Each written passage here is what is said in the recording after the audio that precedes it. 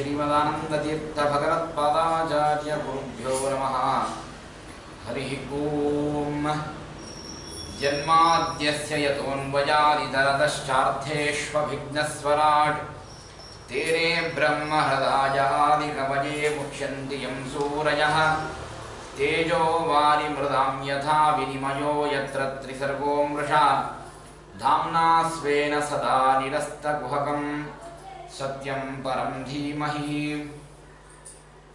सत्यज्ञानसुखस्वरूपममलं क्षीराब्धिमध्यस्थलं योगारूढमतिप्रसन्नवदनं भूषा सहस्रोज्ज्वलं चक्षं चक्रविनाकसाभयवरान् बिभ्राणमर्कच्छविं छत्रीभूतफणीन्द्रबिन्दुधवलं लक्ष्मीनृसिंहं भजे। अभ्रमं भङ्गरहितं अजडं विमलं सदा आनन्दतीर्थमतुलं भजे तापत्रयापहं। चित्रैः गम्भीरैः वाक्यैर्माणैरखण्डितैः गुरुभावं व्यञ्जयन्ती भाति श्रीजयतीर्थवाग्। नौमिन्यायसुधादिकृज्जयमुनीन् श्रीपादराट्सन्मणीन् व्यास आर्यान् विरागमब्धिविहरान् श्रीवादिराजानपि वन्दे हंसवरान् रघुत्तमगुरून् वैदध्यवारान् निधिं श्रीसत्यव्रतराघवेन्द्रमणिपान् सद्बोधसन्ध्यानपान्।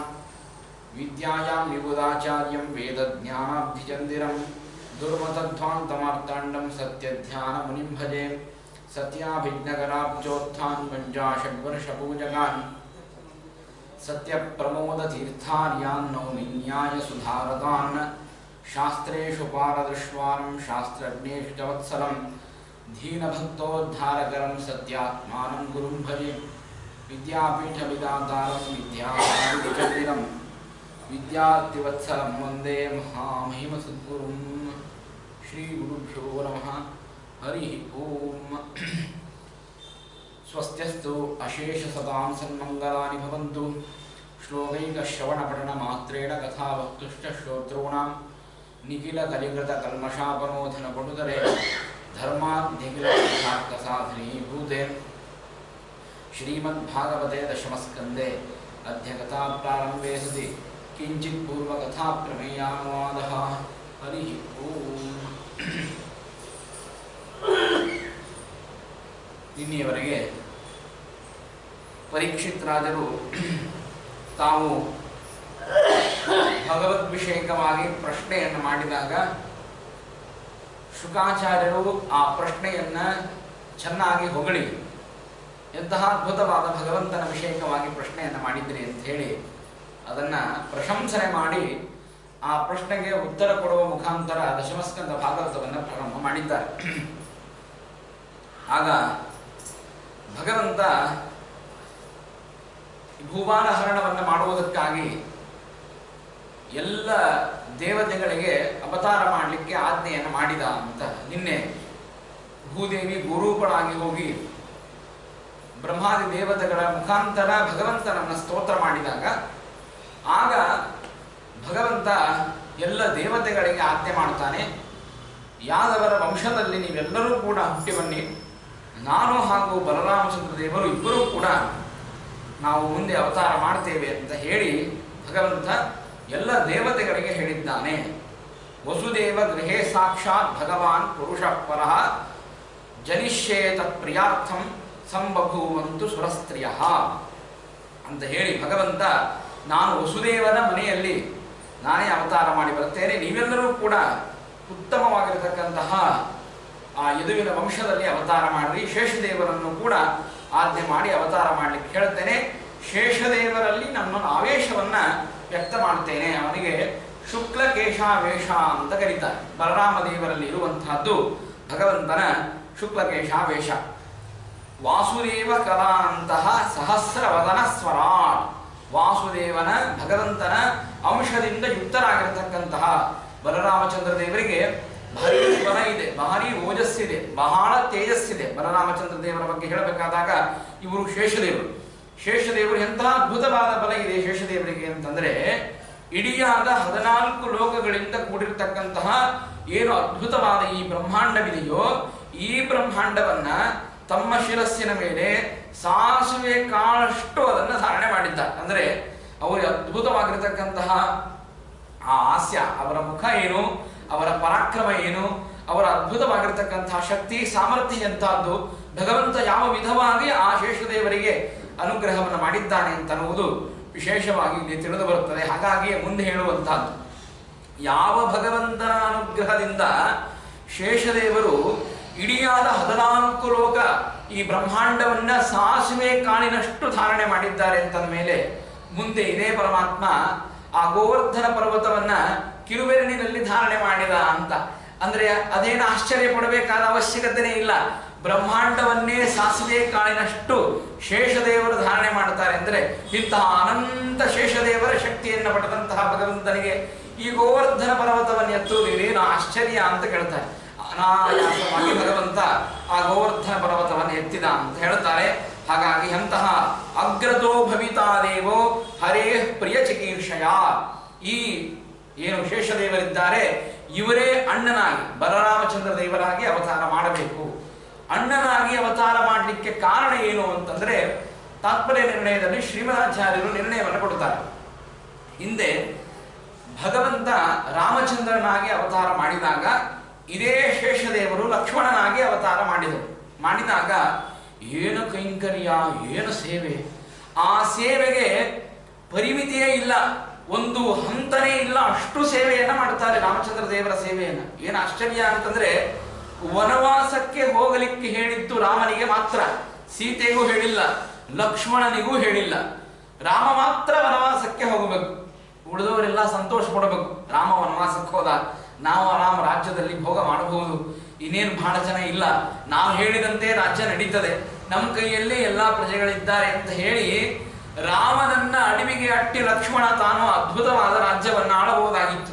ಆದರೆ ಏನು ಆಶ್ಚರ್ಯ ಅಂತಂದ್ರೆ ಹೇಗೆ ಅನುಕರಣೆ ಮಾಡಿದ ಲಕ್ಷ್ಮಣ ಅಂತಂದ್ರೆ ಸ್ಥಿತ ಮುಚ್ಚಲಿತ ಪ್ರಯಾತೈಹಿ, ಹೇಗೆ ಸಾಮಾನ್ಯವಾಗಿ ನಮ್ಮ ನೆರಳು ನಾವು ಕೂತರೆ ಕೂಡುತ್ತದೆ, ನಾವು ಎದ್ದು ನಿಂತರೆ ಎದ್ದು ನಿಂತಿರುತ್ತದೆ, ಹೇಗೆ ನಾವು ಓಡಾಡಿದರೆ ಓಡಾಡುತ್ತದೆ. ನಮ್ಮ ನೆರಳು ಯಾವ ರೀತಿಯಾಗಿ ನಮ್ಮನ್ನ ಅನುಕರಣೆ ಮಾಡುತ್ತದೆ, ನಮ್ಮ ಬಿಂಬನನ್ನ ಹೇಗೆ ಪ್ರತಿಬಿಂಬ ಅನುಕರಣೆ ಮಾಡುತ್ತದೋ ಹಾಗೆ ಶ್ರೀರಾಮಚಂದ್ರ ದೇವರನ್ನ ಲಕ್ಷ್ಮಣ ಅನುಕರಣೆ ಮಾಡಿದ. ಎಲ್ಲ ಕಡೆಗೆ ಕೇಳುವುದೇನು ನಾವು ಹೆಚ್ಚಾನೆಚ್ಚು ಅಂದ್ರೆ ಶ್ರೀರಾಮಚಂದ್ರ ದೇವರ ಸೇವೆಯನ್ನ ಅದ್ಭುತವಾಗಿ ಯಾರು ಮಾಡಿದರು ಅಂತ ಕೇಳಿದಾಗ ಪ್ರಥಮವಾಗಿ ಹೆಸರು ಬರುವುದು ಹನುಮಂತ ದೇವರ ಹೆಸರು. ಅದು ನಿಶ್ಚಿತ, ಇವರ ಬಳಗನೂ ಅಲ್ಲ, ಇವ ಕನಿಷ್ಠ ಪಕ್ಷ ಲಕ್ಷ್ಮಣ ತಮ್ಮನಾದ್ರೂ ಆಗಿದ್ದ. ಹನುಮಂತ ದೇವರು ಏನ್ ಬಳಗರಿ, ಏನ್ ಸುದ್ದಿ, ಏನ್ ಸೀತಾ ಸಿಗಲಿಲ್ಲ ಬಿಡು, ಬಹಳ ತಲೆ ಕೆಡಿಸೋಳು ಕಾಣಲಿಲ್ಲ ಅಂತ ಹೇಳಿ ಹೋಗ್ಬಿಡಬಹುದಾಗಿತ್ತು. ಆದರೆ ರಾಮ ಭಗವಂತನ ಆಜ್ಞೆ ಆಗಿದೆ ಅಂತ ಹೇಳಿ ಆ ಸಮುದ್ರವನ್ನ ದಾಟಿ ಸೀತೆಯನ್ನು ಹುಡುಕಾಡಿಕೊಂಡು ಬಂದು ಆ ಅದ್ಭುತವಾದ ಕೈಂಕರ್ಯವನ್ನು ಹನುಮಂತ ದೇವರು ಮಾಡಿದ ಮೇಲೆ ತರುವಾಯ ಅದ್ಭುತವಾದ ಸೇವೆಯನ್ನ ಲಕ್ಷ್ಮಣ ಮಾಡಿದ. ಏನು ಆಶ್ಚರ್ಯ ಅಂತಂದ್ರೆ ಹೆಂಡತಿಗೆ ಹೇಳ್ತಾನಂತೆ, ನಾನು ಇನ್ಮೇಲೆ ಶ್ರೀರಾಮಚಂದ್ರ ದೇವರ ಸೇವೆಗಾಗಿ ಹೋಗ್ತಾ ಇದ್ದೇನೆ, ನಾನು ಬರುವ ತನಕ ನೀನು ರಾಜ್ಯದಲ್ಲಿ ಇರು ಅಂತ. ಹೆಂಡತಿ ಅವಳು ಭಾರಿ ಚಲುವೆ, ಆ ಲಕ್ಷ್ಮಣನ ಮಡದಿ, ಅವಳು ಹೇಳ್ತಾಳೆ ನಿಮ್ ಜೊತೆಗೆ ನಾನು ವನವಾಸಕ್ಕೆ ಬರ್ತೇನೆ ಅಂತಂತಾಳಂತೆ. ಏನು ಆಶ್ಚರ್ಯ, ಈಗಿನ ಕಾಲದ ಹೆಣ್ಮಕ್ಳು ಇಷ್ಟು ಆಸ್ತಿ ಇದ್ರು, ಇಷ್ಟು ಕಾರ್ ಇದ್ರು, ಇಂತಹ ಭಯಂಕರವಾದ ಮನೆ ಇರಬೇಕು, ಇಷ್ಟೆಲ್ಲ ಆದ ಮೇಲೂ ಕೂಡ ಸುಗ್ಗಿಯಿಂದೇ ತರಿಸಿ ತಿನ್ನಬೇಕು, ಇಂತಹ ಒಂದು ಪರಿಸ್ಥಿತಿ ಈಗಿನ ಕಾಲದಲ್ಲಿ ಇದ್ರೆ, ಆಗಿನ ಕಾಲದಲ್ಲಿ ಅಣ್ಣನ ಜೊತೆಗೆ ಅಡವಿ ಹೊಂಟಂತಹ ಲಕ್ಷ್ಮಣ ಆ ಲಕ್ಷ್ಮಣನ ಜೊತೆಗೆ ನಾನೂ ಬರ್ತೇನೆ ಅಂತಂತಾಳೆ. ಉರ್ಮಿಳಾ ಅಂತ ಅವಳ ಹೆಸರು, ನಾನೂ ಬರ್ತೇನೆ ಅಂತ. ಎಂಥ ಅದ್ಭುತವಾಗಿರ್ತಕ್ಕಂತಹ ಸೌಂದರ್ಯ, ಆ ಸೌಂದರ್ಯದಲ್ಲಿ ಸಾಟಿ ಇಲ್ಲ ಅಂತಂತಾರೆ. ಆಗ ಲಕ್ಷ್ಮಣ ಹೇಳ್ತಾನೆ, ಏನ್ ಹೇಳ್ತಾನೆ ಮಾತನ್ನ ಅಂತಂದ್ರೆ, ನೀನು ಬಂದ್ರೆ ನನ್ನ ಅಣ್ಣನ ಸೇವೆಯಲ್ಲಿ ಸ್ವಲ್ಪ ತೊಂದರೆ ಆಗ್ತದೆ, ಆದ್ದರಿಂದಾಗಿ ನೀ ಬರುವ ಕಾರಣ ಇಲ್ಲ, ನೀನು ಇಲ್ಲೇ ಇರು, ಯಾಕಂದ್ರೆ ನಿನ್ನನ್ನು ನೋಡ್ಕೋಬೇಕಾಗ್ತದೆ. ನಾನು ಹೊಟ್ಟಿದ್ದು ನಮ್ಮ ಅಣ್ಣನನ್ನ ನೋಡ್ಕೊಳ್ಳಿಕ್ಕೆ ಹೊರತು, ಅಣ್ಣನ ನಿರ್ವ್ಯಾಜವಾದ ಸೇವೆಯನ್ನ ಮಾಡಲಿಕ್ಕೆ ಹೊರತು ಅಲ್ಲಿ ಬೇರೆ ಯಾರ ಸೇವೆಯನ್ನು ನಾನು ಇಟ್ಕೊಂಡಿಲ್ಲ, ನೀನು ಇಲ್ಲೇ ಇರು ಅಂತ ಹೇಳಿದರೆ ಹೆಂಡತಿಯನ್ನ ತ್ಯಾಗ ಮಾಡಿ ಇವನೂ ನಾರಮಡಿಯನ್ನು ಉಟ್ಟುಕೊಂಡು ಆ ರಾಮಚಂದ್ರ ದೇವರ ಅದ್ಭುತವಾದ ಸೇವೆಯನ್ನ ಕೈಂಕರ್ಯವನ್ನ ಮಾಡುವುದಕ್ಕಾಗಿ ಲಕ್ಷ್ಮಣ ಹೊರಡುತ್ತಾನೆ. ಯಾರಿಗೆ ಗೊತ್ತದ್ರೆ ಇದು? ಸೀತೆಯನ್ನ ಅಪಹಾರ ಮಾಡಿದ ಮೇಲೆ ಸೀತೆಯನ್ನ ಒಂದು ಸಲ ಆದರೂ ನೋಡಿದೆಯಾ ಲಕ್ಷ್ಮಣ ಅಂತ ಕೇಳಿದಾಗ ಲಕ್ಷ್ಮಣ ಹೇಳ್ತಾನೆ, ಸೀತಾದೇವಿಯ ಮುಖವನ್ನ ಒಂದು ಸಲನೂ ನೋಡಿಲ್ಲಂತೆ ಲಕ್ಷ್ಮಣ. ಕೇವಲ ಸೀತಾದೇವಿಯ ಪಾದವನ್ನು ನೋಡಿದ್ದಷ್ಟೇ, ಸೀತಾದೇವಿಯ ಪಾದಕ್ಕೆ ನಮಸ್ಕಾರ ಮಾಡಿದ್ದಷ್ಟೇ, ಸೀತಾದೇವಿಯ ಪಾದವನ್ನ ನೋಡಿ ನಮಸ್ಕಾರ ಮಾಡಿದ್ದೇ ಹೊರತು ಸೀತಾದೇವಿಯ ಮುಖವನ್ನು ನೋಡ್ಲಿಕ್ಕೂ ಕೂಡ ಲಕ್ಷ್ಮಣನಿಗೆ ಅಷ್ಟು ನಾಚಿಕೆ ಇತ್ತು, ಅಷ್ಟು ಅದ್ಭುತವಾದ ಗುಣವನ್ನ ಲಕ್ಷ್ಮಣ ಹೊಂದಿದ್ದ. ಆದರೆ ಅವರನ್ನು ಅನುಕರಣೆ ಮಾಡಿರ್ತಕ್ಕಂಥವನು ಲಕ್ಷ್ಮಣ ಆಗಿನ ಕಾಲದಲ್ಲಿ ಏನು ಪುಣ್ಯ ಸಂಪಾದನೆ ಮಾಡಿದ ಅಂತಂದ್ರೆ ಒಂದು ಯೋಗ್ಯತಾ ಅಂತ ಇರ್ತದೆ. ದೇವತೆಗಳ ಪುಣ್ಯ ಸಂಪಾದನೆ ಮಾಡುವುದಕ್ಕೆ ಒಂದು ಯೋಗ್ಯತಾ ಅಂತ ಇರ್ತದೆ. ಆ ಯೋಗ್ಯತೆಯ ಮೀರಿ ಪುಣ್ಯ ಸಂಪಾದನೆ ಮಾಡಿದ ಅಂತಾದರೆ ಅವನ ಪುಣ್ಯದ ಹ್ರಾಸವನ್ನ ದೇವರು ಮಾಡಿಬಿಡ್ತಾನೆ. ಈಗ ನಾವು ಮಾಡಿರ್ತೇವೆ, ಎಂದೂ ಇಲ್ಲದೇನೆ ಇವತ್ತು ಒಂದು ಸಲ ಸಂಕಲ್ಪವನ್ನು ಮಾಡ್ತೇವೆ, 1000 ಗಾಯತ್ರಿ ಜಪವನ್ನು ಮಾಡಿಬಿಡಬೇಕು. ಆಚಾರ್ಯರ ಪ್ರವಚನದೊಳಗೆ ಹೇಳಿದ್ದಾರೆ, ಇವತ್ತಿನಿಂದ 1000 ಗಾಯತ್ರಿ ಜಪವನ್ನು ಮಾಡಬೇಕು ಅಂತ ಹೇಳಿ ಪಣತೊಟ್ಟು 1000 ಗಾಯತ್ರಿ ಜಪವನ್ನು ಮಾಡ್ತೇವೆ. ಮಾಡಿದ ಮೇಲೆ ಮನೆಯಲ್ಲಿ ಒಂದೇನೋ ಗೊಂದಲ ಆಗ್ತದೆ, ಅಥವಾ ಒಂದು ಜಗಳ ಆಗ್ತದೆ, ಅಥವಾ ಏನೋ ಒಂದು ಕಿರಿಕಿರಿಯ ಒಂದು ಸಂದರ್ಭ ಅಲ್ಲಿ ಉಂಟಾದಾಗ, ಯಾರೋ ಅಧರ್ಮದ ಪ್ರವೃತ್ತಿಗಿಳಿದಾಗ ಇವನು ಮಾಡಿರ್ತಕ್ಕಂತಹ ಗಾಯತ್ರಿ ಜಪ ಅದು ಒಂದೇ ದಿನ, ಅದು 1000 ಮಾತ್ರ. ಅದು ಯಾರಿಗೋ ಬೈಯುವ ಮುಖಾಂತರನೋ ಅಥವಾ ಯಾರಿಗೋ ಏನೋ ನಿಂದೆ ಮಾಡುವ ಮುಖಾಂತರವೋ ಆ ಮಾಡಿರ್ತಕ್ಕಂತಹ ಸಂಪೂರ್ಣವಾದ ಗಾಯತ್ರಿ ಜಪದ ಫಲ ಕಳ್ಕೊಂಡು ಬಿಡ್ತಾನೆ. ಯಾಕೆ ಅಂದ್ರೆ ಆ ಗಾಯತ್ರಿ ಜಪದ ಫಲವನ್ನ ಉಣ್ಣುವ ಭೋಗ ಮಾಡುವ ಯೋಗ್ಯತೆ ಅವನಲ್ಲಿ ಇರೋದಿಲ್ಲ. ಹಾಗಾಗಿ ಆ ಫಲವನ್ನ ತಾನು ಕಳೆದುಕೊಳ್ಳುತ್ತಾನೆ, ದೊಡ್ಡವರನ್ನ ನಿಂದ ಮಾಡುವ ಮುಖಾಂತರ ಅಥವಾ ಚಿಕ್ಕವರಿಗೆ ಶಾಪ ಕೊಡುವ ಮುಖಾಂತರ.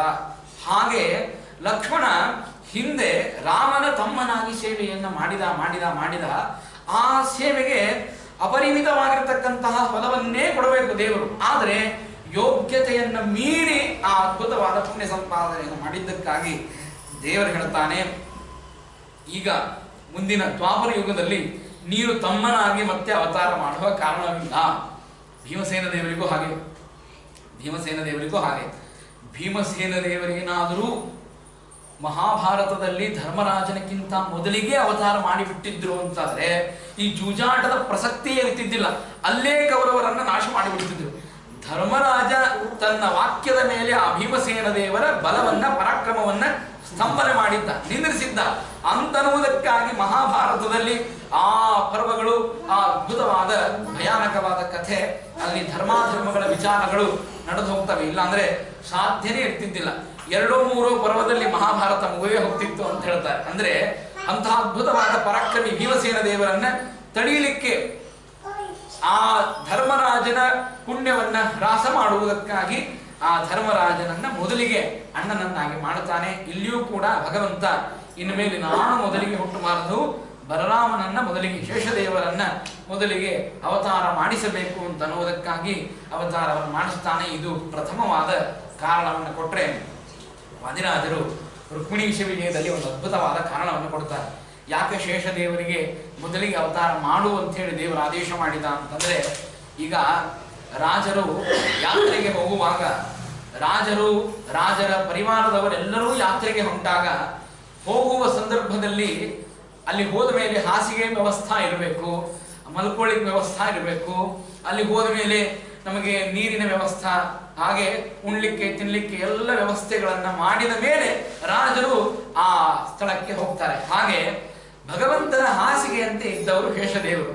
ಆ ಶೇಷದೇವರನ್ನ ಮುಂದೆ ಕಳಿಸಿ, ಭೃತ್ಯರನ್ನ ಮುಂದೆ ಕಳಿಸಿ ಅಲ್ಲೆಲ್ಲ ವ್ಯವಸ್ಥೆ ಮಾಡಿ, ಗರ್ಭದಲ್ಲಿ ಏನಾದರೂ ದೋಷ ಇದ್ದರೆ, ದೇವಕಿಯ ಗರ್ಭದಲ್ಲಿ ಯಾವುದಾದ್ರೂ ದೋಷ ಇದ್ದರೆ ಅದನ್ನು ಕಳೆದು ಅದ್ಭುತವಾಗಿರತಕ್ಕಂತಹ ಗರ್ಭವನ್ನು ಶುದ್ಧಿ ಮಾಡಿ ಆಮೇಲೆ ದೇವರ ಸಾನ್ನಿಧ್ಯವನ್ನು ಬರುವಂತೆ ಮಾಡುವಂತಹ ಅದ್ಭುತವಾದ ಕೆಲಸ ಈ ಶೇಷದೇವರ ಕೆಲಸ. ಹಾಗಾಗಿ ಶೇಷದೇವರನ್ನ ಮೊದಲಿಗೆ ಆಜ್ಞೆಯನ್ನ ಮಾಡಿ ಮುಂದೆ ಕಳಿಸಿದ ಅಂತ ಹೇಳ್ತಾರೆ. ವಾಸುದೇವ ಕಲಾಂತಹ ಸಹಸ್ರ ವದನಸ್ವರಾಟ್ ಅಗ್ರತೋ ಭವಿತಾ ದೇವೋ ಹರೇ ಪ್ರಿಯ ಚಿಕೀರ್ಷಯ. ಭಗವಂತನ ಪ್ರೀತಿ ಪಾತ್ರನಾಗಿರ್ತಕ್ಕಂತಹ ಶೇಷದೇವರು ಅವತಾರ ಮಾಡಬೇಕು ಅಂತ ಹೇಳಿದ್ರು. ಅವತಾರ ಮಾಡುವುದು ಬಹಳ ಸರಳ ಇಲ್ಲ, ಅಲ್ಲಿ ಮಹಾಲಕ್ಷ್ಮೀ ದೇವಿಯ ಅದ್ಭುತವಾಗಿರತಕ್ಕಂತಹ ಕಾರ್ಯ ಇದೆ ಅಂತ ಹೇಳ್ತಾರೆ. ಏನು ಅಂತಂದ್ರೆ, ಯೋಗಮಾಯ ಭವತಿ ಯಯಾ ಸನ್ಮೋಹಿತಂ ಜಗತ್. ಯೋಗಮಾಯ ಅಂತ ದುರ್ಗಾದೇವಿಗೆ ಇನ್ನೊಂದು ಹೆಸರೇ ಯೋಗಮಾಯ ಅಂತ ಕರೀತಾರೆ. ಆ ಯೋಗಮಾಯಾದಿಂದಾಗಿ ಅಭಿವ್ಯಕ್ತ ಆಗಿರತಕ್ಕಂತಹ ದುರ್ಗಾದೇವಿಯನ್ನು ಕರೆದು ಭಗವಂತ ಹೇಳ್ತಾನೆ, ಈ ಶೇಷದೇವರಿಗೆ ನಾನು ಅವತಾರ ಮಾಡುವಂತ ಹೇಳಿದ್ದೇನೆ, ಅವತಾರ ಮಾಡುವುದಕ್ಕಿಂತಲೂ ಪೂರ್ವದಲ್ಲಿ ನಿನಗೊಂದು ಆಜ್ಞೆಯನ್ನು ಮಾಡ್ತೇನೆ ಅಂತ ಹೇಳ್ತಾನೆ. ಏನು ಅಂತಂದ್ರೆ, ಹಿಂದೆ ಇವರಿಗೆ ಶಾಪವಾಗಿತ್ತು. ಹಿಂದಿನ ವೃತ್ತಾಂತವನ್ನು ಹೇಳ್ತಾರೆ, ಅದ್ಭುತವಾಗಿರ್ತಕ್ಕಂಥದ್ದು. ಒಬ್ಬ ದೇವರ ಋಷಿಗಳು ಅಂತ ಮಹಾ ಋಷಿಗಳು, ಮಹಾ ತಪಸ್ವಿಗಳು, ಅವರು ತಪಸ್ಸನ್ನ ಮಾಡಿ ಮಾಡಿ ಮಾಡಿ ಮಾಡಿ ತಮ್ಮ ದೇಹವನ್ನ ಕಾಷ್ಟದಂತೆ ಮಾಡಿಕೊಂಡು ಬಿಟ್ಟಿರ್ತಾರೆ. ಕಟ್ಟಿಗೆಯಂತೆ ತೆಳ್ಳಗೆ ಆಗಿರುತ್ತದೆ ಅವರ ದೇಹ. ಇವರ ದೇಹವನ್ನ ನೋಡಿ ಮರೀಚಿ ಋಷಿಗಳಿಗೆ 6 ಜನ ಮಕ್ಕಳು. ಆ 6 ಜನ ಮಕ್ಕಳು ದೇವರ ಋಷಿಗಳ ಅದ್ಭುತವಾದ ಈ ದೇಹವನ್ನು ನೋಡಿ ಅವರೇನ್ ತಿಳ್ಕೋತಾರೆ ಅಂದ್ರೆ ಕಾಮಜ್ವರದಿಂದಾಗಿ ಕಾಷ್ಟದಂತೆ ಆಗಿದೆ ದೇಹ ಅಂತ ಅವರನ್ನು ನಿಂದನೆ ಮಾಡ್ತಾರೆ. ದೇವರ ಋಷಿಗಳಿಗೆ ಭಾರೀ ಕೋಪ ಬಂದು ಅವರು, ನೀವು ಮರೀಚಿ ಋಷಿಗಳ ಮಕ್ಕಳಾದರೂ ಕೂಡ ಸ್ವಭಾವದಲ್ಲಿ ಅಸುರರ ಸ್ವಭಾವದಂತೆ ವರ್ತನೆಯನ್ನು ಮಾಡಿದ್ದೀರಿ, ಆದ್ದರಿಂದ ನೀವು ಅಸುರರಾಗರಿ ಅಂತ ಶಾಪವನ್ನು ಕೊಡ್ತಾರೆ. ಯಾರು ಕೊಟ್ಟರು ಶಾಪ? ದೇವರ ಋಷಿಗಳು ಮರೀಚಿ ಋಷಿಗಳ ಮಕ್ಕಳಿಗೆ 6 ಜನ ಮಕ್ಕಳು. ಆ 6 ಜನ ಮಕ್ಕಳಿಗೆ ಶಾಪವನ್ನು ಕೊಡ್ತಾರೆ. ಶಾಪವನ್ನು ಕೊಟ್ಟಾಗ 6 ಜನ ಮಕ್ಕಳು ಕಾಲನೇಮಿಯ ಮಕ್ಕಳಾಗಿ ಅವತಾರ ಮಾಡ್ತಾರೆ. ಈ ದೈತ್ಯನ ಮಕ್ಕಳಾಗಿ, ಕಾಲನೇಮಿಯ ಮಕ್ಕಳಾಗಿ 6 ಜನ ಅವತಾರ ಮಾಡಿದ ಮೇಲೆ ದೈತ್ಯರ ಸ್ವಭಾವ ಏನು ಅಂತಂದ್ರೆ ಆ ಬ್ರಹ್ಮದೇವರನ್ನ ಕುರಿತು ತಪಸ್ಸನ್ನ ಮಾಡಿ ಅವಧ್ಯತ್ವ ವರವನ್ನ ಬೇಡಬೇಕು ಅಂತ ಒಂದು ಭಯಂಕರ ಹುಚ್ಚು ದೈತ್ಯರಿಗೆ. ಹಾಗಾಗಿ ಘೋರವಾದ ತಪಸ್ಸನ್ನ ಮಾಡಿ ಬ್ರಹ್ಮದೇವರಿಂದ ಅವಧ್ಯತ್ವ ವರವನ್ನು ಪಡಿತಾರೆ. ಅವಧ್ಯತ್ವ ವರವನ್ನು ಪಡೆದ ಮೇಲೆ ಬ್ರಹ್ಮದೇವರಿಂದ ಅವಧ್ಯತ್ವ ವರವನ್ನು ಪಡೆದಿದ್ದಾರೆ ಈ ಕಾಲನೇಮಿ ಮಕ್ಕಳು ಅಂತ ಹೇಳಿ ಹಿರಣ್ಯಕಶಿಪುವಿಗೆ ಗೊತ್ತಾಗ್ತದೆ. ಆ ಕಾಲದಲ್ಲಿ ಕೃತಿಯುಗದಲ್ಲಿ ಇದ್ದಾತ ಹಿರಣ್ಯಕಶಿಪು, ಅವನಿಗೆ ಗೊತ್ತಾಗ್ತದೆ. ಆಗ ಹಿರಣ್ಯಕಶಿಪು ಏನ್ ಮಾಡ್ತಾನೆ ಅಂತಂದ್ರೆ, ನಾನು ಇರುವಾಗ, ಸರ್ವೇಶ್ವರನಾದ ನಾನು ಭೂಮಿ ಮೇಲೆ ಇರುವಾಗ ನೀನು ಸತ್ಯಲೋಕದಲ್ಲಿರ್ತಕ್ಕಂತಹ ಬ್ರಹ್ಮದೇವರನ್ನ ಕುರಿತು ತಪಸ್ಸು ಮಾಡಿ ವರ ಕೇಳುವಂತಹ ಅಗತ್ಯವೇನಿತ್ತು ಅಂತ ಕೆಲವರಿಗೆ ಹೀಗೆ ಅಹಂಕಾರ ಬರ್ತದೆ. ಅಂದ್ರೆ ತಮಗಿಂತ ಮೇಲಿನವರು ಇರ್ತಾರೆ, ನಿಯಾಮಕರಿರ್ತಾರೆ, ಆದ್ರೆ ತಾವೇ ನಿಯಾಮಕರು ಅಂತ ಅನ್ಕೊಂಡು ಎಲ್ಲ ಏನು ಮನೆ ಕೆಲಸವಾಗಲಿ ಅಥವಾ ಸಂಸ್ಥಾನದ ಕೆಲಸಗಳಾಗಲಿ ಇವರೆಲ್ಲ ತಾನೇ ಮಾಡ್ತೇನೆ ಅಂತ ಒಂದು ಭ್ರಮದಲ್ಲಿರ್ತಾರೆ. ಹಾಗೆ ಭ್ರಮದಲ್ಲಿದ್ದ ಹಿರಣ್ಯಕಶಿಪು ಅವನು ಶಾಪವನ್ನು ಕೊಡ್ತಾನೆ. ಆಶ್ಚರ್ಯ ಏನು ಅಂತಂದ್ರೆ, ಹಿರಣ್ಯಕಶಿಪು ಭಾರೀ ತಪಸ್ಸನ್ನು ಮಾಡಿದ, ಆ ತಪಸ್ಸಿನ ಪುಣ್ಯ ಇತ್ತು. ಆ ಶಾಪ ಏನ್ ಕೊಡ್ತಾನೆ ಅಂತಂದ್ರೆ, ಕಾಲನೇಮಿ ನಿಮ್ಮ ತಂದೆಯ ಕೈಯಿಂದಲೇನೆ ನಿಮ್ಮ ಮರಣವಾಗಲಿ ಅಂತ ಶಾಪವನ್ನು ಕೊಡ್ತಾನೆ. ಹಿರಣ್ಯಕಶಿಪು ಕೊಟ್ಟಂತಹ ಶಾಪ ಇದು. ಯಾವ ದೇವತೆಗಳು ಅಥವಾ ಋಷಿಗಳು ಅಥವಾ ಭಾರೀ ತಪಸ್ವಿಗಳು ಕೊಟ್ಟಂತಹ ಶಾಪ ಅಲ್ಲ, ಹಿರಣ್ಯಕಶಿಪು ಕೊಟ್ಟಂತಹ ಶಾಪ, ಒಬ್ಬ ದೈತ್ಯ ಕೊಟ್ಟಂತಹ ಶಾಪ. ಈ ಶಾಪವನ್ನ ಸತ್ಯ ಮಾಡಬೇಕು. ಆ ತಂದೆಯ ಕೈಯಿಂದಾಗಿ, ಕಾಲನೇಮಿಯ ಕೈಯಿಂದಾಗಿ 6 ಜನ ಮಕ್ಕಳನ್ನ ಸಂಹಾರ ಮಾಡಿಸಬೇಕು. ಮತ್ತೆ ಇವರು ಬ್ರಹ್ಮದೇವರಿಂದ ಅವಧ್ಯತ್ವ ವರವನ್ನು ಪಡೆದಿದ್ದಾರೆ, ಅದನ್ನೂ ಸತ್ಯ ಮಾಡಿಸಬೇಕು. ಈ ಎಲ್ಲ ವರ ಶಾಪಗಳನ್ನು ಸತ್ಯ ಮಾಡಿಸಬೇಕು. ಮೊದಲಿಗೆ ಈ 6 ಜನ ಅವತಾರ ಮಾಡಬೇಕು, ಆಮೇಲೆ ಬಲರಾಮಚಂದ್ರ ದೇವರ ಅವತಾರವಾಗಬೇಕು. ಬಲರಾಮಚಂದ್ರ ದೇವರ ಅವತಾರವು ಹೇಗೆ ಅಂತ ಕೇಳಿದರೆ, ದೇವಕಿ ಗರ್ಭದಲ್ಲಿ ಕೇವಲ 3 ತಿಂಗಳು ಮಾತ್ರ ಇರುವುದು. ಆಮೇಲೆ ದೇವಕಿ ಗರ್ಭದಿಂದಾಗಿ ನೇರವಾಗಿ ರೋಹಿಣಿ ಗರ್ಭಕ್ಕೆ ಟ್ರಾನ್ಸ್ಫರ್ ಮಾಡಬೇಕು. ಅದನ್ನ ಈ ಮಾಡುವಂತಹ ಏನೊಂದು ಅದ್ಭುತವಾದ ಕಾರ್ಯ ಇದೆ, ಈ ಕಾರ್ಯವನ್ನ ಮಾಡಲಿಕ್ಕೆ ಅತ್ಯಂತ ಸಮರ್ಥವಾಗಿರ್ತಕ್ಕಂಥವಳು ಲಕ್ಷ್ಮೀದೇವಿ ಮಾತ್ರ. ಅದನ್ನೇ ಹೇಳ್ತಾರೆ, ಯೋಗ ಮಾಯೆಯ ಭವತಿ ಯಯಾ ಸಂಮೋಹಿತಂ ಜಗತ್ ಆದಿಷ್ಠಾ ಪ್ರಗುಣಾಂಶೇನ ಕಾರ್ಯಾರ್ಥೇ ಸಂಭವಿಷ್ಯತಿ. ಆ ಭಗವಂತನ ಆಜ್ಞೆಯಿಂದಾಗಿ ಜಗತ್ತಿನ ತಾಯಿಯಾಗಿರತಕ್ಕಂತಹ ದುರ್ಗೆ ಈ ಕಾರ್ಯವನ್ನ ಮಾಡುವುದಕ್ಕಾಗಿ ತಾನು ಮುಂದಾಗ್ತಾಳೆ. ಆಗ ಈ ರೀತಿಯಾಗಿ ಹಿಂದೆ ಒಂದು ವೃತ್ತಾಂತವನ್ನು ಹೇಳಿದ ಮೇಲೆ ಶೂರಸೇನನ ಮಗನಾಗಿರ್ತಕ್ಕಂಥವನು ವಸುದೇವ ಅಂತ ಹೇಳ್ತಾರೆ. ಈ ಶೂರಸೇನ ಯಾರು ಅಂತಂದ್ರೆ, ಇವನು ಕಾರ್ತ್ಯವೀರ್ಯಾರ್ಜುನನ ಮಗ. ಕಾರ್ತ್ಯವೀರ್ಯಾರ್ಜುನನಿಗೆ 1000 ಜನ ಮಕ್ಕಳಿರ್ತಾರೆ. ಈ ಕಾರ್ತ್ಯವೀರ್ಯಾರ್ಜುನ ಏನ್ ಮಾಡ್ತಾನೆ ಅಂತಂದ್ರೆ, ಈ ಪರಶುರಾಮ ದೇವರ ತಂದೆಯ ಸಂಹಾರವನ್ನ ಮಾಡಿದ ಮೇಲೆ, ಜಮದಗ್ನಿ ಋಷಿಗಳ ಕತ್ತನ್ನ ಕತ್ತರಿಸಿದ ಮೇಲೆ, ಆ ಕಾರ್ತ್ಯವೀರ್ಯಾರ್ಜುನನನ್ನ ಯಾವ ವಂಶದವರನ್ನೂ ಬಿಡಬಾರದು ಅಂತ ಹೇಳಿ ಸ್ವಯಂ ಪರಶುರಾಮ ದೇವರು ಖಡ್ಗ ಪರಶುವನ್ನ ಧಾರಣೆ ಮಾಡಿಕೊಂಡು ಕಾರ್ತ್ಯವೀರ್ಯಾರ್ಜುನನ ಜೊತೆಗೆ ದುಷ್ಟಕ್ಷತ್ರಿಯರ ದಮನ ಮಾಡಬೇಕು ಅಂತ ಅನ್ನುವುದಕ್ಕಾಗಿ ಹೋಗಿ ಆ ಕಾರ್ತ್ಯವೀರ್ಯಾರ್ಜುನನ 1000 ಕೈಗಳನ್ನ ಕತ್ತರಿಸಿ ಕಾರ್ತ್ಯವೀರ್ಯಾರ್ಜುನನ ಸಂಹಾರವನ್ನು ಮಾಡಿದ ಮೇಲೆ ಅವನ ಮಕ್ಕಳು ಬರ್ತಾರೆ ಯುದ್ಧಕ್ಕೆ.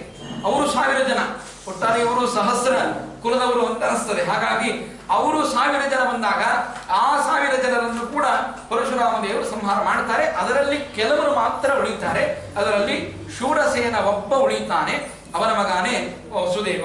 ವಸುದೇವನಾಗಿ ಅವತಾರ ಮಾಡುತ್ತಾನೆ. ಈ ವಸುದೇವ ಶೂರಸೇನ ರಾಜನ ಮಗ. ಈ ವಸುದೇವನಿಗೆ ಒಂದು ಸಲ ಏನಾಗ್ತದೆ ಅಂತಂದ್ರೆ, ಆಗ ಹೇಳ್ತಾರೆ ವಸುದೇವನಿಗೆ ದೇವಕಿಯನ್ನ ಕೊಟ್ಟು ವಿವಾಹ ಮಾಡಬೇಕು ಅಂತ. ದೇವಕಿ ಅಂತಂದ್ರೆ ದೇವಕನ ಮಗಳು ದೇವಕಿ ಅಂತ ಕರೀತಾರೆ. ಅದೊಂದು ವೃತ್ತಾಂತವಿದೆ. ದೇವಕನ ಮಗಳು ದೇವಕಿ. ಈ ದೇವಕ ಆಹೂತನ ಮಗ. ಇವನಿಗೆ ಇಬ್ಬರು ಮಕ್ಕಳು, ದೇವಕ ಮತ್ತು ಉಗ್ರಸೇನ ಅಂತ ಇಬ್ಬರು ಮಕ್ಕಳು. ಆ ಉಗ್ರಸೇನ ಏನಿರ್ತಾನೆ ಅವನಿಗೆ ಮಗನಾಗಿರ್ತಕ್ಕಂಥವನು ಕಂಸ.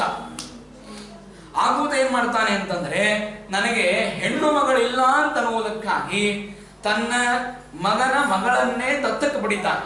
ತನ್ನ ಮಗಳನ್ನಾಗಿ ಸ್ವೀಕಾರ ಮಾಡ್ತಾನೆ. ಅಂದ್ರೆ ಅಜ್ಜನೇ ಮೊಮ್ಮಗಳನ್ನ ಮಗಳನ್ನಾಗಿ ಸ್ವೀಕಾರ ಮಾಡಿದ.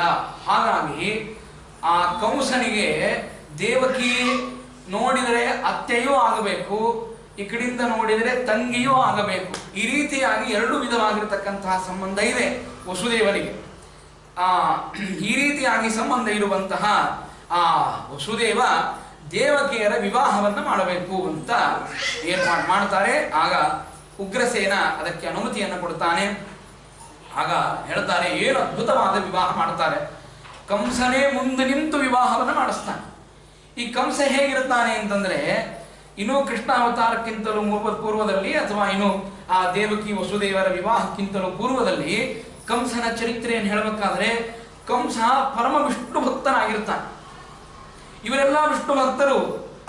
ದೈತ್ಯರು ಮೂಲ ಸ್ವಭಾವದಿಂದ ನೋಡಿದರೆ ಇವರಲ್ಲಿ ನಮ್ಮಲ್ಲಿ ಹೇಳುವಂತಹ ಮಾತು ಏನು ಅಂತಂದ್ರೆ, ವಿಷಕುಂಭಂ ಪಯೋಮುಖಂ ಅಂತ. ವಿಷಕುಂಭಂ ಪಯೋಮುಖಂ ಅಂತಂದ್ರೆ ಆ ಘಟದ ಸಂಪೂರ್ಣವಾಗಿ ವಿಷಾನೇ ಇರುತ್ತದೆ. ಮೇಲ್ನೋಡಿಗೆ ಮಾತ್ರ ಹಾಲು ಕಾಣಿಸ್ತದೆ.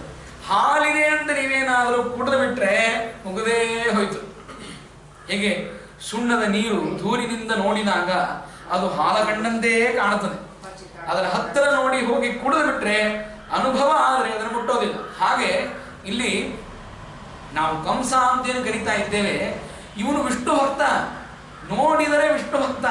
ಆದರೆ ಏನಾದರೂ ವೈಯಕ್ತಿಕವಾಗಿ ತೊಂದರೆಗಳು ಬಂತು ಅಂತಾದರೆ ಆ ಅಸುರಾವೇಶ ಪ್ರಭಾವ ಹೊರಗಡೆ ಬರ್ತದೆ. ಇದೇ ಆಶ್ಚರ್ಯ. ಯಾರು ಸಾತ್ವಿಕರು, ಯಾರು ತಾಮಸರು, ಯಾರು ರಾಜಸರು ಅದನ್ನು ನೋಡುವುದಕ್ಕಾಗಿ ಭಗವಂತ ಅದ್ಭುತವಾಗಿ ಟೆಸ್ಟ್ ಮಾಡ್ತಾನೆ. ಇದರಲ್ಲಿ ಇಬ್ಬರನ್ನ ನೋಡ್ತೇವೆ. ಭಾಗವತದಲ್ಲಿ ಬರುವಂತಹ ಇಬ್ಬರು ಭಾರಿ ನಮಗೆ ದೃಷ್ಟಾಂತವಾಗಿ ಸಿಗುತ್ತಾರೆ ಇಬ್ಬರು. ಇದೇ ಹಿಂದೆ ಪರೀಕ್ಷಿತ ರಾಜರ ಕಥೆಯನ್ನು ಕೇಳಿದ್ವಿ.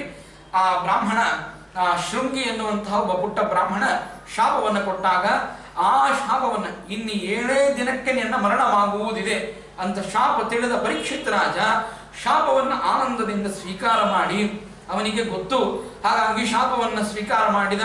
ನನ್ನ ಪ್ರಾರಬ್ಧ ಕರ್ಮ ಹಾಗೂ ನಾನು ಮಾಡಿರತಕ್ಕಂಥದ್ದು ತಪ್ಪು ಅಂತ ಗೊತ್ತಾಗಿತ್ತವನಿಗೆ ಅವನು ಆ ಶಾಪವನ್ನು ಸ್ವೀಕಾರ ಮಾಡಿದ.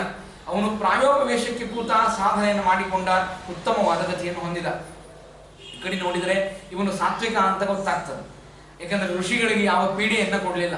ಇದೇ ಒಂದು ಕಡೆಗೆ ನೋಡಿದರೆ ಇದೇ ಕಂಸ ದೇವಕಿಯನ್ನ ರಥದಲ್ಲಿ ಕೂಡಿಸಿಕೊಂಡು ಹೋಗುವಾಗ ಆಕಾಶವಾಣಿ ಆಗ್ತದೆ, ನೋಡಪ್ಪ, ಯಾವ ದೇವಕಿಯನ್ನ ನೀನು ರಥದಲ್ಲಿ ಕೂಡಿಸಿಕೊಂಡು ಹೋಗ್ತಾ ಇದ್ದೀಯೋ ಅದೇ ದೇವಕಿಯ ಅಷ್ಟಮ ಗರ್ಭದಿಂದಾಗಿ ನಿನಗೆ ಮರಣವಾಗುವುದಿದೆ ಅಂತ ಶಾಪವಾದಾಗ, ಯಾವ ತಂಗಿಯನ್ನ ರಥದಲ್ಲಿ ಕೂಡಿಸಿಕೊಂಡು ತನ್ನ ಮನೆಗೆ ಬಿಡಬೇಕು ಅಂತ ತಾನು ಹೊಂಟಿದ್ದ, ಯಾವ ದೇವಕಿಯನ್ನ ಪ್ರೀತಿಯಿಂದಾಗಿ ಬರಮಾಡಿಕೊಂಡಿದ್ದ, ಅತ್ತೆ ಅಂತ ಕರೀತಿದ್ದ, ತಂಗಿ ಅಂತ ಕರೀತಿದ್ದ, ಅದ್ಭುತವಾಗಿ ಪ್ರೀತಿಯನ್ನು ಮಾಡುವಂತಹ ವ್ಯಕ್ತಿ ವೈಯಕ್ತಿಕವಾಗಿ ವಿಷಯಕ್ಕೆ ಬಂದಾಗ ಸಂಪೂರ್ಣವಾಗಿ ಸ್ವಾರ್ಥ ಅಂತ ಮನುಷ್ಯನಲ್ಲಿ ಯಾವಾಗ ಪ್ರವೇಶ ಆಗ್ತದೆ ಆಗ ಬಂಧುಗಳು, ಮಿತ್ರರು, ತಂದೆ ತಾಯಿಗಳು, ಆಪ್ತರನ್ನು ನೋಡದೇನೆ ಮನುಷ್ಯ ಚೇಂಜ್ ಆಗಿಬಿಡ್ತಾನೆ. ಇದು ಅಸುರ ಸ್ವಭಾವ ಅಂತ ಕರೀತಾರೆ. ಅಲ್ರಿ, ಅಸುರ ಸ್ವಭಾವ ಹೆಂಗೆ ಗೊತ್ತಾಗ್ತದೆ? ಕೆಲವರು ಬ್ರಾಹ್ಮಣರಾಗಿ ಅಸುರರಾಗಿರ್ತಾರೇನೋ ಅಂತ ಕೇಳಿದ್ರು. ಅವಶ್ಯವಾಗಿ ಅಸುರರಾಗಿರ್ತಾರೆ ಬ್ರಾಹ್ಮಣರು. ನಮ್ಮಲ್ಲಿ ಅಸುರರು ಅಂತ ಹೇಗೆ ತಿಳ್ಕೊಂಡಿರ್ತಾರೆ ಅಂತಂದ್ರೆ, ಅವರಿಗೇನೋ ಒಂದು ಇಂಥ ಹಲ್ಲಿರಬೇಕು, ಅವರಿಗೇನೋ ವಿಚಿತ್ರವಾಗುವಂತೆ ಅವರು ಕಾಣಿಸಬೇಕು ಅಂದ್ರೆ ಮಾತ್ರ ಅವರು ಅಸುರರು. ಹಾಗಿಲ್ಲ, ಅವರು ಗುಣದಿಂದ ಅಸುರರು. ಅವರೆಲ್ಲ ನಮ್ಮಂತೆ ಮನುಷ್ಯರೇ. ಅವರೆಲ್ಲ ಕೆಲವರು ಗುಣದಿಂದ ದೇವತೆಗಳಾಗಿರ್ತಾರೆ, ಇನ್ನು ಕೆಲವರು ಗುಣದಿಂದ ಅಸುರರಾಗಿರ್ತಾರೆ. ಅದು ಗೊತ್ತಾಗುವುದು ಗುಣಗಳಿಂದ ಮಾತ್ರ ಗೊತ್ತಾಗ್ತದೆ. ವೈಯಕ್ತಿಕವಾಗಿ ಕೆಣಕಿದಾಗ ಅವರಲ್ಲಿ ತಾಳ್ಮೆ, ಸಹನೆ, ಅದ್ಭುತವಾಗಿರತಕ್ಕಂತಹ ಗುಣಗಳು, ಭಗವನ್ನಿಷ್ಠೆ, ಏನು ಸದ್ಗುಣಗಳು ಕಾಣಿಸ್ತವಲ್ಲ, ಹಾಗಾದರೆ ಇವರು ಅದ್ಭುತವಾಗಿ ದೇವತೆಗಳ ಆವೇಶರು ಹಾಗೂ ಸಾತ್ವಿಕ ಸ್ವಭಾವದವರು ಅಂತ ಗೊತ್ತಾಗ್ತದೆ. ಯಾವಾಗ ಈ ಗುಣಗಳು ಇಲ್ಲ ಅಂತ ಗೊತ್ತಾಗ್ತದೆ ನೋಡಿ, ತಾಳ್ಮೆನೇ ಇರೋದಿಲ್ಲ, ತಾಳ್ಮೆ ಕಳ್ಕೊಂಡು ಬಿಟ್ಟಿರ್ತಾರೆ, ಏನಾದರೂ ಹಿರಿಯರ ನಿಂದ ಮಾಡುವುದೇ ಅಂತ ಫಿಕ್ಸ್ ಆಗಿರ್ತಾರೆ. ಆಮೇಲೆ ಏನೋ ಒಂದು ಮಾಡಿ ದೇವರ ನಿಂದೆಯನ್ನು ಮಾಡಬೇಕು, ವೇದವ್ಯಾಸ ದೇವರ ನಿಂದೆಯನ್ನು ಮಾಡಬೇಕು, ಕೃಷ್ಣನ ನಿಂದೆಯನ್ನು ಮಾಡಬೇಕು ಅಂತೇನು ಮಾಡಿರ್ತಾರೆ. ಇವರೆಲ್ಲ ನಿಜವಾಗಿ ನೋಡಿದರೆ ಇವರ್ಯಾರೂ ಸಾತ್ವಿಕರಲ್ಲ, ಇವರೆಲ್ಲರೂ ಕೂಡ ತಮಸ್ಸಿಗೆ ಯೋಗ್ಯರಾಗಿರ್ತಕ್ಕಂತಹ ಜನ. ಅದನ್ನೇ ಹೇಳ್ತಾನೆ. ಆಗ ತಸ್ಯಾಂತು ಕರಿಹಿಚಿ ಚೌರಿಹಿ ವಸುದೇವ ಕೃತೋದ್ವಹ ದೇವಕ್ಯಾಂ ಭಾರ್ಯಾ ಸಾರ್ಧಂ ಪ್ರಯಾಣೇ ರಥಮಾರುಹತ್. ದೇವಕಿಯನ್ನ ಚೆನ್ನಾಗಿ ಮದುವೆ ಮಾಡಿಕೊಡ್ತಾರೆ. ಮದುವೆ ಮಾಡಿಕೊಟ್ಟು ಕಂಸ ಹೇಳ್ತಾನೆ, ದೇವಕಿ ನಿನ್ನ ಮೇಲೆ ಬಹಳ ಪ್ರೀತಿ ನಾನು, ಹಾಗಾಗಿ ರಥವನ್ನೇರಿದ ಮೇಲೆ ನಾನೇ ಸಾರಥ್ಯವನ್ನು ಮಾಡಿ ನಿನ್ನ ಮನೆಗೆ ಕಳಿಸಿಕೊಂಡು ಬರ್ತೇನೆ ಅಂತ. ಬಹಳ ಸಂತೋಷ ದೇವಕಿಗೆ, ಅಣ್ಣ ಬರ್ತಾ ಇದ್ದಾನೆ ಅಂತ. ಇವನ ಒಳಗಿನ ಏನು ನಿಜವಾದ ಮುಖ ಏನಿದೆ, ಮುಖವಾಡ ಕಳಿಸಿದ ಮೇಲೆ ಏನು ನಿಜವಾದ ಮುಖ ತೋರ್ತದೆ, ಅದು ತೋರಿಲ್ಲ ಏನೋ, ಅದನ್ನು ದೇವರು ತೋರಿಸ್ತಾನೆ. ಈ ರೀತಿಯಾಗಿ ಹೇಳಿದಾಗ ಉಗ್ರಸೇನ ಸುತ ಕಂಸಃ ಸ್ವಸುಹು ಪ್ರೀತಿ ಚಿಕೀರ್ಷಯ ರಶ್ಮಿನ್ ಹಯಾನಾಂ ಜಗೃಹೆ. ತಾನೇ ಕುದುರೆಗಳನ್ನು ಕಟ್ಟುತ್ತಾನೆ ರಥಕ್ಕೆ. ಆ ಕಂಸ ಹೋಗಿ ತಂಗಿ ಮೇಲಿನ ಪ್ರೀತಿಯಿಂದಾಗಿ ಕಂಸನೇ ಹೋಗಿ ಕುದುರೆಗಳನ್ನು ಕಟ್ಟಿ ಆ ರಥದ ಮೇಲೆ ವಸುದೇವರನ್ನ ದೇವಕಿಯನ್ನ ಕೂಡಿಸ್ತಾನೆ. ಏನು ಆಶ್ಚರ್ಯ ಅಂತಂದ್ರೆ, ಅಲ್ಲಿ ಏನೇನು ಕೊಟ್ಟರು ಉಡುಗೊರೆಯಾಗಿ ಕಂಸನ ಕೊಡ್ತಾನಂತೆ, ಹಾಗೂ ಉಗ್ರಸೇನನ್ನು ಕೊಡ್ತಾನೆ, ದೇವರನ್ನು ಕೊಡ್ತಾನೆ. ಭಾರಿ ಅದ್ಭುತವಾಗಿರತಕ್ಕಂತಹ ಉಡುಗೊರೆಯನ್ನು ಕೊಟ್ಟರು ಅಂತ ಹೇಳ್ತಾರೆ. ಮದುವೆ ಆದ ಮೇಲೆ ಚತುಶತಂ ಪಾರ್ಯವರ್ಹಂ ಗಜಾನಾಂ ಹೇಮಮಾಲಿನಾಂ ಅಶ್ವಾನಾಂ ಅಯುತಂ ಸಾರ್ಧಂ ರಥಾನಾಂ ತ್ರಿಶತಶತಂ. ಆಗ ಹೇಳ್ತಾರೆ ಚತುಶತಂ. ಈಗ ಆನೆಗಳನ್ನ ಅಂದ್ರೆ 400 ಆನೆಗಳನ್ನ ಕೊಡ್ತಾರೆ. 400 ಆನೆಗಳನ್ನ, ಆಮೇಲೆ ಅಶ್ವಾನಾಂ ಅಯುತಂ 10,000 ಕುದುರೆಗಳನ್ನ, ಅದ್ಭುತವಾಗಿರ್ತಕ್ಕಂತಹ ಕುದುರೆಗಳನ್ನ ಕೊಡ್ತಾರೆ. ಆಮೇಲೆ ಬಂಗಾರದ ಒಡವೆಗಳನ್ನ ಕೊಡ್ತಾರೆ. ಎಲ್ಲ ವಸ್ತುಗಳನ್ನ ಏನು ಕೊಡಬೇಕಾಗಿತ್ತು ಎಲ್ಲವನ್ನ ಕೊಡ್ತಾರೆ. ದಾಸೀನಾಂ ಸುಕುಮಾರೀಣ ದ್ವೇಷತೆ ಸಮಲಂಕೃತೆ. ದಾಸಿಯರನ್ನ ಕೊಡ್ತಾರೆ. ಕೈಗೊಬ್ಬರು ಕಾಲಿಗೊಬ್ಬರು ಅಂತ ಹೇಳಿ 200-300 ದಾಸಿಗಳನ್ನ ಸೇವೆಗಾಗಿ ಕಳಿಸ್ತಾರೆ. ಇಷ್ಟೆಲ್ಲ ಅಲಂಕೃತವಾಗಿ ಆ ಕಂಸ ರಥವನ್ನ ಕಟ್ಟಿ ಆ ದೇವಕಿ ವಸುದೇವರನ್ನ ರಥದಲ್ಲಿ ಕೂಡಿಸಿ, ಆಗ ನಡ್ರಿ ಇನ್ನೇನು ಆ ರಥವನ್ನ ಆರೋಹಣ ಮಾಡಿ ಮೆರವಣಿಗೆ ಮಾಡ್ತಾ ಕರ್ಕೊಂಡು ಹೋಗ್ಬೇಕು. ಏನ್ರಿ ಭಾರಿ ಅದ್ಭುತವಾಗಿರತಕ್ಕಂತಹ ಘೋಷಗಳು, ಭಾರಿ ಗಾನಗಳು ನಡೀತಾ ಇವೆ, ಭಾರಿ ನಾದ ನಡೀತಾ ಇದೆ, ವೇಣುಗಾನವನ್ನ ಮಾಡ್ತಾ ಇದ್ದಾರೆ. ಕೆಲವರೆಲ್ಲ ಅವರನ್ನ ಕರೆದುಕೊಂಡು ಹೋಗಬೇಕು ಅಂತ ಈ ರೀತಿಯಾಗಿ ಹಾದಿಯಲ್ಲಿ ನಡೀತಾ ಹೋಗ್ತಾ ಇದ್ದಾನೆ.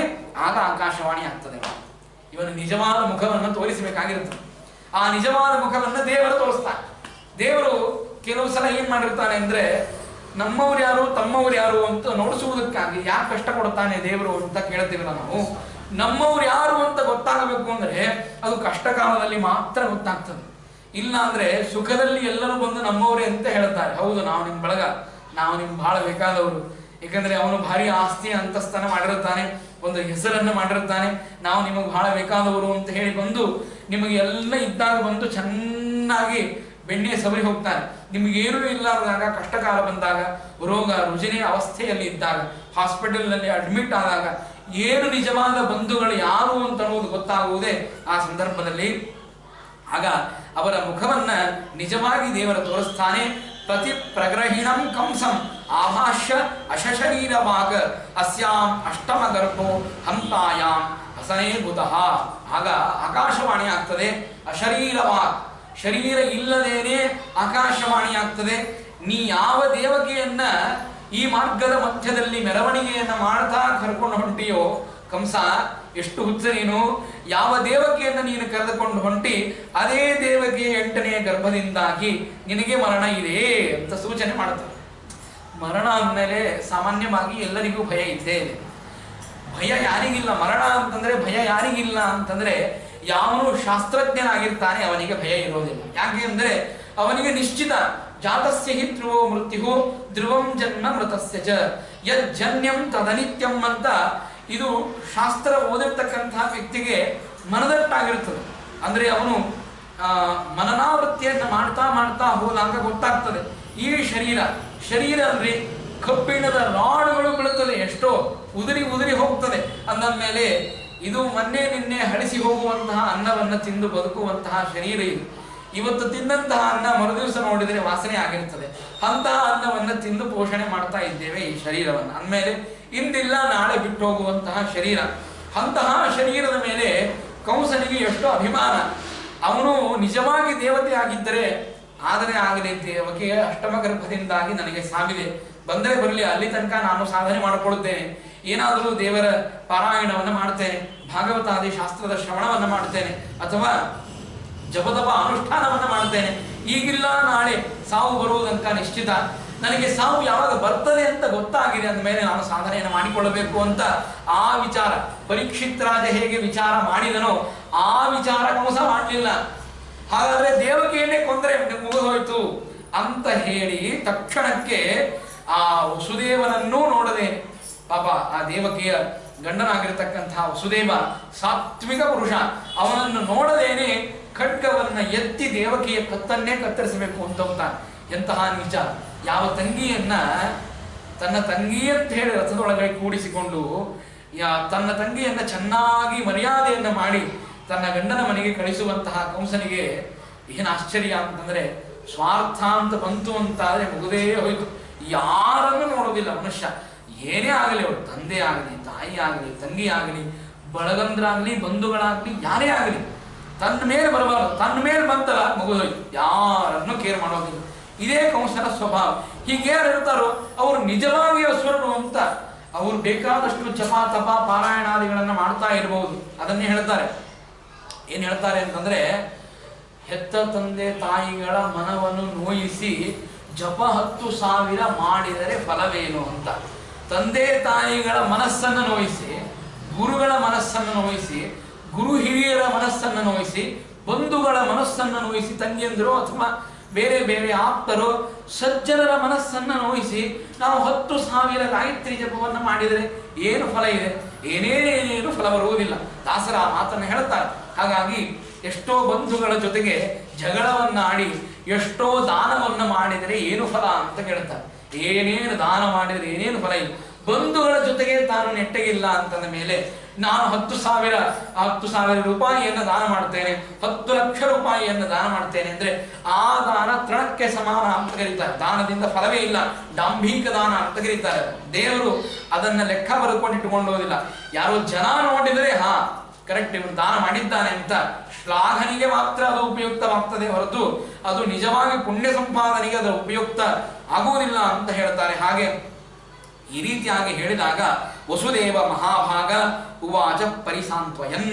ಆಗ ವಸುದೇವ ಹೇಳ್ತಾನೆ, ಖಡ್ಗವನ್ನು ತೆಗೆದು ಇನ್ನೇನು ಆ ದೇವಕಿಯ ಕತ್ತನ್ನ ಕತ್ತರಿಸಬೇಕು ಅಂತ ಹೋದಾಗ ಕಂಸನ ಕಾಲಿಗೆ ಬಿದ್ದು ವಸುದೇವ ಹೇಳ್ತಾನೆ, ನೋಡಪ್ಪ, ಶ್ಲಾಘನೀಯ ಗುಣ ಸರ್ವೈಹಿ ಭಗವಾನ್ ಭೋಜ ಯಶಸ್ಕರ ಸಕತಂ ಭಗನೀಂ ಹನ್ಯ. ನಿನ್ನ ತಂಗಿ ಆಗಿರ್ತಕ್ಕಂತಹ ಈ ದೇವಕಿಯನ್ನ ಇಂತಹ ಅದ್ಭುತವಾದ ಶುಭ ಸಂದರ್ಭದಲ್ಲಿ ಕೊಲ್ಲುವುದು ನಿನಗೆ ಯಶಸ್ಕರವಲ್ಲ, ನಿನಗೆ ಪ್ರೀತಿಕರವಲ್ಲ, ನಿನ್ನ ಯಶೋ ಹಾನಿಯಾಗ್ತದೆ. ಸ್ತ್ರೀವಧ ಮಾಡುವುದು ಅಂದ್ರೆ ಏನ್ ಗೊತ್ತಾ? ಸ್ತ್ರೀವಧ ಮಾಡುವುದು ಅಂದ್ರೆ ಇಡೀ ಆದ ಕುಲಕ್ಕೆ ಅಂಟಿರ್ತಕ್ಕಂತಹ ದೊಡ್ಡ ಶಾಪವಾಗ್ತದೆ. ಅದು ನಿನ್ನ ಏನು ಯಶಸ್ಸಿದೆ, ಕೀರ್ತಿ ಇದೆ, ಧನ ಇದೆ, ಅದು ಸಂಪೂರ್ಣವಾಗಿ ಹಾಳಾಗಿ ಹೋಗ್ತದೆ ಎಂದು ಹೆಣ್ಣು ಮಕ್ಕಳನ್ನ ಈ ರೀತಿಯಾಗಿ ಹನನ ಮಾಡಬಾರದು. ಹೆಣ್ಣು ಮಕ್ಕಳನ್ನ ಏನು ಆಶ್ಚರ್ಯ, ಶಾಸ್ತ್ರ ಹೇಳುವಂತಹ ಮಾತು, ಮನೆಗೆ ಬಂದಂತಹ ಹೆಣ್ಣು ಮಕ್ಕಳನ್ನ ಅಳಿಸಿ ಕಳಿಸಬಾರದು ಅಂತಂತಾರೆ. ಅವರು ಕಣ್ಣೀರು ಹಾಕಿ ಹೋಗಬಾರದು. ಮನೆಯಿಂದ ಹೋಗುವಾಗ ಕಣ್ಣೀರು ಹಾಕಿದ್ರೆ ಆನಂದದಿಂದ ಹಾಕಲಿ, ಏನು ಚಿಂತೆ ಇಲ್ಲ. ಆನಂದದಿಂದಾಗಿ ಕಣ್ಣೀರು ಹಾಕಿದರೆ ಚಿಂತೆ ಇಲ್ಲ. ದುಃಖದಿಂದಾಗಿ ಮನೆಗೆ ಬಂದಂತಹ ಹೆಣ್ಣು ಮಕ್ಕಳು ಕಣ್ಣೀರನ್ನು ಹಾಕಬಾರದು ಅಂತಂತಾರೆ. ಅಂತದ್ದು ಆ ಹೆಣ್ಣನ್ನ ಕೊಲ್ಲಿಕ್ಕೆ ನೀನು ಹೊಂಟಿದ್ದಿ ಅಂತಂದ್ರೆ ದಯಮಾಡಿ ಅಂತಹ ಕೆಲಸವನ್ನ ಮಾಡಬೇಡ ಅಂತ ಹೇಳಿ ಪ್ರಾರ್ಥನೆ ಮಾಡ್ತಾನೆ. ಆಗ ಈ ಮಾತನ್ನ ಹೇಳ್ತಾನೆ ವಸುದೇವ. ಅನೇಕ ಮಾತುಗಳನ್ನು ಹೇಳ್ತಾನೆ. ಮೃತ್ಯು ಜನ್ಮಾವತಾಂ ವೀರ ದೇಹೇನ ಸಹಜಾಯತೆ ಅದ್ಯವಾ ಅಭ್ಯಶಾಂತೇವ ಮೃತ್ಯುರ್ವೈ ಪ್ರಾಣಿನಾಂ ಧ್ರುವಃ. ನೋಡಪ್ಪ, ಈಗೋ ಇವತ್ತು ಸಾಯಬೇಕು ಅಥವಾ ನಾಳೆ ಆದರೂ ಸಾಯಬೇಕು ಅಥವಾ ನಾಡದ್ದಾದರೂ ಸಾಯಬೇಕು. ಒಟ್ಟಾರೆ ಒಬ್ಬ ಮನುಷ್ಯ ಹುಟ್ಟಿದ್ದಾನೆ ಅಂತಂದ ಮೇಲೆ ಅವನು ಸಾಯಲೇಬೇಕು, ಇದು ನಿಶ್ಚಿತ. ನಮ್ಮಲ್ಲಿ ದ್ವಿತೀಯ ಸ್ಕಂದ ಭಾಗವತದಲ್ಲಿ ಈ ಮಾತನ್ನು ಹೇಳ್ತಾರೆ. ಪಶ್ಯನ್ನಪಿ ನ ಪಶ್ಯತಿ ಅಂತ. ತನ್ನ ಸ್ವಂತ ಬಳಗದವರು, ತನ್ನ ಅಜ್ಜ ಅಜ್ಜಿ ಎಲ್ಲ ಕುಟುಂಬದವರು ಹೋಗ್ತಾ ಇದ್ದಾರೆ, ಒಬ್ಬೊಬ್ಬರು ಹೋಗ್ತಾ ಇದ್ದಾಗಲೂ ಕೂಡ ಪಶ್ಯನ್ನಪಿ ನೋಡ್ತಾನೆ. ನಮ್ಮ ಕಾಕ ಹೋದ್ರು, ನಮ್ಮ ಮಾಮ ಹೋದ್ರು, ನಮ್ಮ ದೊಡ್ಡಪ್ಪ ಹೋದ್ರು, ಚಿಕ್ಕಪ್ಪ ಹೋದ್ರು, ಅವ್ರು ಹೋದ್ರು, ಇವರು ನೋಡ್ತಾ ಇದ್ದಾರೆ. ಆದರೆ ತಾನು ಮಾತ್ರ ಸಪ್ತ ಚಿರಂಜೀವಿಗಳಲ್ಲಿ ನಾನು ಒಬ್ಬ, ನನಗೆ ಸಾವೇ ಇಲ್ಲ ಅನ್ನುವ ಥರ ವರ್ತನೆಯನ್ನು ಮಾಡ್ತಾನೆ. ಅಲ್ರಿ, ದೇಹದಲ್ಲಿ ಅಪಚಯ ಉಪಚಯಗಳನ್ನಾದ್ರೂ ನೋಡಬೇಕಲ್ಲ. ಬಿಳಿ ಕೂದಲು ಆಗ್ತಾ ಇದೆ, ಒಂದು ಉತ್ತಮವಾಗಿರ್ತಕ್ಕಂತಹ ದೇಹದಲ್ಲಿ ಶ್ಲಾಘ್ಯತನ ಬಂದಿದೆ. ಮೊದಲು ಹೇಗೆ ಓಡಾಡ್ತಿದ್ದೀವೋ ಹಾಗೆ ಓಡಾಡ್ಲಿಕ್ಕೆ ಸಾಧ್ಯ ಇಲ್ಲ, ಹೇಗೆ ನಾವು ಕೆಲಸ ಮಾಡ್ತಿದ್ದೀವಿ ಹಾಗೆ ಕೆಲಸ ಮಾಡ್ಲಿಕ್ಕೆ ಸಾಧ್ಯ ಇಲ್ಲ. ಈಗ ಒಂದು ದೇಹದಲ್ಲಿ ಒಂದು ಅವಸ್ಥಾ ಬಂದಿದೆ, ಈಗ ನಾವು ಸಾಧನೆಯನ್ನ ಮಾಡಿಕೊಳ್ಳಬೇಕು. ಈ ಅವಸ್ಥಾ ಅಂತನ್ನುವುದು ದೇಹದಲ್ಲಿ ಯಾವಾಗಲೂ ಬರ್ತಾ ಇರ್ತದೆ. ಹಾಗಾಗಿ ಅವನು ಹೇಳ್ತಾನೆ, ವಸುದೇವ ಹೇಳ್ತಾನೆ, ಅದ್ಭುತವಾದ ಉಪದೇಶವಿದೆ. ವಸುದೇವ ಅಂತ ಹೇಳ್ತಾನೆ, ಯಾವಾಗಾದರೂ ಕೂಡ ಒಂದು ದಿನ ನೀನು ಆ ಪ್ರಾಣವನ್ನ ತೊರಿಲೇಬೇಕು. ನಮ್ಮ ದಾಸರು ಹೇಳುವಂತೆ, ಡಿಂಬದಲ್ಲಿರುವ ಜೀವ ಕಂಬಸೂತ್ರ ಗೊಂಬೆಯಂತೆ ಎಂದಿಗಾದರೊಂದು ದಿನ ಸಾವು ತಪ್ಪದೋ. ಬೆಳ್ಳಿ ಬಂಗಾರುಟ್ಟುಕೊಂಡು ಒಳ್ಳೆ ವಸ್ತ್ರ ಧರಿಸಿಕೊಂಡು ಚಳ್ಳ ಪಿಳ್ಳ ಗೊಂಬೆಯಂತೆ ಆಡಿ ಹೋದೆನೆ.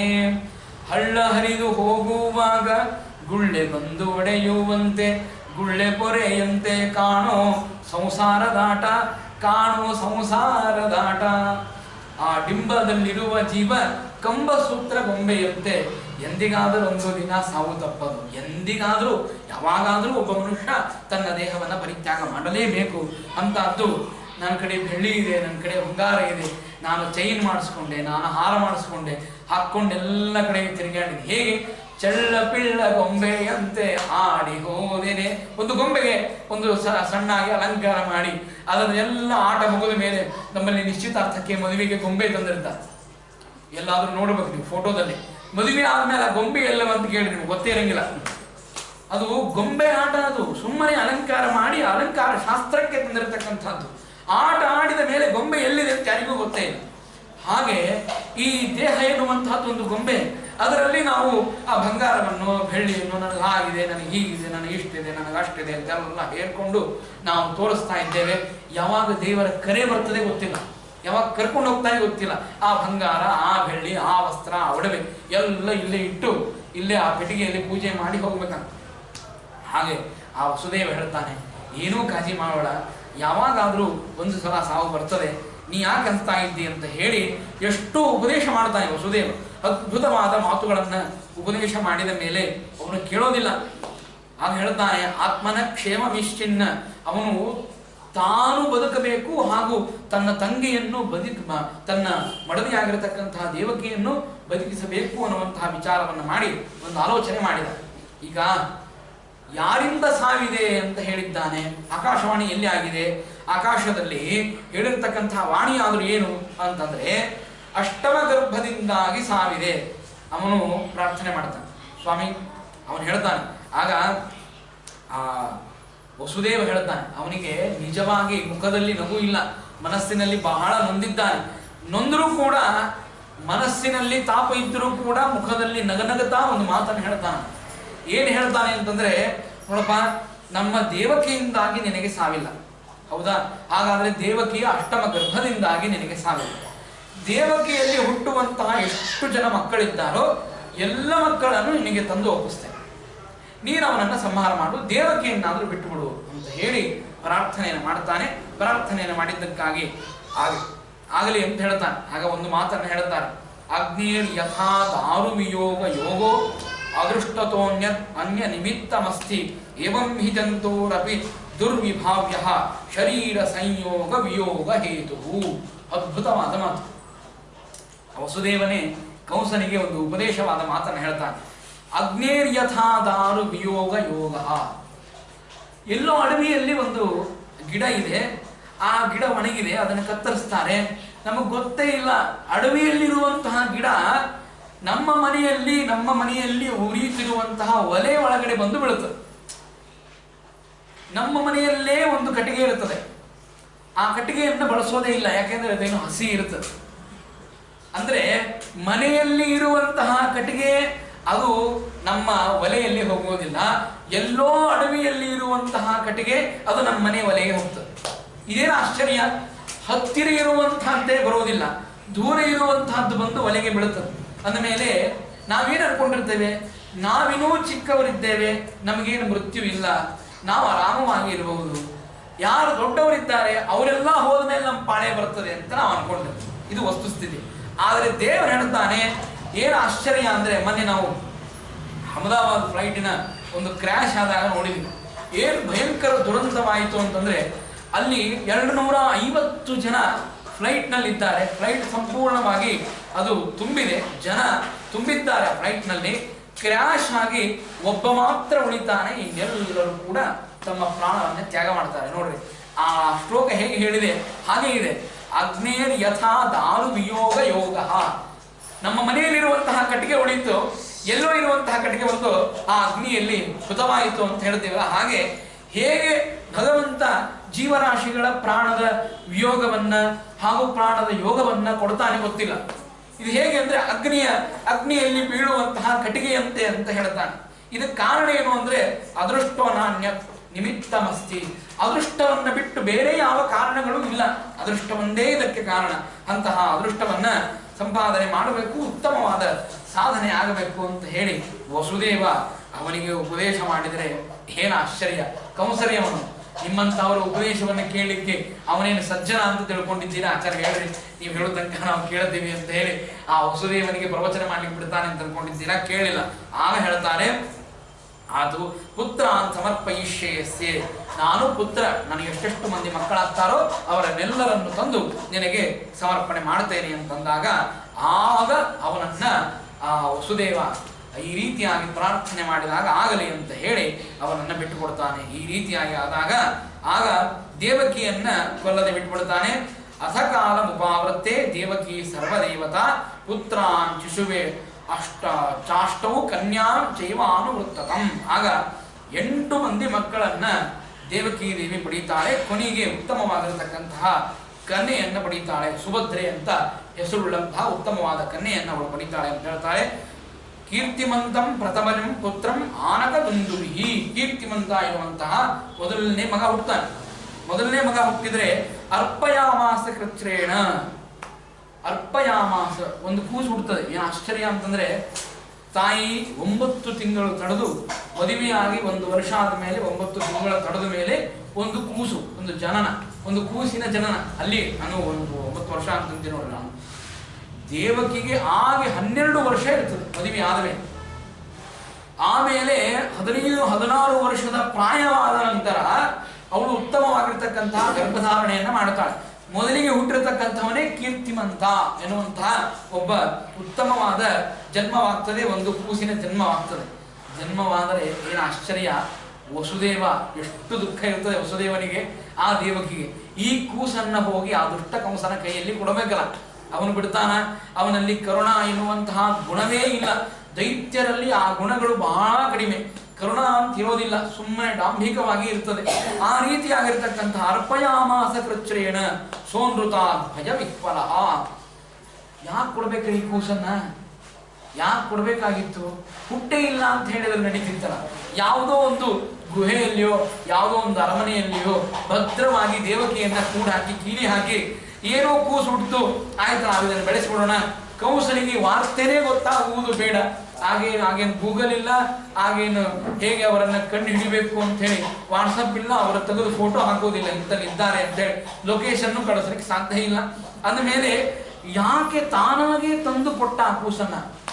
ವಸುದೇವನಿಗೆ ಏನಿತ್ತು ಅಂತ ಕೇಳಿದಾಗ ಭಾಗವತ ಹೇಳ್ತದೆ, ಸೋ ಅನೃತಾದ್ವಯ ವಿಹ್ವಲ. ಅವನು ಸುಳ್ಳಿಗೆ ಹೆದರುತ್ತಿದ್ದ ಅಂತ. ಸುಳ್ಳನ್ನ ಮಾತಾಡುವುದಕ್ಕೆ ಹೆದರುತ್ತಿದ್ದ.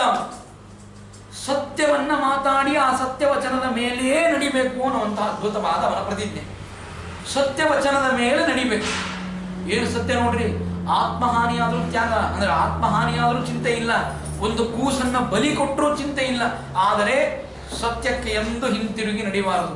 ಯಾಕೆ ಅಂದರೆ ಸತ್ಯ ಅದು ನಮ್ಮನ್ನ ಪರೀಕ್ಷೆ ಮಾಡ್ತದೆ. ಎಂತಹ ಕಾಲದಲ್ಲಿ ನಮ್ಮನ್ನ ಪರೀಕ್ಷೆ ಮಾಡ್ತದೆ, ಇವನು ತ್ಯಾಗಕ್ಕೆ ಸಿದ್ಧನಿದ್ದಾನೋ ಇಲ್ವೋ. ಇವನು ತಪಸ್ಸಿಗೆ ಸಿದ್ಧನಿದ್ದಾನೋ ಇಲ್ಲವೋ ಅಂತನ್ನುವುದನ್ನು ಸತ್ಯ ಪರೀಕ್ಷೆ ಮಾಡುತ್ತದೆ. ಈ ಪರೀಕ್ಷೆಯಲ್ಲಿ ನಾನು ಸೋಲಬಾರದು ಎನ್ನುವಂತಹ ಭಯದಿಂದಾಗಿ ಆ ಏನು ವಸುದೇವನಿದ್ದ ಅವನು ಕರೆದುಕೊಂಡು ಹೋಗಿ ಆ ಕೂಸನ್ನು ಕೊಡ್ತಾನೆ. ದೇವಕಿಗೆ ಎಷ್ಟು ತ್ರಾಸಾಗಿರ್ಬೇಕು. ನಹಿ ವಂದ್ಯಾ ವಿಜಾನಾತಿ ಉರ್ವಿ ಪ್ರಸವ ವೇದನಾ. ಒಬ್ಬ ಮಕ್ಕಳಾಗದೇ ಇರತಕ್ಕಂತಹ ಒಬ್ಬ ಏನು ಹೆಣ್ಣು ಮಗಳಿದ್ದಾಳೆ, ಆ ಹೆಣ್ಣು ಮಗಳು ಉರ್ವಿ ಪ್ರಸವ ವೇದನಾ ನಹಿ ಜಾನತಿ ಅಂತ ಹೇಳ್ತಾನೆ. ಉರ್ವಿ ಪ್ರಸವ ವೇದನ, ಈ 9 ತಿಂಗಳು ಆ ಕೂಸನ್ನ ಗರ್ಭದಲ್ಲಿ ಇಟ್ಟುಕೊಂಡು ಹಡದಂತಹ ಯಾವ ತಾಯಿಯ ವೇದನೆ ಇದೆ, ದುಃಖ ಇದೆ, ಆ ದುಃಖ ಮಕ್ಕಳಾಗದೇ ಇರತಕ್ಕಂತಹ ತಾಯಿಗೆ ಗೊತ್ತಾಗೋದಿಲ್ಲ ಅಂತಂತ. ಅಂದ್ರೆ ಎಂತಹ ಕಷ್ಟ ಇರ್ತದೆ ಗೊತ್ತಾ. ಆ ಕಷ್ಟವನ್ನ ಇಷ್ಟು ಸಹನೆ ಮಾಡಬೇಕಾಗ್ತದೆ. ಸಹನೆ ಮಾಡಿದ ಮೇಲೆ ಬಂದಂತಹ ಕೂಸನ್ನ ಆ ಕಂಸನಿಗೆ ಅರ್ಪಣೆ ಮಾಡುವುದು ಎಷ್ಟು ಕಷ್ಟ ಅಂತಂದ್ರೆ ಬಹಳ ಕಷ್ಟ ಆಗ್ತದೆ. ಹೇಳಬಾರದು, ಹೆಸರನ್ನೇ ಹೇಳೋದಿಲ್ಲ, ಸುಮ್ಮನೆ ಹಾಗೆ ಹೇಳುತ್ತೇನೆ. ನನ್ನ ಗೆಳೆಯ ಈಗ ಮನೆ ಸುಧಾಮಂಗಳ ಆಯಿತು, ಅಂಥವನ ಒಂದು ಉತ್ತಮವಾಗಿರತಕ್ಕಂತಹ ಕೂಸು ಆಯಿತು. ಕೂಸಾದಾಗ ಆ ಕೂಸು ಯಾವುದೋ ಒಂದು ಪಾಪ ಗರ್ಭದಲ್ಲಿಯೇ ರೋಗ ಆಗಿತ್ತು ಅಂತ ಅನ್ನುವುದಕ್ಕಾಗಿ ಗರ್ಭದಲ್ಲಿಯೇ ಕೂಸು ಹೋಗಿಬಿಟ್ಟಿತ್ತು. ಬರುವಾಗ ಕೂಸು ಮೃತವಾಗಿಯೇ ಹೊರಗಡೆ ಬಂತು ಅಂತ ನಾವು ಕೇಳಿದ್ವಿ. ಆಮೇಲೆ ಅವರನ್ನ ಸಾಂತ್ವನ ಮಾಡಲಿಕ್ಕೆ ಅವರ ಮನೆಗೆ ಹೋದರೆ ಆ ತಾಯಿ ಎಷ್ಟು ಅಳತಾ ಇದ್ಲು ಅಂತಂದ್ರೆ ಅವರನ್ನು ಸಮಾಧಾನ ಮಾಡಲಿಕ್ಕೆ ಸಾಧ್ಯ ಇದ್ದಿದ್ದಿಲ್ಲ. ಅವರನ್ನು ಸಮಾಧಾನ ಮಾಡಲಿಕ್ಕೆ ಸಾಧ್ಯ ಇದ್ದಿದ್ದಿಲ್ಲ. ಅಷ್ಟು ಅಳತಾ ಇದ್ದಾಳೆ ಆ ತಾಯಿ. ಏನಂತ ಸಮಾಧಾನ ಮಾಡ್ತೀರಿ? ಏನಂತ ಸಮಾಧಾನ ಮಾಡಲಿಕ್ಕೆ ಸಾಧ್ಯ ಇದೆ? ಆ ವೇದನ ಯಾರಿಗೆ ಸಾಧ್ಯ ಇದೆ ಹೇಳಲಿಕ್ಕೆ? ಆ ವೇದನ ಅನುಭವಿಸಿದವರಿಗೆ ಮಾತ್ರ ಗೊತ್ತು ಎಂತಹ ಭಯಂಕರವಾದ ವೇದನೆ ಇರುತ್ತದೆ ಅಂತ ಅನ್ನೋದು. ಆ ರೀತಿಯಾಗಿ ಆ ಪುತ್ರನನ್ನು ಕೊಟ್ಟಾಗ ಕೀರ್ತಿಮಂತಂ ಪ್ರಥಮಜಂ ಪುತ್ರಂ ಆನಕದುಂದುಭಿಃ ಅರ್ಪಯಾಮಾಸ ಕೃಚ್ಛ್ರೇಣ ಸೋನೃತ ಭಯ ವಿಹ್ವಲ. ಆಗ ಕಿಂ ದುಃಖ ಸಹಂ ನು ಸಾಧೂನಾಂ ವಿದುಷಾಂ. ಆಗ ಎಂತಹ ದುಃಖದ ಸಹನೆಯನ್ನು ಮಾಡಿದ ವಸುದೇವ ಅಂತ ಭಾಗವತ ಅವನನ್ನ ಕೊಂಡಾಡುತ್ತದೆ. ಅಂದ್ರೆ ಅವನು ಏನಂತ ಅವನ ಅವಸ್ಥಾ ನೋಡ್ರಿ ಹೇಗಿದೆ. ಪುತ್ರ ಹುಟ್ಟಿದ್ದಾನೆ, ಒಂದು ಕೂಸು ಹುಟ್ಟಿದೆ ಅಂತ ಸಂತೋಷ ಪಡಬೇಕು, ಈ ಕೂಸನ್ನ ಕಂಸನಿಗೆ ಒಪ್ಪಿಸಬೇಕು ಅಂತ ದುಃಖ ಪಡಬೇಕು. ಪುತ್ರ ಸಂತಾನವಾಗಿದೆ ಅಂತ ಸಂತೋಷ ಪಡಬೇಕು ಅಂತಂದ್ರೆ ಸಂತೋಷ ಸಂಪೂರ್ಣವಾಗಿ ಪಡೀಲಿಕ್ಕೆ ಅವಕಾಶ ಇಲ್ಲ. ಯಾಕೆ ಅಂದ್ರೆ ಈ ಕೂಸನ್ನ ಕಂಸನಿಗೆ ಕೊಡಬೇಕು ಎನ್ನುವಂತಹ ಒಂದು ಆತಂಕ ಇದೆ. ಅದನ್ನೇ ಹೇಳ್ತಾರೆ, ಕಿಂ ಕಾರ್ಯಂ ಅಕಾರ್ಯಾಣ. ಏನು ಮಾಡಬೇಕು, ಏನು ಮಾಡಬಾರದು, ಯಾವಾಗ ಸಂತೋಷ, ಯಾವಾಗ ದುಃಖ, ಇದೆಲ್ಲವೂ ಭಗವಂತನ ಅಧೀನವಾಗಿದೆ ಅಂತ ಹೇಳಿ ಭಾರಿ ಸ್ಥಿರಮನಸ್ಕನಾಗಿದ್ದ ವಸುದೇವ ಬಹಳ ಸಂತೋಷ ಪಡಲಿಲ್ಲ, ಬಹಳ ದುಃಖ ಪಡಲಿಲ್ಲ. ಹಾಗಾಗಿಯೇ ಸಮ ದುಃಖ ಸುಖಂ ಧೀರಂ ಸೋಮೃತತ್ವಾಯ ಕಲ್ಪ್ಯತೆ ಅಂತ ಈ ಗೀತೆಯಲ್ಲಿ ಹೇಳುವಂತಹ ಮಾತು. ಸುಖವನ್ನು ಹಾಗೂ ದುಃಖವನ್ನು ಸಮಾನವಾಗಿ ತೆಗೆದುಕೊಳ್ಳಬೇಕು. ಹೇಳುವುದು ಬಹಳ ಸರಳ. ಆಚಾರ್ಯರ ಪ್ರವಚನಗಳು ಹೇಳಿಬಿಡುತ್ತಾರೆ, ದುಃಖವನ್ನು ಹಾಗೂ ಸುಖವನ್ನು ಸಮಾನವಾಗಿ ತೆಗೆದುಕೊಳ್ಳಬೇಕು ಅಂತ. ಅನುಭವಿಸಿರ್ತಕ್ಕಂತಹ ವ್ಯಕ್ತಿ ಏನಿರ್ತಾನೆ ಅವನಿಗೆ ಮಾತ್ರ ಗೊತ್ತು ದುಃಖವನ್ನ ಹೇಗೆ, ಸುಖವನ್ನ ಹೇಗೆ ಸಮಾನವಾಗಿ ನೋಡಬೇಕು ಅಂತ. ಆ ರೀತಿಯಾಗಿ ಇವನು ಆ ಎರಡರಲ್ಲಿಯೂ ಕೂಡ ಸಮನಸ್ಕನಾಗಿರತಕ್ಕಂತಹ ವ್ಯಕ್ತಿ. ಹಾಗಾಗಿ ವಸುದೇವನ ಕುಟುಂಬದಲ್ಲಿ ಶ್ರೀಕೃಷ್ಣ ಪರಮಾತ್ಮನ ಅವತಾರವಾಗಿದ್ದು ಅಂತ ಹೇಳ್ತಾರೆ. ಅಂತಹ ಅದ್ಭುತವಾಗಿರತಕ್ಕಂತಹ ವಸುದೇವ ದೃಷ್ಟ ಸಮಸ್ತಂ ತಚ್ಛೌರೇಃ ಸತ್ಯಂ ಚೈವ ವ್ಯವಸ್ಥಿತಂ ಕಂಸಂ ತುಷ್ಟಾವ ಮಾ ರಾಜನ್ ಪ್ರಹಸನ್ ಇದಮಬ್ರವೀ. ಆಗ ಆ ಕಂಸ ಆ ಕೂಸನ್ನು ನೋಡಿ, ಆ ವಸುದೇವನನ್ನು ನೋಡಿ ಹೇಳ್ತಾನೆ, ಈ ಕೂಸು ಏನ್ ಮಾಡ್ಲಿಕ್ಕೆ ಸಾಧ್ಯ ಅದನೋ ಮಾರೆ, ಈ ಕೂಸು ಏನೇನೇನೇನೋ ಮಾಡ್ಲಿಕ್ಕೆ ಸಾಧ್ಯ ಇಲ್ಲ, ನಿನ್ನ ಸತ್ಯವಚನಕ್ಕೆ ನಾನು ಮೆಚ್ಚಿದೆ ಅಂತಾನೆ ಕಂಸ ಹೇಳ್ತಾನೆ. ಇಂತಹ ದುಷ್ಟನಾಗಿದ್ದರೂ ಕೂಡ ಕಂಸ ಹೇಳ್ತಾನೆ, ನಿನ್ನ ಸತ್ಯವಚನಕ್ಕೆ ನಾನು ಮೆಚ್ಚಿದೆ. ನೀನಂದಿಲ್ಲ ನಾನು ಕೂಸನ್ನ ಎಲ್ಲ ನಿನಗೆ ತಂದು ಕೊಡ್ತೇನೆ ಅಂತ ಮೆಚ್ಚಿದೆ. ಈ ಅವಶ್ಯವಾಗಿ ಈ ಕೂಸನ್ನು ತೆಗೆದುಕೊಂಡು ಹೋಗು, ಈ ಕೂಸಿನಿಂದ ನನಗೆ ಏನೇನೇನೂ ಆಗುವುದಿಲ್ಲ ಅಂತ ಹೇಳಿ ಆ ಕೂಸನ್ನ ಕೊಟ್ಟು ಕಳಿಸ್ತಾನೆ. ಕೊಟ್ಟು ಕಳಿಸಿದಾಗ ಕೂಸನ್ನ ತೆಗೆದುಕೊಂಡು ಹೋಗುವಾಗ ಸಂತೋಷ ಪಡೋದಿಲ್ಲ. ಅದನ್ನೇ ಮಾಡ್ತಾನೆ ವಸುದೇವ. ಆಯ್ತು, ನನ್ನ ಕೂಸು ಬದುಕಿದ್ದು, ಪುತ್ರೋತ್ಸವ ಮಾಡೋಣ, ಹೋಗಿ ಭಾರಿ ಉತ್ಸಾಹ ಪಡೋಣ ಅಂತ ಹೇಳಿ ಪಡೋದಿಲ್ಲ. ಈ ದೈತ್ಯರು ಯಾವಾಗ ತಿರುಗ್ತಾರೆ ಗೊತ್ತಾಗೋದಿಲ್ಲ. ಫ್ರೀ ಮಾಡಿಬಿಡ್ತಾರೆ ಸಂಪೂರ್ಣವಾಗಿ. ಮೊದಲಿಗೆ ಇದು ಫ್ರೀ, ಅದು ಫ್ರೀ, ನಿಮಗೆ ಬಸ್ಸಿನಲ್ಲಿ ಓಡಾಡ್ಲಿಕ್ಕೆ ಅದು ಫ್ರೀ ಕೊಡ್ತಾರೆ. ಆಮೇಲೆ ಗೃಹಲಕ್ಷ್ಮಿ ಅಂತ ಹೇಳಿ ನಿಮಗೆ ಮನೆಗೆ ತಿಂಗಳಿಗೆ 2,000 ರೂಪಾಯಿ ಕಳಿಸ್ತೇವೆ ಅಂತಂತಾರೆ. ಇದನ್ನೆಲ್ಲ ನೋಡಿ ನಮ್ಮ ಹುಚ್ಚು ಜನ ಹೋಗಿ ಓಟ್ ಹಾಕಿಬಿಡ್ತಾರೆ ಪಟ ಅಂತ, ನಮಗೆಲ್ಲ ಅನುಕೂಲವಾಗ್ತದೆ ಅಂತ. ಆಮೇಲೆ ಏನ್ ಮಾಡ್ತಾರೆ, ಮೊದಲಿಗೆ ಬಲಿ ಕೊಡುವ ಕಾರ್ಯಕ್ರಮದಲ್ಲಿ ಆ ಬಲಿ ಕೊಡುವಂತಹ ಯಾವ ಮೇಕೆ ಇದೆ ಅದನ್ನು ಚೆನ್ನಾಗಿ ಮೇಯಿಸ್ತಾರೆ ಮೊದಲಿಗೆ. ಆಮೇಲೆ ಆ ಮೇಕೆಯನ್ನ ಬಲಿ ಕೊಡುವಂತಹ ಕಾರ್ಯಕ್ರಮವನ್ನು ಮಾಡ್ತಾರಲ್ಲ, ಹಾಗೆ ಫ್ರೀ ಅಂತ ಹೇಳಿ ಎಲ್ಲ ಫ್ರೀ ಆಗಿ ಕೊಟ್ಟು ಆಮೇಲೆ ಈಗ ನೋಡ್ರಿ ಜಾತಿ ಗಣತೆ ನಡೀತಾ ಇದೆ. ಇದು ಯಾಕೆ ನಡೀತಾ ಇದೆ? ಇದು ಬಲಿ ಕೊಡುವ ಕಾರ್ಯಕ್ರಮ ಅಂತ ಅರ್ಥ. ಈ ಕಾರ್ಯಕ್ರಮವನ್ನು ಅವರು ಮಾಡ್ತಾ ಇದ್ದಾರೆ. ಹೀಗೆ ದುಷ್ಟರ ಸ್ವಭಾವನೇ ಅದು. ಭಾರಿ ಒಳ್ಳೆಯವರಾಗಿದ್ದಾರೆ ಅಂತ ನೀವು ಹೋದ್ರೆ, ನಮ್ಮಲ್ಲಿ ದುಷ್ಟರು ಹೇಗಿರ್ತಾರೆ ಅಂದ್ರೆ ಕೆಂಡದಂತೆ ಇರ್ತಾರೆ ಅಂತ ಹೇಳ್ತಾರೆ. ನೀವು ಅದು ಕೆಂಡ ಅಂತ ಮುಟ್ಟಿದ್ರೆ ಕೈ ಸುಟ್ಟೋಗುತ್ತೆ, ಆರಿದ ಮೇಲೆ ಮುಟ್ಟಿದ್ರೆ ಕೈ ಕಪ್ಪಾಗತ್ತೆ. ಅಂದಮೇಲೆ ನೀವು ಅವರು ಶಾಂತ ಇದ್ದಾರೆ, ಬಹಳ ಒಳ್ಳೆಯವರಿದ್ದಾರೆ ಅಂತ ಹೋದರೂ ಕೂಡ ನಿಮಗೆ ಆ ಹಾನಿ ಅಂತ ಅನ್ನೋದು ತಪ್ಪಿದ್ದಲ್ಲ ಅಂತ ಹೇಳ್ತಾನೆ. ವಸುದೇವ ಆ ಕೂಸನ್ನ ಕರೆದುಕೊಂಡು ಬರ್ತಾ ಇರಬೇಕಾದಾಗ ಈ ಕಡೆ ಹೋಗ್ತಾರೆ. ಆದರೆ ನಾರದರು ಬಿಡ್ತಾರ, ಗತೇತ ವಸುದೇವೇತು ದೇವ ಕಾರ್ಯಾರ್ಥ ಮುಖ್ಯತಃ. ಆಗ ದೇವ ಕಾರ್ಯವನ್ನು ಮಾಡುವುದಕ್ಕಾಗಿ ನಾರದರು ಕಂಸನ ಮನೆಗೆ ಬರುತ್ತಾರೆ. ಆಗ ಕಂಸನ ಮನೆಗೆ ಬಂದು ಹೇಳ್ತಾರೆ ಏನು ಅಂತಂದ್ರೆ, ವಸುದೇವ ಕಂಸ ಎಂತಹ ಕಾರ್ಯವನ್ನು ಮಾಡ್ತಾ ಇದ್ದಿ, ಎಷ್ಟು ಹುಚ್ಚಿದ್ದಿ ನೀನು, ನಿನಗೆ ಗೊತ್ತಿಲ್ಲೇನು? ನೀನು ಕಾಲನೇಮಿ ಅವತಾರ, ನೀನು ಹಿಂದೆ ಭಗವಂತ ವಿಷ್ಣುವಿನಿಂದ ಸಂಪ್ರತನಾಗಿದ್ದಿ ನೀವೆಲ್ಲ ವಿಷ್ಣು ದ್ವೇಷಿಗಳು. ನೀವು ಹೇಗೆ ಪ್ರೋತ್ಸಾಹನೆ ಕೊಡ್ತಾರೆ ನೋಡ್ರಿ. ನೀವೆಲ್ಲ ವಿಷ್ಣು ದ್ವೇಷಿಗಳು, ವಿಷ್ಣುವಿನ ದ್ವೇಷವನ್ನು ಮಾಡಬೇಕು. ವಿಷ್ಣು ಭಕ್ತರು ಯಾರ್ಯಾರಿದ್ದಾರೋ ಅವರೆಲ್ಲ ಯದುಕುಲದಲ್ಲಿ ಅವತಾರ ಮಾಡಿದ್ದಾರೆ. ಈ ನಿಮ್ಮಪ್ಪ ಉಗ್ರಸೇನ ಏನಿದ್ದ ನೋಡು, ಅವನು ವಿಷ್ಣು ಭಕ್ತನೇ ಅಂತ ಹೇಳ್ತಾರೆ. ಏನು ಆಶ್ಚರ್ಯ ಅಂತಂದ್ರೆ, ಉಗ್ರಸೇನನೂ ವಿಷ್ಣು ಭಕ್ತ, ದೇವಕಿಯೂ ವಿಷ್ಣು ಭಕ್ತಳೆ. ಹಾಗಾಗಿ ದೇವಕಿಯ ಗರ್ಭದಲ್ಲಿ ವಿಷ್ಣುವೇ ಅವತಾರ ಮಾಡುವನಿದ್ದಾನೆ. ಆಗ ಕಂಸ ಅಂತಾನೆ, ಅಷ್ಟಾಗರ್ಭದಿಂದ ಸಾವಿದಿರಿ, ಒಂದೇ ಗರ್ಭದಿಂದ ಅಲ್ಲ, ಒಂದೇ ಕೂಸು ಏನು ಮಾಡ್ಲಿಕ್ಕೆ ಸಾಧ್ಯ ಇದೆ ಅಂತ ಕೇಳಿದ್ರೆ, ನಾರದರು ಬರುವಾಗ ಒಂದು ಕಮಲವನ್ನು ಕಿತ್ಕೊಂಡು ಬಂದಿರ್ತಾರೆ. ಅಷ್ಟದಳ ಪದ್ಮ ಅಂತ ಕರೀತಾರೆ. ಅದನ್ನು ಕಿತ್ಕೊಂಡು ಬಂದು ಆ ಅಷ್ಟದಳ ಪದ್ಮವನ್ನ ಕಂಸನ ಮುಂದೆ ಹಿಡಿದು ಎಡಸು ಅಂತಂತಾರೆ. ಮೊದಲನೇ ಅದನ್ನು ಹಿಡಿದು ಚೆನ್ನಾಗಿ ಎಣಿಸ್ತಾನೆ. ಮೊದಲಿಗೆ ಬಂದು ಅಂದ್ರೆ ಕೊನೆ ಬಂದು ಅಷ್ಟಮ ಅಂತ ನಿಂದಿರ್ತದೆ. ಈಗ ಈ ಮೊದಲನೇ ಹಿಡ್ಕೊಂಡು ಕೊನೆ ತನಕ ಬಂದು ಅಷ್ಟಮ ಅಂತಂದು, ಕೊನೆಯಿಂದ ಮೊದಲಿಗೆ ಬಾ ಅಂತಂತಾರೆ. ಮತ್ತೆ ಕೊನೆಯಿಂದ ಮೊದಲಿಗೆ ಬಂದ್ರೆ ಮೊದಲನೇದೇ ಅಷ್ಟಮ ಅಂತ ಆಗ್ತದೆ. ಆದರೆ ಮತ್ತೆ ಮಧ್ಯದ್ದಾಗಿರಬಹುದಲ್ಲ ಅಂತ ಮಧ್ಯದೊಂದು ಕಮಲದ ದಳವನ್ನು ತೆಗೆದುಕೊಂಡು ಹೀಗೆ ಎಣಿಸಿದರೆ ಮತ್ತೆ ಮಧ್ಯದ್ದು ಅಷ್ಟಮ ಅಂತ ಆಗ್ತದೆ. ದೇವತೆಗಳು ಹೇಗೆ ಬೇಕಾದರೂ ಮೋಸ ಮಾಡಬಹುದು. ನಾರದು ಹೇಳ್ತಾರೆ, ದೇವತೆಗಳು ತಮ್ಮ ಕಾರ್ಯವನ್ನು ಮಾಡಿಕೊಳ್ಳುವುದಕ್ಕಾಗಿ ದೇವರಿದ್ದಾನಲ್ಲ ವಿಷ್ಣು, ವಿಷ್ಣು ನಿಮ್ಮ ಅಣ್ಣನನ್ನ ಸಂಹಾರ ಮಾಡಬೇಕು, ಅಥವಾ ನಿಮ್ಮ ವಂಶದವರು ಹಿರಣ್ಯಕಶಿಪ ಹಿರಣ್ಯಾಕ್ಷ ಅವರೆಲ್ಲ ಸಂಹಾರ ಮಾಡ್ಬೇಕಾದ್ರೆ ಹೆಂಗ್ ಬಂದಂತ ತಿಳ್ಕೊಂಡಿ ನೀವು? ಅವ ಶಂಖ ಚಕ್ರ ಗದಾ ಪದ್ಮಧಾರಿಯಾಗಿ ಬಂದ ಅಂತ ತಿಳ್ಕೊಂಡ್ಯಾ? ಅವ ನರಸಿಂಹನಾಗಿ ಬಂದ, ಒಂದ್ಸಲ ವರಾಹನಾಗಿ ಬಂದ. ಈ ಪ್ರಾಣಿ ರೂಪ ಎಲ್ಲ ಧಾರಣ ಮಾಡ್ಕೊಂಡ್ ಬರ್ತಾರೆ ಅವರು. ಹೆಂಗ್ ಬರ್ತಾರೆ ಗೊತ್ತಿಲ್ಲ. ಹಂಗಾಗಿ ನೀನು ಬಿಡುವುದು ಬಹಳ ಅನುಚಿತ ಅಂತ ಅನಿಸ್ತದೆ. ನೀನು ಇನ್ನು ಮೇಲೆ ನಿನ್ನ ನಿಜವಾದ ಸ್ವರೂಪವನ್ನ ತಾಳು ಅಂತ ಹೇಳಿ ಆ ನಾರದರು ಭಗವಂತ ಅವತಾರ ಮಾಡಿರ್ತಕ್ಕಂತಹ ಕಾರ್ಯ ಭೂಭಾರ ಹರಣಾರ್ಥಾಯ ಅಂತೇನು ಭಗವಂತ ಅವತಾರ ಮಾಡಿದ್ದಾನೆ. ಆ ಭೂಭಾರ ಹರಣಕ್ಕಾಗಿ ನಾಂದಿಯನ್ನ ಹಾಡಿದವರು ನಾರದರು. ಎಲ್ಲಾ ಕಡೆಗೆ ನಾಂದಿಯನ್ನು ಹಾಡಿ ಜಗಳ ಹಂಚಿಟ್ಟು ಹೋಗಿಬಿಡ್ತಾರೆ ಅಂತ ನಾವು ತಿಳ್ಕೊಂಡೇವೆ. ನಾರದರ ಅದ್ಭುತವಾದ ಭಗವಂತನ ಸೇವಾ ಮಾಡುವಂತಹ ಒಂದು ಅದ್ಭುತವಾದ ಕೈಂಕರ್ಯ ನಾರದರು. ಈ ರೀತಿಯಾಗಿ ಹಚ್ಚಿಟ್ಟು ಹೋದಾಗ ಆಗ ಹೇಳ್ತಾನೆ, ಋಷೇ ನಿರ್ಗಮನೆ ಕಂಸೋ ಯದೂನ್ಮತ್ವಾ ಸುರಾನಿತಿ ದೇವಕ್ಯ ಗರ್ಭಸಂಭೂತಂ ವಿಷ್ಣುಂ ಚ ಸ್ವಬಲಂ ಪ್ರತಿ ದೇವಕಿಂ ವಸುದೇವಂಚ ನಿಗೃಹ್ಯ ನಿಗಡೆ ಗೃಹೇ. ಆಗ ದೇವಕಿ ವಸುದೇವರನ್ನು ಮತ್ತೆ ಕರೆಸ್ತಾನೆ. ಕಂಸ ಮತ್ತೆ ಕರೆಸ್ತಾನೆ ಅಂತ ಗೊತ್ತಿತ್ತು. ಹಾಗಾಗಿ ಎಲ್ಲಿ ಮನೆಯಲ್ಲಿ ದೀಪಾನು ಸಮೇತ ಹಚ್ಚಿದ್ದೆ ನಾವು. ವಸುದೇವ ಒಳಗಡೆ ಸುಮ್ಮ ದೇವರ ಮುಂದೆ ಒಂದು ದೀಪ ಹಚ್ಚಿದ್ದ ಅಷ್ಟೇ. ಬಹಳ ನನಗೆ ಮಗ ಹುಟ್ಟಿದ್ದಾನೆ ಅಂತ ಎಲ್ಲರನ್ನ ಕರೆದು ಪುಣ್ಯವಾಚನವನ್ನು ಮಾಡಿಸಿ ಭಯಂಕರವಾಗಿ ದಾನ ದಕ್ಷಿಣೆಗಳನ್ನು ಕೊಟ್ಟು ಎಂಥವ್ಯಾವುದೂ ಮಾಡಿದ್ದಿಲ್ಲ. ಯಾವಾಗ ಮತ್ತೆ ಕಂಸ ಕರೆದ ಗೊತ್ತಾಯ್ತು, ಇನ್ನು ಕಂಸ ಕರೆದಿದ್ದಾನೆ ನಡಿ ಅಂತ ಹೇಳಿ ಕರ್ಕೊಂಡು ಹೋಗಿ ದೇವಕಿಯನ್ನು ಹಾಗೂ ವಸುದೇವರನ್ನ ಕಾರಾಗೃಹದಲ್ಲಿ ಹಾಕ್ತಾನೆ. ಕಾರಾಗೃಹದಲ್ಲಿ ಹಾಕಿ ಮೊದಲನೇ ಕೂಸು ಕೀರ್ತಿಮಂತ ಅಂತೇನು ಕೂಸು ಹುಟ್ಟಿರುತ್ತದೆ, ಕಿಂಚಿತ್ತೂ ಕರುಣ ಇಲ್ಲದೆ ಬಟ್ಟೆ ಒಗದಂತೆ ಒಗೆದು ಆ ಕೂಸನ್ನು ಸಂಹಾರ ಮಾಡಿಬಿಡ್ತಾನೆ. ಹೀಗೆ ಒಂದಲ್ಲ ಎರಡಲ್ಲ. ಆಗ ಹೇಳ್ತಾರೆ, ಮಾತರಂ ಪಿತೃನ್ ಭ್ರಾತೃನ್ ಸರ್ವಾಂಶ್ಚ ಸುಹೃದ ಸಖೀನ್. ಆಗ ಹೇಳ್ತಾರೆ, ತಂದೆಯಾಗಲಿ ತಾಯಿಯಾಗಲಿ ಅಥವಾ ಅಣ್ಣ ತಮ್ಮಂದರಾಗಲಿ ಅಥವಾ ಅಕ್ಕ ತಂಗಿಯಂದರಾಗಲಿ ಸ್ವಾರ್ಥ ಅಂತ ಬಂದಾಗ ದೈತ್ಯರು ಯಾರನ್ನೂ ನೋಡೋದಿಲ್ಲ, ತಮ್ಮ ಕೆಲಸವನ್ನ ತಾವು ಮಾಡಿಕೊಳ್ಳುತ್ತಾರೆ. ಅದನ್ನೇ ಹೇಳ್ತಾರೆ. ಈ ರೀತಿಯಾಗಿ ಉಗ್ರಸೇನಂ ಚ ಪಿತರಂ, ನೋಡ್ರಿ, ತನ್ನ ತಂದೆಯಾಗಿರ್ತಕ್ಕಂತಹ ಉಗ್ರಸೇನನ್ನೇ ಕಾರಾಗೃಹದಲ್ಲಿ ಹಾಕಿಬಿಟ್ಟ ತನ್ನ ಸ್ವಾರ್ಥಕ್ಕಾಗಿ.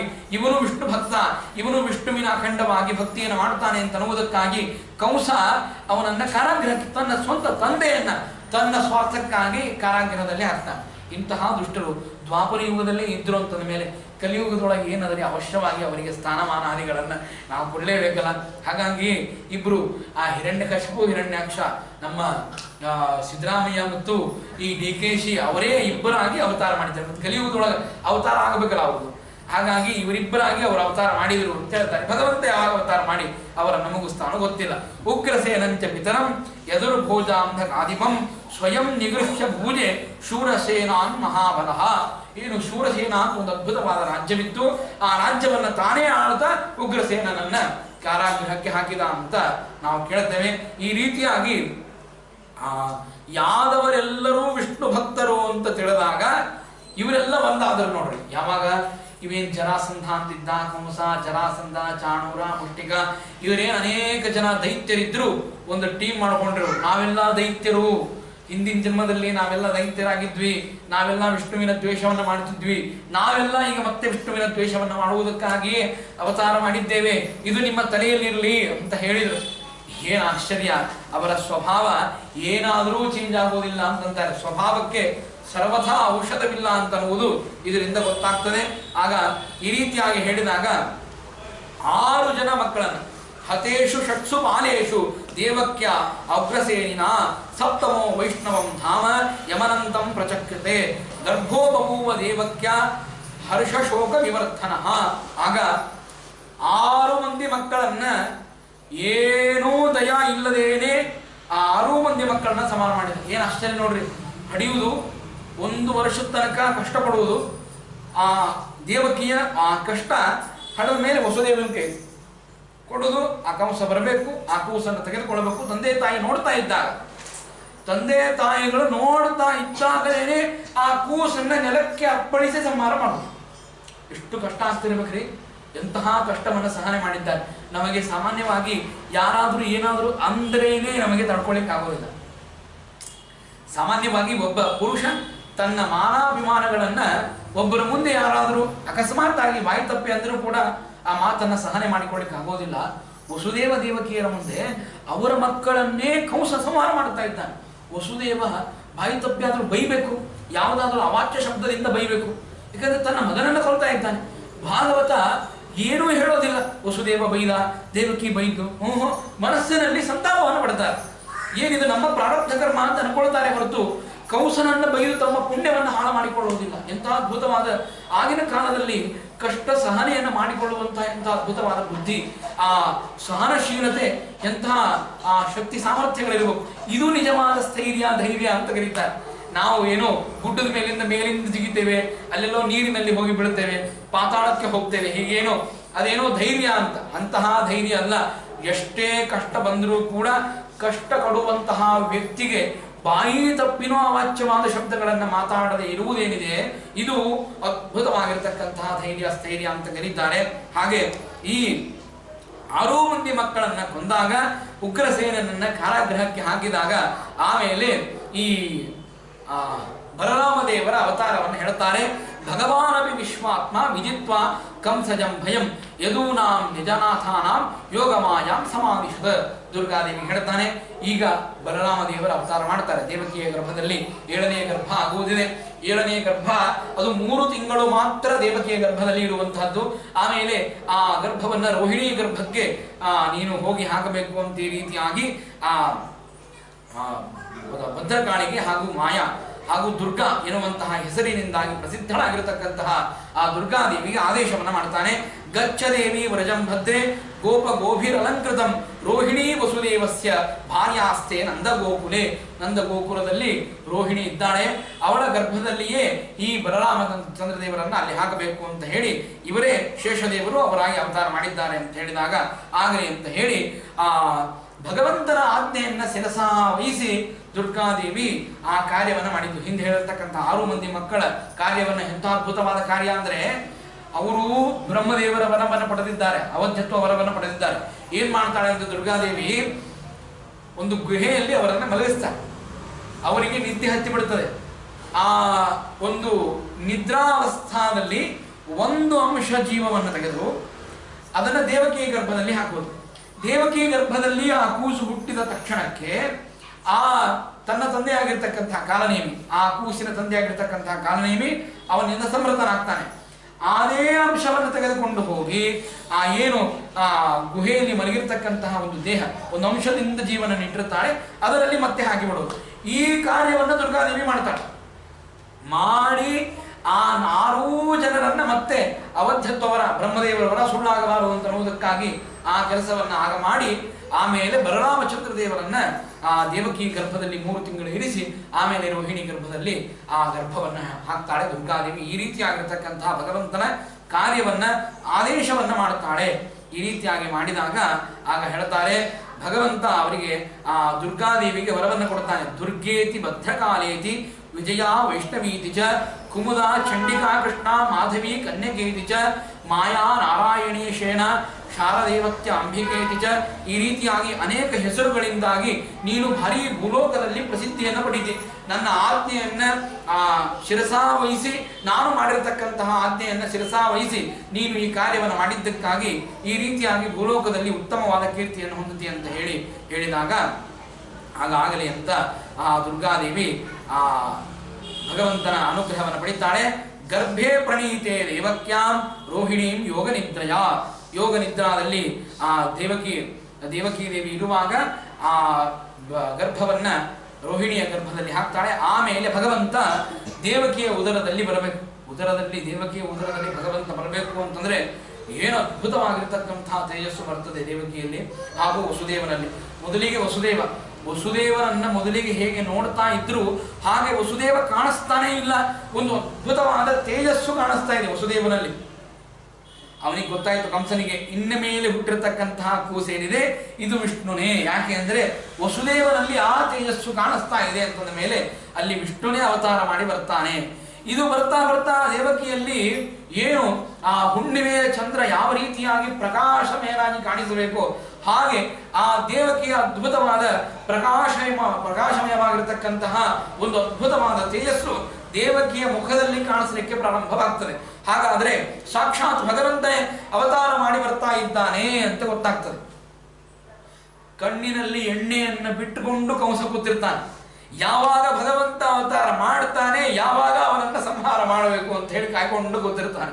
ಆದರೆ ಮನುಷ್ಯನ ಸಂಕಲ್ಪ ಒಂದಿರ್ತದೆ, ದೇವರ ಸಂಕಲ್ಪ ಮತ್ತೊಂದಿರ್ತದೆ. ನಾವು ಅದನ್ನೇ ಹೇಳ್ತೀವಲ್ಲ, ನರಚಿತ್ತಕ್ಕೆ ಬಂದದ್ದು ಲವಲೇಶ ನಡೆಯದು, ಹರಿಚಿತ್ತ ಸತ್ಯ ಹರಿಚಿತ್ತ ಅಂತ.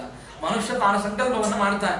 ನಾಳೆಗೆ ಹೀಗೆ, ನಾಡದ್ದು ಹೀಗೆ, ತಿಂಗಳಾದ್ಮೇಲೆ ಹೀಗೆ, ವರ್ಷ ಆದ್ಮೇಲೆ ಹಾಗೆ, 2-3 ವರ್ಷ ಆದ್ಮೇಲೆ ಹೀಗೆ ಅಂತ ಹೇಳಿ ತಾನೆಲ್ಲ ಸಂಕಲ್ಪ ಮಾಡ್ಕೊಂಡು ಇಟ್ಕೊಂಡಿರ್ತಾನೆ. ಆದರೆ ದೇವರು ಒಮ್ಮೆ ಕರೆ ಕೊಡ್ತಾನೆ, ಎಲ್ಲರನ್ನ ಕಳಿಸಿಬಿಡ್ತಾನೆ ಏಕಕಾಲಕ್ಕೆ. ಈ ರೀತಿಯಾಗಿ ಸಂಕಲ್ಪ ಮಾತ್ರ ಮನುಷ್ಯಂದು, ಆದರೆ ಕಾರ್ಯದ ಸಿದ್ಧಿ ಹಾಗೂ ಸಾಧ್ಯವನ್ನು ಮಾಡಿಸುವಂತಹ ಅದ್ಭುತವಾದ ಆ ಕಾರ್ಯದ ಸತ್ತತೆಯನ್ನು ತಂದುಕೊಂಡು ಕರೆದುಕೊಂಡು ಹೋಗುವುದು ಅದು ದೇವರ ಕೆಲಸ. ಹಾಗಾಗಿ ಇವನ್ನೆಲ್ಲ ಸಂಕಲ್ಪ ಮಾಡಿ ಕಣ್ಣಿನಲ್ಲಿ ಎಣ್ಣೆಯನ್ನು ಹಾಕೊಂಡು ಕೃಷ್ಣ ಯಾವಾಗ ಹುಟ್ಟುತ್ತಾನೆ, ಯಾವಾಗ ಅವನನ್ನ ಸಂಹಾರ ಮಾಡಬೇಕು, ವಿಷ್ಣು ಯಾವಾಗ ಅವತಾರ ಮಾಡಿ ಬರ್ತಾನೆ ಅಂತ ಕಾಯ್ತಾ ಇದ್ದ. ಆಗ ದೇವರು ದುರ್ಗೆಗೆ ಆಜ್ಞೆಯನ್ನು ಮಾಡ್ತಾನೆ. ನೀನು ಇದೇ ಗೋಕುಲದಲ್ಲಿ ಯಶೋಧ ಮತ್ತು ನಂದರಿದ್ದಾರೆ, ಆ ಯಶೋಧ ಮತ್ತು ನಂದರ ಮನೆಯಲ್ಲಿ ನೀನು ಹೋಗಿ ಅವತಾರ ಮಾಡು ಅಂತ ದೇವರು ಯಶೋಧೆಗೆ ಆ ದುರ್ಗೆಗೆ ಆಜ್ಞೆಯನ್ನು ಮಾಡಿದ. ದುರ್ಗೆ ಅಲ್ಲಿ ಅವತಾರ ಮಾಡಬೇಕು ಅಂತ ಆಯ್ತು. ಭಗವಾನಪಿ ವಿಶ್ವಾತ್ಮ ಭಕ್ತಾನಾಮ ಭಯಂಕರ ಆವಿವೇಶಾಂಶ ಭಾಗೇನ ಮನ ಆನಕ ದುಂದುಬೇಹೆ. ತಾನು ಒಂದು ಅಂಶದಿಂದಾಗಿ ಆ ವಸುದೇವನಲ್ಲಿ ಪ್ರವೇಶ ಮಾಡಿದ. ಅನೇಕ ವಿಚಾರಗಳು ಇಲ್ಲಿವೆ. ಭಗವಂತ ನಾವೇನು ತಿಳ್ಕೊಂಡಿದ್ದೇವೆ, ಕೃಷ್ಣ ಪರಮಾತ್ಮ ಹೇಗೆ ಅವತಾರ ಮಾಡಿದ. ನಾವು ಅನೇಕ ಈ ಸಿನಿಮಾಗಳನ್ನು ಅಥವಾ ಏನೋ ನೋಡಿರ್ತೇವೆ, ಅಥವಾ ಧಾರಾವಾಹಿಗಳನ್ನು ನೋಡಿರ್ತೇವೆ. ಅಲ್ಲೇನ್ ಮಾಡ್ತಾರೆ, ಸಾಕ್ಷಾತ್ ವಿಷ್ಣು ವೈಕುಂಠಪತಿಯಾಗಿರ್ತಕ್ಕಂತಹ ನಾರಾಯಣನೇ ತಾನೇ ಒಂದು ದೇವಕಿಯ ಗರ್ಭದಲ್ಲಿ ಕೂತ. ಹಾಗಾದರೆ ಏನು ಅಂತ ಕೇಳಿದಾಗ ಹೇಳ್ತಾರೆ, ಸುಧಾದಲ್ಲಿ ಬರುವಂತಹ ಮಾತಿದು. ಆನಂದಮಯಾಧಿಕರಣದಲ್ಲಿ ಏಕಾಗ್ರತ್ಪಾದರು ಇದನ್ನು ತಿಳಿಸ್ತಾರೆ. ಅನುವ್ಯಾಖ್ಯಾನದಲ್ಲಿ ಶ್ರೀಮದಾಚಾರ್ಯ ಈ ಮಾತನ್ನು ಹೇಳ್ತಾರೆ. ಕೃಷ್ಣ ಅಂದ್ರೆ ಯಾರು ಅಂತಂದಾಗ ಹೇಳ್ತಾರೆ, ಬ್ರಹ್ಮತ ಅವಯವೈಪಿ ಸ್ಯಾತ್ ತಥಾ ಅವಯವಿನಿ ಸ್ವತಃ ತಥೈವ ಕೃಷ್ಣಕೇಶಸ್ಯ ಕೃಷ್ಣಸ್ಯ ಬ್ರಹ್ಮತಾಖಿಲಃ ದರ್ಶಿತಾ ಚೈವ ಪಾರ್ಥಾಯ ನಿಸ್ಸೀಮಾ ಶಕ್ತಯೋಸ್ಯ ಹಿ. ಯಾರೀ ಕೃಷ್ಣ ಭಗವಂತ ಹೇಗೆ ಅವತಾರ ಮಾಡಿ ಬಂದ ಅಂತ ಕೇಳಿದಾಗ ಈ ಮಾತನ್ನು ಹೇಳ್ತಾರೆ. ಅಂದ್ರೆ ಸುಧೆಯಲ್ಲಿ ಒಂದು ಚರ್ಚೆ ನಡೀತದೆ, ಆನಂದಮಯ ಅಧಿಕರಣದಲ್ಲಿ ಒಂದು ಚರ್ಚೆ ನಡೀತದೆ. ಭಗವಂತನ ಅವಯವಕ್ಕೂ ಹಾಗೂ ಭಗವಂತನ ಅವಯವಿಗೂ ಭೇದ ಇದೆಯೋ ಅಭೇದ ಇದೆಯೋ ಅಂತ ಒಂದು ಚರ್ಚೆ ನಡೆದಾಗ, ಭಗವಂತನ ಅವಯವಕ್ಕೂ ಹಾಗೂ ಅವಯವಿಗೂ ಸರ್ವಥಾ ಭೇದವಿಲ್ಲ. ಅವಯವಿಗೆ ಯಾವ ಶಕ್ತಿ, ಯಾವ ಸಾಮರ್ಥ್ಯ, ಯಾವ ಓಜಸ್ಸು, ತೇಜಸ್ಸು, ಬಲ, ಪರಾಕ್ರಮ ಏನೇನಿರಬೇಕು ಆ ಎಲ್ಲ ತೇಜಸ್ಸು, ಓಜಸ್ಸು, ಬಲ, ಪರಾಕ್ರಮಗಳು ಅವಯವಕ್ಕೂ ಇದೆ ಅಂತ ಅನ್ನೋದನ್ನು ಸಮರ್ಥನೆ ಮಾಡ್ತಾರೆ ಆನಂದಮಯಾಧಿಕರಣದಲ್ಲಿ. ಹಾಗೆ ಮಾಡುವಾಗ ಶ್ರೀಮದಾಚಾರ್ಯರು ಈ ವಾಕ್ಯವನ್ನು ದೃಷ್ಟಾಂತವನ್ನಾಗಿ ಇಟ್ಕೊಂಡು ಹೇಳ್ತಾರೆ. ಬ್ರಹ್ಮತ ಅವಯವೀಪಿ ಸ್ಯಾತ್. ಬ್ರಹ್ಮತ್ವ ಅಂತನ್ನುವುದು ದೇವರ ಅವಯವದಲ್ಲಿಯೂ ಇದೆ. ಬ್ರಹ್ಮತ ಅವಯವೀಪಿ ಸ್ಯಾತ್ ತಥಾ ಅವಯವಿನಿ ಸ್ವತಃ. ಅವಯವಿಯಲ್ಲಿ ಅಂಕ ಸ್ವಯಂ ದೇವರೇ ಇದ್ದಾನೆ. ಆದ್ದರಿಂದಾಗಿ ಅವಯವಿಯಲ್ಲಿ ಸಂಶಯವನ್ನ ಪಡುವುದೇ ಬೇಡ. ಅವಯವಿ ಅಂದ್ರೆ ಏನು ಗೊತ್ತಾ? ಅವಯವ ಅಂದ್ರೆ ನಮ್ಮ ಕೈ ಕಾಲು. ನಮ್ಮ ಕೈ ಇದೆ, ನಮ್ಮ ಕಾಲಿದೆ, ನಮ್ಮ ಕಣ್ಣಿದೆ ಅಥವಾ ಕಿವಿ ಇದೆ, ಇದಕ್ಕೆಲ್ಲ ಅವಯವ ಅಂತ ಕರೀತಾರೆ. ಅವಯವಿ ಅಂತಂದ್ರೆ ಸಂಪೂರ್ಣವಾದ ಅವಯವಗಳಿಂದ ಕೂಡಿರ್ತಕ್ಕಂತಹ ಏನು ದೇಹ ಇದೆ ಇದಕ್ಕೆ ಅವಯವಿ ಅಂತ ಕರೀತಾರೆ. ಅವಯವವನ್ನ ಉಳ್ಳದ್ದು, ಆದ್ದರಿಂದಾಗಿ ಇದಕ್ಕೆ ಅವಯವಿ ಅಂದಮೇಲೆ ಈ ದೇಹದಲ್ಲಿ ಏನು ಶಕ್ತಿ ಸಾಮರ್ಥ್ಯ ಇದೆ ಆ ಶಕ್ತಿ ಸಾಮರ್ಥ್ಯ ಭಗವಂತನ ಒಂದು ಕೈಗಿದೆ, ಭಗವಂತನ ಒಂದು ಉಗುರಿಗಿದೆ, ಭಗವಂತನ ಒಂದು ಕೂದಲಿಗೂ ಇದೆ ಆ ಶಕ್ತಿ ಸಾಮರ್ಥ್ಯ. ಹಾಗಾಗಿಯೇ ಶ್ರೀಮದಾಚಾರ್ಯರು ಎಲ್ಲಾ ದಾಸರುಗಳು ಭಗವಂತನ ಕೈಗಳನ್ನ ಕೊಂಡಾಡ್ತಾರೆ. ತೋಳು ನಂಗ ತೋಳನ್ನಾಡೈ ಅಂತ ಹೇಳಿ ಭಗವಂತನ ಕೈಗಳನ್ನ ಚೆನ್ನಾಗಿ ಕೊಂಡಾಡಿದ್ದಾರೆ. ಆದರೆ ಯಾರು ಭಗವಂತನ ಉಗುರನ್ನಾಗಲಿ ಭಗವಂತನ ಕೂದಲನ್ನಾಗಲಿ ಯಾರು ಹಾಡಿ ಹೋಗಲಿಲ್ಲ. ಶ್ರೀಮದಾಚಾರ್ಯರು ಆ ಕೆಲಸವನ್ನು ಮಾಡ್ತಾರೆ. ಏನ್ ಮಾಡ್ತಾರೆ ಅಂತಂದ್ರೆ ಭಗವಂತನ ಉಗುರುಗಳು ಕೂಡ ಭಾರೀ ಭಗವಂತನಷ್ಟೇ ಶಕ್ತಿ ಸಾಮರ್ಥ್ಯ ಉಳ್ಳದ್ದು ಅಂತ ಹೇಳಿ ಆ ಆಯುಸ್ತುತಿಯ ಪ್ರಥಮ ಶ್ಲೋಕದಲ್ಲಿ ಶ್ರೀಮದಾಚಾರ್ಯರು ರಚನೆ ಮಾಡಿರತಕ್ಕಂಥದ್ದು ನಖಸ್ತುತಿಯಂತೆ, ಉಗುರಿನ ಸ್ತುತಿ. ಅದು ನಖ ಅಂದ್ರೆ ಉಗುರಿನ ಸ್ತುತಿಯನ್ನು ಮಾಡ್ತಾರೆ. ಪಾಂತಸ್ಮಾನ್ ಕುರುಹೂತ ವೈರಿ ಬಲವನ್ ಮಾತಂಗ ಮಾತ್ಯದ್ಘಟ ಕುಂಭೋಚ್ಚಾದ್ರಿ ವಿಪಾಟನಾಧಿಕಪಟು ಪ್ರತ್ಯೇಕ ವಜ್ರಾಯಿತಾ ಶ್ರೀಮತ್ಕಂಠೀರ ವಾಸ್ಯ ಪ್ರತದ ಸುನಗರ ಧಾರಿತಾರಾತಿಧೂರ ಪ್ರದ್ದಸ್ತದ್ವಾಂತ ಶಾಂತ ಪ್ರವಿತತ ಮನಸ ಭಾವಿತಾನಾಕಿ ವೃಂದೈಹಿ. ಎಂತಹ ಅದ್ಭುತವಾದ ನಖಸ್ತುತಿ ಅಂತ ಕರೀತಾರೆ ಇದಕ್ಕೆ. ಉಗುರಿನ ಸ್ತೋತ್ರ, ಉಗುರಿನಲ್ಲಿ ಆ ಶಕ್ತಿ ಸಾಮರ್ಥ್ಯ ಇದೆ. ಏನು? ಪುರುಹೂತ ವೈರಿ ಬಲವನ್ ಮಾತಂಗ ಮಾತ್ಯದ್ಘಟ ಕುಂಭೋಚ್ಚಾದ್ರಿ ವಿಪಾಟನ ಅಧಿಕಪಟು ಪ್ರತ್ಯೇಕ ವಜ್ರಾಯಿತ. ಪುರುಹೂತ ಅಂದ್ರೆ ಇಂದ್ರ, ಆ ಇಂದ್ರನ ವೈರಿಗಳು ಅಂದ್ರೆ ದೈತ್ಯರು. ಅವರೆಲ್ಲರೂ ಮದೋನ್ಮತ್ತವಾಗಿರತಕ್ಕಂತಹ ಆನೆಯಂತೆ ಮದದಿಂದಾಗಿ ತಿರುಗಾಡಿದಾಗ ಎಲ್ಲ ಆನೆಗಳನ್ನ ಸೀಡಿ ಹಾಕುವುದಕ್ಕೆ ಪ್ರತ್ಯೇಕ ವಜ್ರಾಯಿತ, ಪ್ರತ್ಯೇಕ ವಜ್ರದಂತೆ ಇರುವಂತಹ ಭಗವಂತನ ಉಗುರುಗಳು. ಅಂತಹ ಉಗುರುಗಳು ಅಸ್ಮಾನ್ ಪಾಂತು ಅಂತ ಹೇಳ್ತಾರೆ, ನಮ್ಮನ್ನ ರಕ್ಷಣೆ ಮಾಡ್ಲಿ. ಪಾಂತಸ್ಮಾನ್ ಪುರುಹೂತ ವೈರಿ ಬಲವನ್ ಮಾತಂಗ ಮಾತ್ಯದ್ಘಟಾಹ ಕುಂಭೋಚ್ಚಾದ್ರಿ. ಏನು ಆ ಆನೆಗಳ ಕುಂಭ ಅದನ್ನ ಉಚ್ಛಾದ್ರಿ ಸೀಳುವುದಕ್ಕಾಗಿ ಅಧಿಕ ಅದ್ಭುತವಾಗಿರತಕ್ಕಂತಹ ಸಾಮರ್ಥ್ಯವನ್ನ ಉಳ್ಳದ್ದಾಗಿರತಕ್ಕಂಥದ್ದು ಅಧಿಕ ಪಟು ಪ್ರತ್ಯೇಕ ವಜ್ರಾಯಿತ ಶ್ರೀಮತ್ ಕಂಠೀರ ವಾಸ್ಯ. ಕಂಠೀರವ ಅಂದ್ರೆ ಸಿಂಹ. ಕಂಠೀರವಾಸ್ಯ ಅಂದ್ರೆ ಸಿಂಹದಂತೆ ಮುಖವನ್ನು ಪಡೆದಂಥವನು. ಶ್ರೀಮತ್ ಕಂಠೀರ ವಾಸ್ಯ ಪ್ರತತ ಸುನಗರ ಧಾರಿತಾರಾತಿಧೂರ. ಪ್ರತತ ಸುನಗರ, ಒಂದೊಂದು ಉಗುರುಗಳು ಅದ್ಭುತವಾಗಿರತಕ್ಕಂತಹ ತೇಜಸ್ಸನ್ನು ಕೊಡುವಂತಹದ್ದು. ಈ ದೇವತೆಗಳಲ್ಲಿ ಏನೇನು ಭಯ ಇದೆ ಅಥವಾ ದೇವತೆಗಳಲ್ಲಿ ಏನೇನು ದೋಷಗಳಿವೆ ಆ ಎಲ್ಲ ದೋಷಗಳು ದೇವತೆಗಳು ಆ ಭಗವಂತನ ಉಗುರುಗಳ ಸ್ಮರಣೆಯನ್ನು ಮಾಡಿದರೆ ಆ ಎಲ್ಲ ಭಯಗಳನ್ನು ಕಳೆದುಕೊಳ್ತಾರೆ ಅಂತ ಉಗುರಿನ ಸ್ತೋತ್ರವನ್ನು ಮಾಡ್ತಾರೆ. ಯಾರಿಗೂ ಇಲ್ಲ, ಲಕ್ಷ್ಮ್ಯಾದಿ ದೇವತೆಗಳಿಗೂ ಈ ಸಾಮರ್ಥ್ಯ ಇಲ್ಲ. ಈ ಸಾಮರ್ಥ್ಯ ಭಗವಂತನಿಗೆ ಒಬ್ಬನಿಗೆ ಇದೆ. ಒಂದು ಕೂದಲು ಒಂದು ಉಗುರು ಕೂಡ ಭಗವಂತನಷ್ಟೇ ಶಕ್ತಿ ಸಾಮರ್ಥ್ಯ ಉಳ್ಳದ್ದು ಅಂತ ಹೇಳ್ತಾರೆ. ಇದನ್ನ ಯಾಕೆ ಹೇಳ್ತಾ ಇದ್ದೇನೆ ಅಂತಂದ್ರೆ, ಈಗೇನು ಕೃಷ್ಣ ಅಂತ ಭಗವಂತ ಅವತಾರ ಮಾಡಿದ್ದಾನೆ ಅಂತ ಹೇಳ್ತಾ ಇದ್ದೀವಲ್ಲ, ಇದು ಕೇವಲ ನಾರಾಯಣನ ಒಂದು ಕೂದಲು ಅಂತ ಹೇಳ್ತಾರೆ. ಒಂದು ಕೂದಲು ಮಾತ್ರ. ಈ ಒಂದು ಕೂದಲು ಏನ್ ಮಾಡ್ತು? ಹಾಗಾಗಿ ಕೃಷ್ಣಕೇಶ ಅಂತ ಕರೀತೇವೆ. ಈ ಕೃಷ್ಣಕೇಶನೇ ದೇವಕಿಯ ಗರ್ಭದಲ್ಲಿ ಪ್ರವೇಶ ಮಾಡಿತು. ಏನು ಆ ಕೂದಲಿನ ಸಾಮರ್ಥ್ಯ ಏನು ಅಂದ್ರೆ, ನಾರಾಯಣ ಸುಮ್ಮನೆ ಕೂತಿದ್ದ. ನಾ ಹೇಳುವಂತಹದ್ದಲ್ಲ, ಇದು ವಿಷ್ಣು ಪುರಾಣ ಈ ಮಾತನ್ನು ಹೇಳ್ತದೆ. ಎಲ್ಲಾ ದೇವತೆಗಳು ಹೋಗಿ, ಬ್ರಹ್ಮದೇವರು ಮುಖವನ್ನು ಮಾಡಿಕೊಂಡು ಎಲ್ಲ ದೇವತೆಗಳು ಹೋಗಿ ದೇವರ ಹತ್ರ ಸ್ತೋತ್ರವನ್ನು ಮಾಡಿದಾಗ ದೇವರಿ ಮಾತನ್ನು ಹೇಳ್ತಾನೆ. ಉದ್ಭವರಹಾತ್ಮನ ಕೇಶೌ ಶಿತಕೃಷ್ಣೌ ಮಹಾಮುನೆ ಉವಾಚ ಚ ಸುರಾನೇತೌ ಮತ್ಕೇಶೌ ವಸುಧಾತಲೆ ಅವತೀರ್ಯ ಭುವೋ ಭಾರಃ ಕ್ಲೇಶಹಾನಿಂ ಕರಿಷ್ಯತಿ. ಈ ಮಾತನ್ನ ದೇವರು ಹೇಳ್ತಾನೆ. ಬ್ರಹ್ಮಾದಿ ದೇವತೆಗಳು ಬಂದು, ಸ್ವಾಮಿ ಜಗತ್ತಿನಲ್ಲಿ ದೈತ್ಯರ ಹಾವಳಿ ಬಹಳ ಆಗಿದೆ, ದಯಮಾಡಿ ಆ ದೈತ್ಯರನ್ನ ಸಂಹಾರ ಮಾಡಬೇಕು, ಅಂತಹ ಉಪಾಯವನ್ನು ಏನಾದರೂ ಹೇಳು ಅಂತ ಕೇಳಿದಾಗ ದೇವರು ಹೇಳ್ತಾನೆ, ಎರಡು ಕೂದಲನ್ನ ಕಿತ್ತಾನ, ಒಂದು ಕರಿ ಕೂದಲು, ಇನ್ನೊಂದು ಬಿಳಿ ಕೂದಲು. ಅದನ್ನೇ ಹೇಳ್ತಾರೆ ಉದ್ಭವರಹಾತ್ಮನಃ. ಉದ್ಭವರಹ ಅಂತ ಕಿತ್ತಿದ ಅಂತರ್ಥ. ಏನು? ಸಿತಕೃಷ್ಣವು ಒಂದು ಬೆಳ್ಳಗಿನ ಕೂದಲು, ಇನ್ನೊಂದು ಕಪ್ಪಾದ ಕೂದಲು. ಸಿತಕೃಷ್ಣವು ಮಹಾಮುನೆ. ಆಗ ಉವಾಚ ಚ ಸುರಾನೇತು, ಭಗವಂತ ದೇವತೆಗಳಿಗೆ ಹೇಳ್ತಾನೆ ಏನು? ಮತ್ಕೇಶವು ವಸುಧಾತಲೆ. ಈ ಎರಡು ಕೂದಲುಗಳು, ನಾನೇನು ಎರಡು ಕೂದಲು ಕಿತ್ತೇನೆ, ಒಂದು ಕರಿಯಾದ ಒಂದು ಬಿಳಿಯಾದ ಕೂದಲನ್ನು ನಾನೇನು ಕಿತ್ತಿದ್ದೇನೆ. ಮತ್ಕೇಶವು ವಸುಧಾತಲೆ ಅವತೀರ್ಯ. ಈ ಎರಡೂ ಕೂದಲುಗಳು ಆ ನನ್ನ ಭೂಮಿ ಮೇಲೆ ಅವತಾರ ಮಾಡಿ ದೈತ್ಯರ ಭಾರವನ್ನ ಕಳೀಲಿಕ್ಕೆ ಎರಡು ಕೂದಲು ಸಾಕು ಅಂತ ಹೇಳ್ತಾನೆ. ಮತ್ಕೇಶವು ವಸುಧಾತಲೆ ಅವತೀರ್ಯ ಭೋ ಭಾರಃ ಕ್ಲೇಶಹಾನಿಂ ಕರಿಷ್ಯತಿ. ಇದು ವಿಷ್ಣು ಪರಾಣೋಕ್ತಂ ಅಂತ ಹೇಳ್ತಾರೆ. ಅಂದ್ರೆ ಭಗವಂತನ ಒಂದು ಕೂದಲಿಗೆ ಎಷ್ಟು ಸಾಮರ್ಥ್ಯ ಇದೆ ಅಂತಂದ್ರೆ, ಅದೇ ದೇವಕಿಯ ಗರ್ಭದಲ್ಲಿ ಶ್ರೀಕೃಷ್ಣ ಪರಮಾತ್ಮ ಅವತಾರ ಮಾಡಿ ಬಂದಾಗ, ಮುಂದೆ ಅದನ್ನೇ ಹೇಳ್ತಾರೆ, ಅವತಾರ ಮಾಡಿ ಬಂದಾಗ ಎಲ್ಲ ಈ ಪಾಂಡವರ ಒಂದು ಕದನವಾಗುವಂತಹ ಸಂದರ್ಭದಲ್ಲಿ, ಪಾಂಡವರ ಕೌರವರ ಕದನವಾಗುವ ಸಂದರ್ಭದಲ್ಲಿ ಒಂದು ಕಡೆಗೆ ರಥವನ್ನು ನಿಂದಿರಿಸಿ ಗೀತೆಯನ್ನು ಉಪದೇಶ ಮಾಡ್ತಾ ಮಾಡ್ತಾ ಮಾಡ್ತಾ ಮಾಡ್ತಾ 11ನೇ ಅಧ್ಯಾಯಕ್ಕೆ ಬಂದಾಗ ಆಗ ಹೇಳ್ತಾರೆ, ಬ್ರಹ್ಮತಾ ದರ್ಶಿತಾಚೈವ ಪಾರ್ಥಾಯ ನಿಸ್ಸೀಮ ಶಕ್ತಯೋಸ್ಯಹಿ. ಏನು ಅದ್ಭುತವಾಗಿರ್ತಕ್ಕಂಥ ಒಂದೇ ಒಂದು ಕೂದಲು, ಆ ಕರಿಯಾದ ಕೂದಲು ಏನು ಕೃಷ್ಣನಾಗಿ ಅವತಾರ ಮಾಡಿ ಬಂದಿತ್ತು, ಅದೇ ಕೂದಲೇ ವಿಶ್ವರೂಪವನ್ನು ತೋರಿಸಿದ್ದು ಪಾರ್ಥಾಯ. ಯಾವ ಅರ್ಜುನನಿಗೆ ಯಾವ ವಿಶ್ವರೂಪವನ್ನು ಕೃಷ್ಣ ಪರಮಾತ್ಮ ತೋರಿಸಿದ, ಅದು ಏನು ಅಂತ ಕೇಳಿದರೆ ನಾರಾಯಣನ ಒಂದು ಕೂದಲು. ನಾರಾಯಣನ ಒಂದು ಕೂದಲಿಗೆ ಆ ಶಕ್ತಿ ಸಾಮರ್ಥ್ಯ ಇದೆ.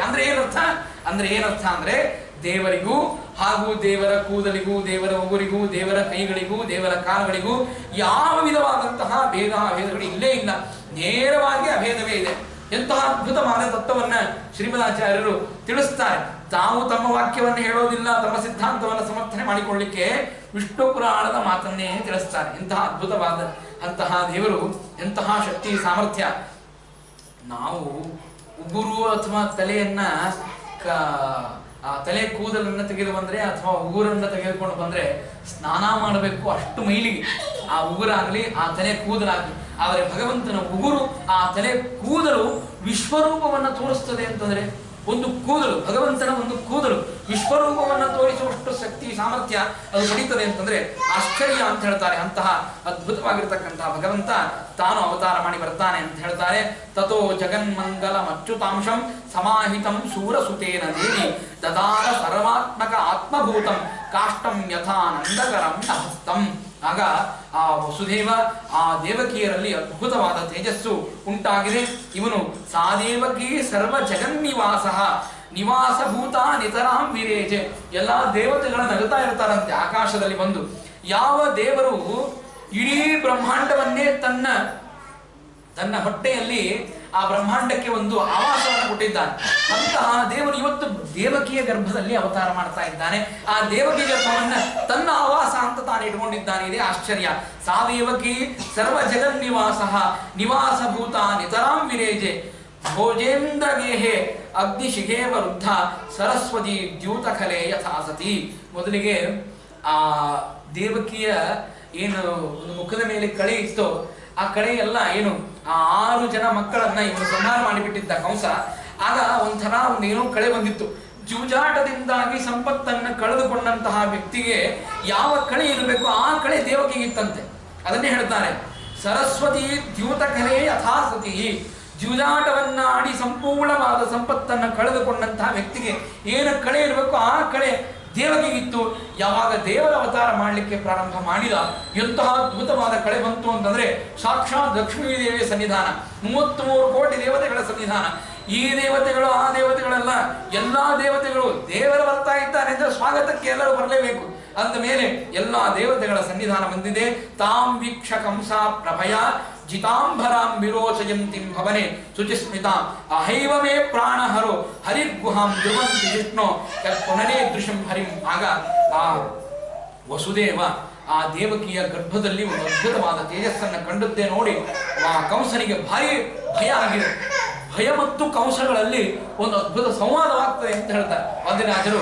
ಆ ರುಕ್ಮಿಣೀಶ ವಿಜಯದಲ್ಲಿ ಭಯ ಮತ್ತು ಕಂಸನ ಸಂವಾದವನ್ನು ಮಾಡಿದ್ದಾರೆ. ನಾಳೆ ದಿವಸ ಅದು ಸಮಯ ಇದ್ರೆ ಅವಶ್ಯವಾಗಿ ಹೇಳುತ್ತೇನೆ. ಆ ಕಂಸ ಬಹಳ ಭಯ ಪಡುತ್ತಾನೆ. ಭಯಪಟ್ಟು ಪಟ್ಟು ಪಟ್ಟು ಅದನ್ನು ನೋಡ್ತಾ ಇರ್ತಾನೆ. ಈ ರೀತಿಯಾಗಿ ಆದಾಗ ಆಗ ಎಲ್ಲ ಕಂಸನಿಗೆ ಚಿಂತೆ ಆಗಲಿಕ್ಕೆ ಶುರು ಆಗ್ತದೆ. ಇವಾಗ ಹುಡ್ತಾನೋ, ನಾಳೆ ಹುಡ್ತಾನೋ, ನಾಡದ್ದು ಹುಡ್ತಾನೋ, ಅಥವಾ ಮಧ್ಯಕಾಲದಲ್ಲಿ ಹುಡ್ತಾನೋ, ಅವನಿಗಿದೇ ಚಿಂತೆ. ಆದರೆ ಒಳಗಡೆ ಭೃಗು ಋಷಿಗಳ ಆವೇಶ ಇರ್ತದೆ. ಕಂಸ ಅಂದ್ರೆ ಜೀವದ್ವಯಾವೇಶ ಅಂತ ಕರೀತೇವೆ. ಅಲ್ಲಿ ದೈತ್ಯ ಕಾಲನೇಮಿನೂ ಇರ್ತಾನೆ ಆ ದೇಹದಲ್ಲಿ. ಅದೇ ದೇಹದಲ್ಲಿ ಭೃಗು ಋಷಿಗಳ ಸನ್ನಿಧಾನ ಇದ್ದದ್ದಕ್ಕಾಗಿ ಯಾವಾಗ ದೇವರ ಅವತಾರ ಮಾಡಿ ಬರ್ತಾನೆ, ಯಾವಾಗ ದೇವರ ಮುಖವನ್ನು ನೋಡಿದ್ದೇನೆ, ಯಾವಾಗ ದೇವರ ಸ್ತೋತ್ರವನ್ನು ಮಾಡಿದ್ದೇನೆ ಅಂತ ಅವರು ಪ್ರೀತಿಯಿಂದ ಭಕ್ತಿಯಿಂದ ಅವರು ಕಾಯ್ತಾ ಇದ್ದರೆ, ಇವನು ದ್ವೇಷದಿಂದಾಗಿ ಇವನು ಕಾಯ್ತಾ ಇರ್ತಾನೆ. ಇಬ್ಬರು ಕೂಡ ಆ ಭಗವಂತನ ಆರಾಧನೆಯ ಆ ಭಗವಂತನನ್ನ ಪ್ರತೀಕ್ಷೆ ಮಾಡ್ತಾ ಇರ್ತಾರೆ. ಈ ರೀತಿಯಾಗಿ ಮಾಡುವಾಗ ಗರ್ಭಸ್ತುತಿಯನ್ನು ಎಲ್ಲ ದೇವತೆಗಳು ದೇವರು ಗರ್ಭದಲ್ಲಿ ಪ್ರವೇಶ ಮಾಡ್ತಾ ಇದ್ದಾನೆ ಗರ್ಭಸ್ತುತಿಯನ್ನು ಮಾಡುತ್ತಾರೆ. ಎಂತಹ ಅದ್ಭುತವಾದ ಗರ್ಭಸ್ತುತಿ ಅಂತಂದ್ರೆ ಇದನ್ನು ಕೇಳಲೇಬೇಕು ಅಂತಂತಾರೆ. ಯಾರು ಗರ್ಭಿಣಿಯರಿದ್ದಾರೆ ಈ ಗರ್ಭಸ್ತುತಿಯನ್ನ ವಿಶೇಷವಾಗಿ ಶ್ಲೋಕ ಬಿಡದೆ ಕೇಳಬೇಕು ಅಂತಂತಾರೆ. ಅಂತಹ ಅದ್ಭುತವಾದ ಗರ್ಭಸ್ತುತಿ ಎಲ್ಲ ದೇವತೆಗಳು ಸುತ್ತುವರೆದು ಏನು ಆ ದೇವಕಿ ಪುಣ್ಯ ನೋಡ್ರಿ. ಅಂದ್ರೆ ಸಾಮಾನ್ಯವಾಗಿ ಒಬ್ಬ ಸದ್ಬ್ರಾಹ್ಮಣ, ಒಬ್ಬ ಸದ್ವೈಷ್ಣವ ಇವತ್ತು ನಾವು ನೋಡ್ತೇವೆ. ತಿರುಕೊಯ್ಲೂರಿನಲ್ಲಿ ಒಬ್ಬ ಗುರುರಾಚಾರ್ಯರು ಅಂತ ಹೇಳಿ ಎಂತಹ ಅದ್ಭುತವಾದ ಪರೀಕ್ಷೆಯನ್ನು ಕೊಡ್ತಾ ಇದ್ದಾರೆ. ಆ ದ್ವೈತದ್ಯುಮಣಿ ಅಂತ. ಆ ದ್ವೈತದ್ಯುಮಣಿ ಅಂತಂದ್ರೆ ಸುಧಾ ಮೇಲಿನ ಕ್ರೋಢಪತ್ರಗಳವರು. ಆ ಕ್ರೋಢಪತ್ರಗಳನ್ನು ಬರೆದಿರ್ತಕ್ಕಂತಹ ಮಹಾನುಭಾವರು ಸತ್ಯ ಸಂಕಲ್ಪರ ಒಂದು ಆ ಮಂತ್ರಾಕ್ಷತಿಯ ಬಲದಿಂದಾಗಿ ಆ ಹುಲಿಗಿ ಶ್ರೀಪತ್ಯಾಚಾರ್ಯರು ಅಂತ ಹೇಳಿ ಭಾರಿ ಅದ್ಭುತ ಪಂಡಿತರು. ಆ ಸತ್ಯ ಸಂಕಲ್ಪದ ಮಂತ್ರಾಕ್ಷತಿಯ ಬಲದಿಂದಾಗಿ ಕ್ರೋಢಪತ್ರಗಳನ್ನು ರಚನೆ ಮಾಡ್ತಾರೆ. ದ್ವೈತದ್ಯುಮಣಿ ಮುಟ್ಟಲಿಕ್ಕೆ ಅಸಾಧ್ಯ ಅನ್ನುವಂತಹ ಗ್ರಂಥ, ಮುಟ್ಲಿಕ್ಕೆ ಸಾಧ್ಯವೇ ಇಲ್ಲ ಅಂತಹ ಭಾರಿ ಕಠಿಣವಾದ ಗ್ರಂಥ. ಸುಧಾ ಪರೀಕ್ಷಾ ಕೊಟ್ಟರೂ ಕೊಡಬಹುದು. ದ್ವೈತದ್ಯುಮಣಿ ಒಂದು ಲೈನ್ ಅರ್ಥ ಮಾಡಿಕೊಂಡ್ರೆ ಅವನು ಭಾರಿ ಪಂಡಿತ ಅಂತ ಕರೀತಾರೆ. ಅಂತಹದ್ದು ಈ ಸತ್ಯಾತ್ಮರ ಯುಗ ಅಂತೇನು ಕರೀತೇವೆ. ಇದು ನಿಜವಾಗಿ ಇದು ಕಲಿಯುಗ ಅಲ್ಲ, ಇದು ಕೃತಿಯುಗ. ಏಕೆಂದ್ರೆ ಸತ್ಯಯುಗ ಇದು. ಸತ್ಯಾತ್ಮರ ಯುಗದಲ್ಲಿ ನಾವು ಇದ್ದೇವೆ ಅಂತಂದ್ರೆ ಇದು ನಿಜವಾಗಿ ಇದು ಸತ್ಯಯುಗ. ಇಂತಹ ಯುಗದಲ್ಲಿ ಇನ್ನೂ ದ್ವೈತದ್ಯುಮಣಿ ಪರೀಕ್ಷಾ ನಡೀತಾ ಇದೆ. ಸುಧಾ ಸಂಪೂರ್ಣ ಪರೀಕ್ಷಾ ಇವತ್ತು ನಡೀತಾ ಇದೆ ಅಂತಂದ್ರೆ ಒಬ್ಬ ವಿದ್ಯಾರ್ಥಿ ಇವತ್ತು ಸಂಪೂರ್ಣ ಸುಧಾ ಪರೀಕ್ಷಾ ಕೊಡ್ತಾ ಇದ್ದಾನೆ. ನಿನ್ನೆ ಒಬ್ಬ ಮಹಾಪಂಡಿತರವರು ಆನಂದ ತೀರ್ಥಾಚಾರ್ಯ ಪಗಡಾಲ್ ಅಂತ ಹೇಳಿ ಈ TTD ಅಧ್ಯಕ್ಷರು, ಅವರ ಮಕ್ಕಳು ಅವರು ಗುರುರಾಜಾಚಾರ್ಯ ಪಗಡಾಲ್ ಅಂತ ಹೇಳಿ ಹಿಂದೆ ಸುಧಾಮಂಗಳ ಆಯಿತು. ಅವಾಗೆಲ್ಲ ಅವರಿಗೆ ಬಹಳ ಒತ್ತಾಯ ಮಾಡಿದರು, ಮದುವೆ ಮಾಡ್ಕೊಡ್ರಿ, ಅವರಿಗೆಲ್ಲ ಚೆನ್ನಾಗಿ ಇದೆ, ಮನೆತನದಿಂದಲೂ ಚೆನ್ನಾಗಿದೆ, ಮದುವೆ ಮಾಡ್ಕೊಡ್ರಿ, ಎಲ್ಲ ಆಗ್ತದೆ, ಇನ್ನೇನು ಸಂಸಾರಸ್ಥರಾಗ್ರಿ ಅಂದ್ರೆ ಮದುವೆನೇ ಬೇಡ ಅಂತ ಅಂದ್ಬಿಟ್ರು. ನಾನು ಇನ್ನೂ ಬಹಳ ಓದೋದಿದೆ, ಸಾಧನೆ ಮಾಡೋದಿದೆ, ಮದುವೆ ಬೇಡ ಅಂತ. ಅವರು ಸುಧಾಮಂಗಳಾಗಿದ್ದು ಬಹಳ ಹಿಂದೆ, ಒಂದು 5-6 ವರ್ಷದ ಹಿಂದೆ ಅವರು ಸುಧಾಮಂಗಳಾಗಿ ಹೋಗಿದೆ. ಆದರೆ ಮದುವೆ ಮಾಡ್ಕೊಳ್ಳಿಲ್ಲ. ಏನ್ ಮಾಡಬೇಕು ಅಂದ್ರೆ ಸ್ವಾಮಿಗಳ ಭಗವಂತನ ಪ್ರೀತಿಯನ್ನು ಸಂಪಾದನೆ ಮಾಡಬೇಕು ಅಂತ ಹೇಳಿ ದ್ವೈತದ್ಯುಮಣಿ ಗ್ರಂಥವನ್ನು ಓದಿದರು. 5-6 ವರ್ಷದ ತಪಸ್ಸು. ಇವತ್ತು ನಮ್ಮ ಸ್ವಾಮಿಗಳು ಅವರು ಅದನ್ನು ಹೇಳ್ತಾ ಇದ್ರು. 6 ವರ್ಷದ ತಪಸ್ಸು ಅಂದ್ರೆ ಅರಿಷಟ್ ವರ್ಗಗಳ ನಿಗ್ರಹ ಅಂತ.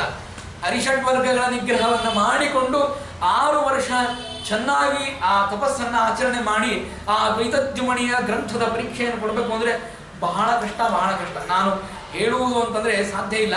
ಅದನ್ನೊಂದ್ಸಲ ಯಾರಾದರೂ ಪಂಡಿತರ ಕಡೆಯಿಂದ ಪಾಠ ಹೇಳ್ರಿ ಅಂತ ಕೇಳ್ರಿ, ಪಂಡಿತರೇ ಪಲಾಯನ ಮಾಡಿಬಿಡ್ತಾರೆ. ಅಂತಹ ಗ್ರಂಥ ಅದು. ಅಂದ್ರೆ ಸಾಧ್ಯವೇ ಇಲ್ಲ ಆ ಪಾಠವನ್ನು ಹೇಳುವುದಕ್ಕೆ. ಕ್ರೋಢಪತ್ರಗಳನ್ನು ಹೇಳಬೇಕು ಅಂದ್ರೆ ಸ್ವಾಮಿಗಳು ಹೇಳಬೇಕು, ಅಥವಾ ಮಹಾಪಂಡಿತರು ಮಹಾಜ್ಞಾನಿಗಳು ನಮ್ಮ ಗುರುಗಳಂತಹ ಆಚಾರ್ಯರು ಯಾರಿದ್ದಾರೋ ಅಂಥವರು ಈ ಕ್ರೋಢಪತ್ರದ ಪಾಠವನ್ನು ಹೇಳಬೇಕೇ ಹೊರತು ಇನ್ನು ಬೇರೆ ಯಾರಿಗೂ ಆ ಸ್ಪರ್ಶವನ್ನು ಮಾಡಲಿಕ್ಕೆ ಸಾಧ್ಯವಿಲ್ಲ. ಅಂತಹ ಅದ್ಭುತವಾದ ಗ್ರಂಥದ ಪರೀಕ್ಷೆಯನ್ನ ಕೊಟ್ಟಿದ್ದಾರೆ ಯಾರು? ಗುರುರಾಜಾಚಾರ್ಯ ಪಗಡಾದವರು. ಅವರ ಬಗ್ಗೆ ಹೇಳಬೇಕಾದ್ರೆ ಅದನ್ನು ಹೇಳಿದ್ರು. ಏನು ಹೇಳಿದ್ರು ಅಂತಂದ್ರೆ, ಇಂತಹ ಮಕ್ಕಳನ್ನು ಪಡಿಬೇಕಾದ್ರೆ ತಂದೆ ತಾಯಿಗಳು ಎಷ್ಟು ಪುಣ್ಯ ಮಾಡಿರಬೇಕು ಅಂತ. ಸಾಮಾನ್ಯವಾಗಿ ದೇವರಿಗೆ ಹೋಗಿ ನಮಸ್ಕಾರ ಮಾಡ್ತಾನೆ ಒಬ್ಬ ವ್ಯಕ್ತಿ ಅಂತಂದ್ರೆ ಅಂತಹ ಮಗನನ್ನು ಪಡಿಬೇಕಾದ್ರೆ ಬಹಳ ಪುಣ್ಯ ಮಾಡಿರ್ಬೇಕ್ರಿ. ಯಾಕಂದ್ರೆ ತಂದೆ ತಾಯಿಗಳಿಗೆ, ದೇವರಿಗೆ, ದೇವರ ಗುಡಿಗೆ ಹೋಗಿ ನಮಸ್ಕಾರ ಮಾಡುವಂತಹ ಮಕ್ಕಳು ಕಲಿಯುಗದಲ್ಲಿ ಹುಟ್ಟೋದು ಬಹಳ ಕಡಿಮೆ. ಅದೇನೋ ಮದರ್ಸ್ ಡೇ ಹಾಗೂ ಫಾದರ್ಸ್ ಡೇ ಅಂತ ಮಾಡಿ ಅಲ್ಲಿ ಹೋಗಿ ಆ ಅವತ್ತಿನ ದಿವಸ ಮಾತ್ರ ಆ ತಂದೆ ತಾಯಿಗಳಿಗೆ ನಮಸ್ಕಾರ ಮಾಡಿ ಸ್ಟೇಟಸ್ ಹಾಕಿಬಿಡ್ತಾರೆ. ಅವತ್ತು ಮುಗಿದೋಯ್ತು. ಸ್ಟೇಟಸ್ ಹಾಕುವುದಕ್ಕಾಗಿಯೇ ನಮಸ್ಕಾರವನ್ನು ಮಾಡ್ತಾರೆ. ಮತ್ತೇನು ಆಶೀರ್ವಾದವನ್ನು ಪಡಿಬೇಕು ಅಥವಾ ಅವ್ರ ಕಡೆಯಿಂದಾಗಿ ಏನೋ ಒಂದು 4 ಮಾತುಗಳನ್ನು ಕಲಿಬೇಕು ಅಂತ ಅನ್ನೋದಕ್ಕಾಗಿ ಅಲ್ಲ, ಸ್ಟೇಟಸ್ ಹಾಕುವುದಕ್ಕಾಗಿ. ಅಂತಹ ಜಗತ್ತಿನಲ್ಲಿ ಇವತ್ತು ದ್ವೈತದ್ಯುಮಣಿ ಕೊಡುವಂತಹ ಒಂದು ಅದ್ಭುತವಾದ ಒಂದು ಸಂತಾನ ತಂದೆ ತಾಯಿಗಳಲ್ಲಿ ಆಗ್ತದೆ ಅಂತಂದ್ರೆ ತಂದೆ ತಾಯಿಗಳು ಎಷ್ಟು ಪುಣ್ಯ ಮಾಡಲಿಕ್ಕೆ ಸಾಧ್ಯ ಇದೆ ಅದನ್ನು ನೋಡ್ಬೇಕಲ್ಲ. ಸಾಮಾನ್ಯವಾಗಿ ಅಂತಹ ವ್ಯಕ್ತಿಗಳ ಜನ್ಮವಾಗಬೇಕು ಅಂದ್ರೆ ಪುಣ್ಯ ಮಾಡಿರಬೇಕು ಅಂತಂದ್ರೆ ದೇವರ ಅವತಾರ ಮಾಡಿ ಬರ್ತಾ ಇದ್ದಾನೆ ಅಂತಂದ್ರೆ ವಸುದೇವ ದೇವಕಿಯರಲ್ಲಿ ಈ ವಸುದೇವ ದೇವಕಿ ಎಷ್ಟು ಪುಣ್ಯ ಮಾಡಿರ್ಬೋದು. ತಾರತಮ್ಯ ಹೇಳಿದೆ. ದೇವರು ಅಂದ್ರೆ ವೇದ ಪ್ರತಿಪಾದ್ಯನಾಗಿರತಕ್ಕಂತಹ ದೇವರು ಒಬ್ಬ ವೇದ ಓದುವ ಬ್ರಾಹ್ಮಣ ಹುಟ್ಟಿ ಬಂದ್ರೆ, ಒಬ್ಬ ವೇದಾಂತ ಓದುವ ಬ್ರಾಹ್ಮಣ ಹುಟ್ಟಿ ಬಂದ್ರೆ ಬಹಳ ಆನಂದ ಪಡುವಂತಹ ದಿವಸದಲ್ಲಿ ವೇದ ಪ್ರತಿಪಾದ್ಯನಾದ ದೇವರೇ ಹುಟ್ಟಿ ಬಂದಾಗ ಎಷ್ಟೋ ಆನಂದ ಪಡಬೇಕು. ಆ ಆನಂದಕ್ಕೆ ಇತಿಮಿತಿನೇ ಇಲ್ಲ ಅಂತ ಹೇಳ್ತಾರೆ. ಅಂತಹ ಭಗವಂತ ಬರ್ತಾ ಇದ್ದಾನೆ. ಎಲ್ಲ ದೇವತೆಗಳು ಸುತ್ತುವರೆದು ಗರ್ವಸ್ತುತಿಯನ್ನ ಮಾಡ್ತಾರೆ.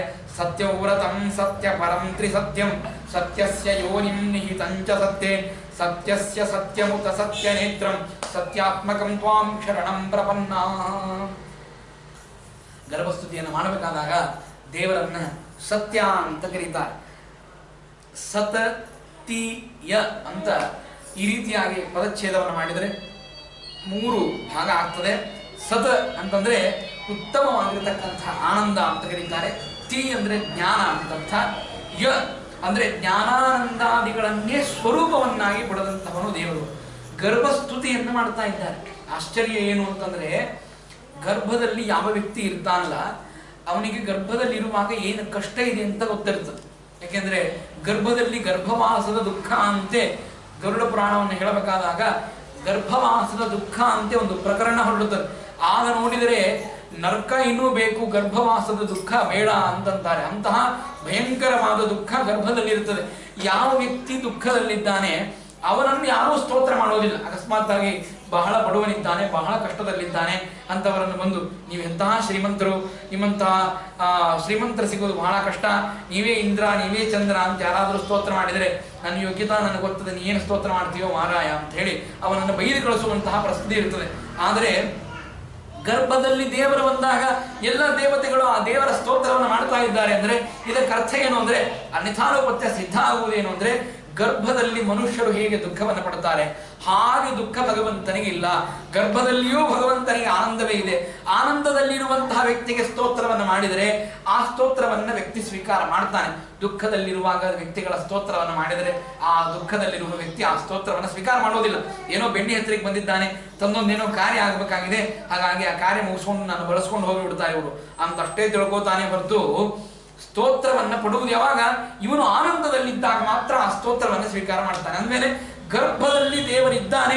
ಗರ್ಭದ ಯಾವ ದುಃಖಗಳು ದೇವರಿಗಿಲ್ಲ. ಎಲ್ಲ ದೇವತೆಗಳು ಗರ್ಭದಲ್ಲಿ ಸ್ತೋತ್ರವನ್ನು ಮಾಡ್ತಾ ಇದ್ದಾರೆ. ಗರ್ಭಸ್ತುತಿ ಅಂತಂದ್ರೆ ದೇವರು ಆನಂದದಿಂದ ಗರ್ಭದಲ್ಲಿ ಇದ್ದಾನೆ ಅಂತ ಅರ್ಥ. ಅಂತಹ ಭಗವಂತ ಸತ್ಯವ್ರತಂ ಸತ್ಯ ಪರಂ.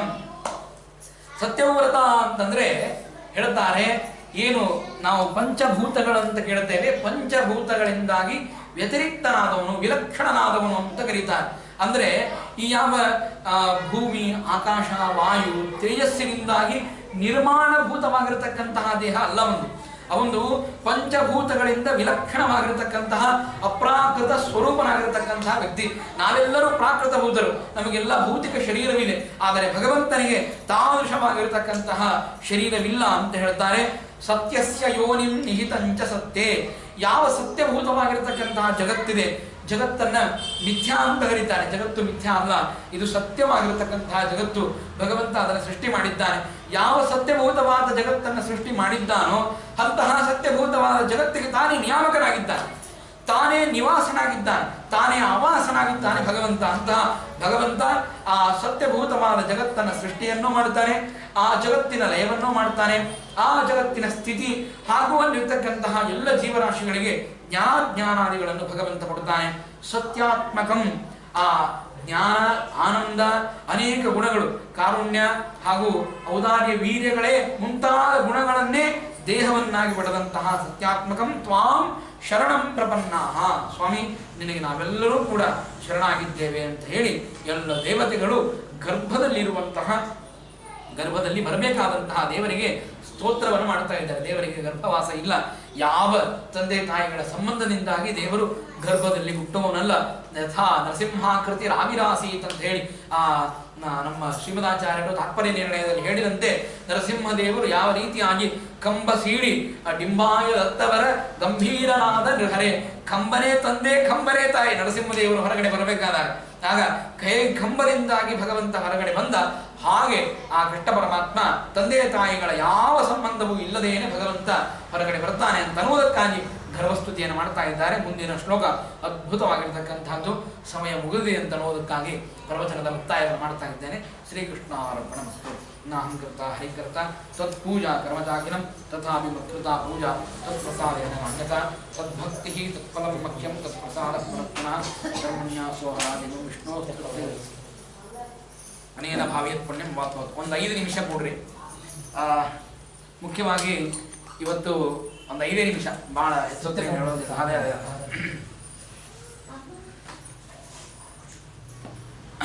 ಆಪಾದ ಮೌಲಿ ಪರ್ಯಂತಂ ಗುರುನಾಮ ಆಕೃತಿ ಸ್ಮರೆ ತೇನ ವಿಘ್ನಾಃ ಪ್ರಣಶ್ಯಂತಿ ಸಿದ್ಧಂತಿ ಚ ಮನೋರಥಾಃ. ಶ್ರೀ ಗುರುಭ್ಯೋ ನಮಃ. ಹರಿ ಓಂ. ಸತ್ಯಪ್ರಮೋದ ತೀರ್ಥರ ಆರಾಧನಾ ಮಹೋತ್ಸವ, ಅದರಲ್ಲಿಯೂ ಅವರ ಉಪಕಾರವನ್ನು ನಾವೆಲ್ಲ ಪಡೆದಿದ್ದೇವೆ. ಹಾಗಾಗಿ ಸತ್ಯಪ್ರಮೋದರನ್ನು ನೆನೆಸದೇ ಹೋದರೆ ನಾವೆಲ್ಲರೂ ಕೂಡ ಆ ಉಪಕಾರವನ್ನು ತೆಗೆದುಕೊಂಡು ಪಶುಗಳಂತೆ ಆಗಿಬಿಡ್ತೇವೆ ಅಂತ ಅನ್ನುವುದಕ್ಕಾಗಿ ಆ ಸತ್ಯಪ್ರಮೋದರನ್ನು ಚೆನ್ನಾಗಿ ಹೊಗಳಬೇಕು. ಎಷ್ಟು ಶಕ್ತಿ ಇದೆಯೋ ಅಷ್ಟನ್ನು ಹೇಳಲಿಕ್ಕೆ ಪ್ರಯತ್ನ ಮಾಡ್ತೇನೆ. ಮೊದಲಿಗೆ ಅವರ ತಪಸ್ಸು ಅಂತಂದರೆ ಸತ್ಯಪ್ರಮೋದರ ತಪಸ್ಸು. 50 ವರ್ಷ ಪೂಜಕಾನ್ ನೌಮಿ ನ್ಯಾಯ ಸುಧಾರತಾನ್ ಸತ್ಯಪ್ರಮೋದ ತೀರ್ಥಾರ್ಯ. ಅನೇಕ ವಿಶೇಷಣಗಳನ್ನು ಕೊಟ್ಟಿದ್ದಾರೆ ಅವರಲ್ಲಿ ಆ ಶ್ಲೋಕವನ್ನು ಹೇಳುವಾಗ. ಆಗ ಇದನ್ನು ಹೇಳ್ತಾರೆ, 50 ವರ್ಷ ಪೂಜಕ, 50 ವರ್ಷ ಬಿಡದೇನೆ ರಾಮದೇವರ ಪೂಜೆಯನ್ನು ಮಾಡಿದ್ದಾರೆ. ಇದಕ್ಕಿಂತ ದೊಡ್ಡ ತಪಸ್ಸು ಇನ್ಯಾವುದೂ ಇಲ್ಲ. ನಮ್ಮಲ್ಲಿ ಹೇಳುವ ಮಾತು ಏನು ಅಂದರೆ, ನಮಗೇನಾದರೂ ಸ್ವಲ್ಪ ಬೇಸರಿಕೆ ಬಂತು, ಜ್ವರ ಬಂತು ಅಥವಾ ನೆಗಡಿ ಬಂತು ಅಂತಂದರೆ ಮೊಟ್ಟ ಮೊದಲಿಗೆ ಬಿಡುವುದೇ ನಾವು ದೇವರ ಪೂಜೆಯನ್ನು. ಮಿಕ್ಕ ತಿನ್ನೋದನ್ನು ಬಿಡೋದಿಲ್ಲ, ಊಟ ಮಾಡುವುದನ್ನು ಬಿಡೋದಿಲ್ಲ, ಹರಟೆ ಹೊಡೆಯೋದನ್ನು ಬಿಡೋದಿಲ್ಲ, ಸಿನಿಮಾ ನೋಡುವುದನ್ನು ಬಿಡೋದಿಲ್ಲ, ಯಾವುದನ್ನು ಬಿಡೋದಿಲ್ಲ. ನಮಗೆ ನೆಗಡಿ ಜ್ವರ ಏನಾದರೂ ಬಂದರೆ ಮೊಟ್ಟ ಮೊದಲಿಗೆ ಏನು ಬಿಡ್ತೇವೆ? ದೇವರ ಪೂಜೆ ಬಿಟ್ಬಿಡ್ತೇವೆ. ಇವತ್ತು ನೆಗಡಿ ಬಂದಿದೆ, ಜ್ವರ ಬಂದಿದೆ, ದೇವರ ಪೂಜೆಯನ್ನು ಮಾಡ್ಲಿಕ್ಕೆ ಆಗೋದಿಲ್ಲ, ಬಿಟ್ಬಿಡೋಣಂತೆ ಇವತ್ತು. 50 ವರ್ಷದಲ್ಲಿ ದೇವರು ಹೇಗೆ ಕಾಯ್ತಾ ನೋಡ್ರಿ ಸಜ್ಜನರನ್ನ. 50 ವರ್ಷದಲ್ಲಿ ಜ್ವರ ಅನ್ನಲಿಲ್ಲ, ನೆಗಡಿ ಅಂತ ಅನ್ನಲಿಲ್ಲ, ಬೇಸರಿಕೆ ಅಂತ ಅನ್ನಲಿಲ್ಲ. ಮತ್ತೇನಪ್ಪ ಅದೇ ರಾಮದೇವರನ್ನು ಪೂಜೆ ಮಾಡೋದು, ಮತ್ತೆ ಬೆಳಿಗ್ಗೆ ಹೇಳೋದು, ಮತ್ತೆ ಭಾಮಿ ಸ್ನಾನ, ಮತ್ತೆ ನದಿ ಸ್ನಾನ, ಮತ್ತೆ ಅದೇ ಶಿಷ್ಯಂದ್ರು, ಮತ್ತೆ ಅದನ್ನೇ ಪಾಠ ಹೇಳೋದು. ಹೀಗೆ ಬೇಸರಿಕೆನೇ ಬರಲಿಲ್ಲ ಅವರಿಗೆ. ಎಂತಹ ಚೇತನರೇ ಅವರು, ವಿಶ್ವಚೇತನ ಅಂತ ಕರೀತಾರೆ ಅಂತವರನ್ನ. ಅಂತಹ ಚೇತನರು ಬಹಳ ದುರ್ಲಭ ಸಿಗೋದು. 50 ವರ್ಷದಲ್ಲಿ ಬೇಸರಿಕೆ ಪಡದಂತೆ ಯಾವಾಗ ದೇಹವನ್ನ ಭಗವಂತನೇ ಕುಗ್ಗಿಸ್ತಾನೆ ಆಗ ಮಾತ್ರ ದೇವರ ಪೂಜೆಯನ್ನು ಬಿಡತಕ್ಕಂತೆ ಹೊರತು, ದೇಹದಲ್ಲಿ ಎಲ್ಲಿ ತನಕ ಉಸಿರಿದೆ, ದೇಹದಲ್ಲಿ ಎಲ್ಲಿ ತನಕ ಶಕ್ತಿ ಇದೆ, ದೇಹದಲ್ಲಿ ಎಲ್ಲಿ ತನಕ ಸಾಮರ್ಥ್ಯವಿದೆ, ಅಲ್ಲಿ ತನಕನೂ ರಾಮದೇವರ ಪಾದಾರಾಧನೆಯನ್ನು ಮಾಡುವುದೇ ಅಂತ ಹೇಳಿ ಸಂಕಲ್ಪ ಮಾಡಿರ್ತಕ್ಕಂತಹ ಮಹಾನುಭಾವರು ಸತ್ಯಪ್ರಮೋದ ತೀರ್ಥ ಶ್ರೀಪಾದಂಗಳು. ಅವರ ತಪಸ್ಸಿನ ಫಲ ಭಾರಿ ಅದ್ಭುತವಾಗಿರ್ತಕ್ಕಂತಹ ಫಲ ಇವತ್ತು ನಾವು ಕಾಣ್ತಾ ಇದ್ದೇವೆ. ಅವರ ತಪಸ್ಸಿನ ಫಲವಾಗಿ ಸತ್ಯಾತ್ಮ ತೀರ್ಥರನ್ನ ನಾವು ಕಾಣ್ತಾ ಇದ್ದೇವೆ. ಅದೇನು 50 ವರ್ಷ ರಾಮದೇವರನ್ನ ಬಿಡದೆ ಎಡಬಿಡದೆ, ಯಾವ ಬೇಸರಿಕೆ ಇಲ್ಲದೇನೆ, ಯಾವ ನೆಪಗಳ ಇಲ್ಲದೇನೆ, ಏನೋ ಇವತ್ತು ಜ್ವರ ಬಂತು, ಇವತ್ತು ಹಾಗಾಯ್ತು, ಇವತ್ತು ಹೀಗಾಯ್ತು, ಏನೋ ಆಯ್ತು ಅಂತ ಹೇಳಿ ದೇವರ ಪೂಜೆಗಳನ್ನು ಲೋಪ ಮಾಡುವಂತಹ ಪ್ರಸಕ್ತಿನೇ ಇಲ್ಲದೇನೆ 50 ವರ್ಷ ಎಡಬಿಡದೆ ರಾಮದೇವರ ಪೂಜೆಯನ್ನು ಮಾಡಿದ್ದಕ್ಕಾಗಿ ಇವತ್ತು ದೊರಕಿರ್ತಕ್ಕಂತಹ ದೊಡ್ಡ ದೈವ ಅಂದ್ರೆ ಸತ್ಯಾತ್ಮ ತೀರ್ಥರಂತಹ ಮಹಾನುಭಾವರು ನಮ್ಮ ಮಾಧ್ವ ಕುಲಕ್ಕೇನೆ ಭಾರೀ ಜಗದ್ಗುರುಗಳಾಗಿ ನಮಗೆ ಸಿಕ್ಕಿದ್ದಾರೆ. ಆಶ್ಚರ್ಯ ಏನು ಅಂತಂದ್ರೆ, ಹಾಗಾಗಿ ನಮ್ಮ ಆಚಾರ್ಯ ಅವಾಗ ಹೇಳುತ್ತಿದ್ರು, ನಮ್ಮಲ್ಲಿ ಏನು ಹೇಳುತ್ತಿದ್ರು ಅಂದ್ರೆ, ಸತ್ಯಪ್ರಮೋದರು ಹೇಗೆ ನಮಗೆ ಈ ಸತ್ಯಾತ್ಮರನ್ನ ಕೊಟ್ಟಿದ್ದು ಅಂತಂದ್ರೆ, ಯದಾ ಯದಾ ಹಿ ಧರ್ಮಸ್ಯ ಗ್ಲಾನಿರ್ಭವತಿ ಭಾರತ ಅಭ್ಯುತ್ಥಾನಂ ಅಧರ್ಮಸ್ಯ ತದಾ ಸತ್ಯಾತ್ಮಾನಂ ಸೃಜಾಮ್ಯಹಂ ಅಂತ ಹೀಗೆ ಮಾತನ್ನ ಆಗಾಗ ಹೇಳ್ತಿದ್ರು. ಯಾವಾಗ ಧರ್ಮದ ಗ್ಲಾನಿ ಆಗ್ತದೆ, ಅಧರ್ಮದ ಉತ್ಥಾನ ಯಾವಾಗ ಆಗಲಿಕ್ಕೆ ಪ್ರಾರಂಭವಾಗ್ತದೆ, ಆಗ ಸತ್ಯಾತ್ಮಾನಂ ಸೃಜಾಮ್ಯಹಂ. ಸತ್ಯಪ್ರಮೋದರು ಈ ಮಾತನ್ನು ಹೇಳ್ತಿದ್ರು ಅಂತಂದ್ರೆ, ಸತ್ಯಪ್ರಮೋದರು ಎಂಥ ಅದ್ಭುತವಾದ ಸತ್ಯಾತ್ಮನನ್ನ ನಮಗೆ ಕೊಟ್ಟು ಹೋದರು. ಅಷ್ಟೇ ಅಲ್ಲದೇನೆ ಅವರ ತಪಸ್ಸಿನ ಮಹಿಮೆಯನ್ನ ಕೇಳಬೇಕಾದ್ರೂ ಕೂಡ ಒಂದು ಕಥೆ ನಮ್ಮ ಆಚಾರ್ಯರು ಯಾವಾಗಲೂ ಕಾಲೋಕ್ತಿಗೆ ಹೋದಾಗ ಅದನ್ನು ಹೇಳ್ತಿದ್ರು. ಏನು ಅಂತಂದ್ರೆ, ಒಂದು ಸಲ ವೈಶಾಖ ಮಾಸದಲ್ಲಿ ಸತ್ಯಪ್ರಮೋದರು ರಾಯಚೂರಿಗೆ ಹೋಗಿದ್ದಾರೆ. ರಾಯಚೂರಿಗೆ ಹೋಗ್ತಾ ಇರುವಂತಹ ಸಂದರ್ಭದಲ್ಲಿ 2 ಏಕಾದಶಿ ಬಂದಿದೆ.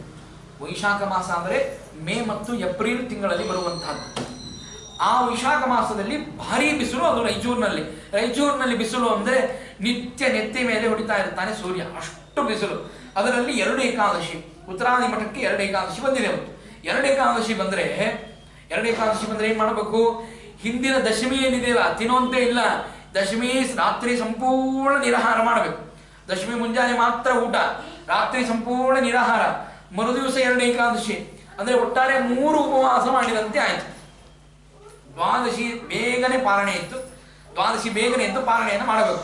ಸತ್ಯಪ್ರಮೋದರು ದೇವರ ಪೂಜೆ ಎಲ್ಲ ಆಯಿತು. ಯಾರ್ಯಾರಿಗೆ ತೀರ್ಥ ಕೊಡಬೇಕಾಗಿತ್ತು ಪಂಡಿತರು ಎಲ್ಲರೂ ಬಂದು ತೀರ್ಥವನ್ನು ಸ್ವೀಕಾರ ಮಾಡಿದ್ರು. ಎಲ್ಲ ಆಯಿತು.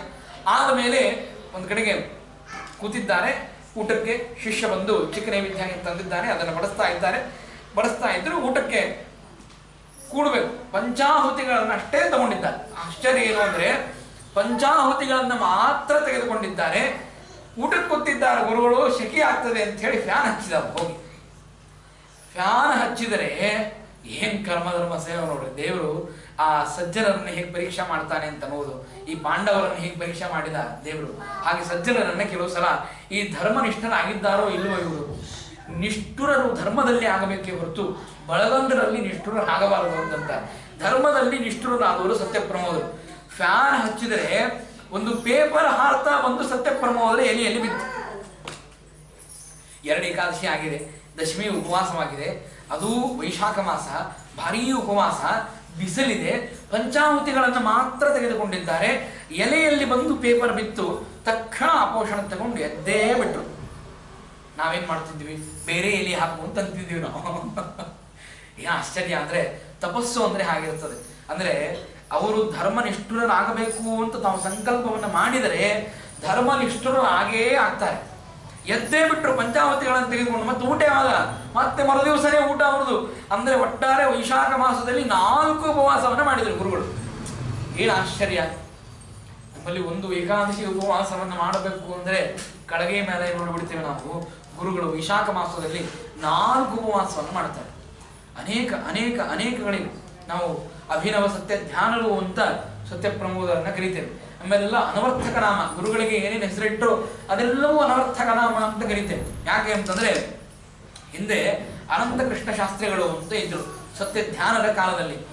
ಅವರು ಯಾರಿಗೂ ಅಂದ್ರೆ ಹೆಚ್ಚು ಹಾಗೆ ಮರ್ಯಾದೆಯನ್ನ, ಮಾಧ್ವ ಮಠದ ಪೀಠಾಧೀಶರಿಗೆ ಬಹಳ ಮರ್ಯಾದೆಯನ್ನ ಕೊಟ್ಟವರಲ್ಲ ಅವರು. ಸತ್ಯ ಧ್ಯಾನರಿಗೇ ಭಾಗಬೇಕು ಶಿರಸ್ಸು.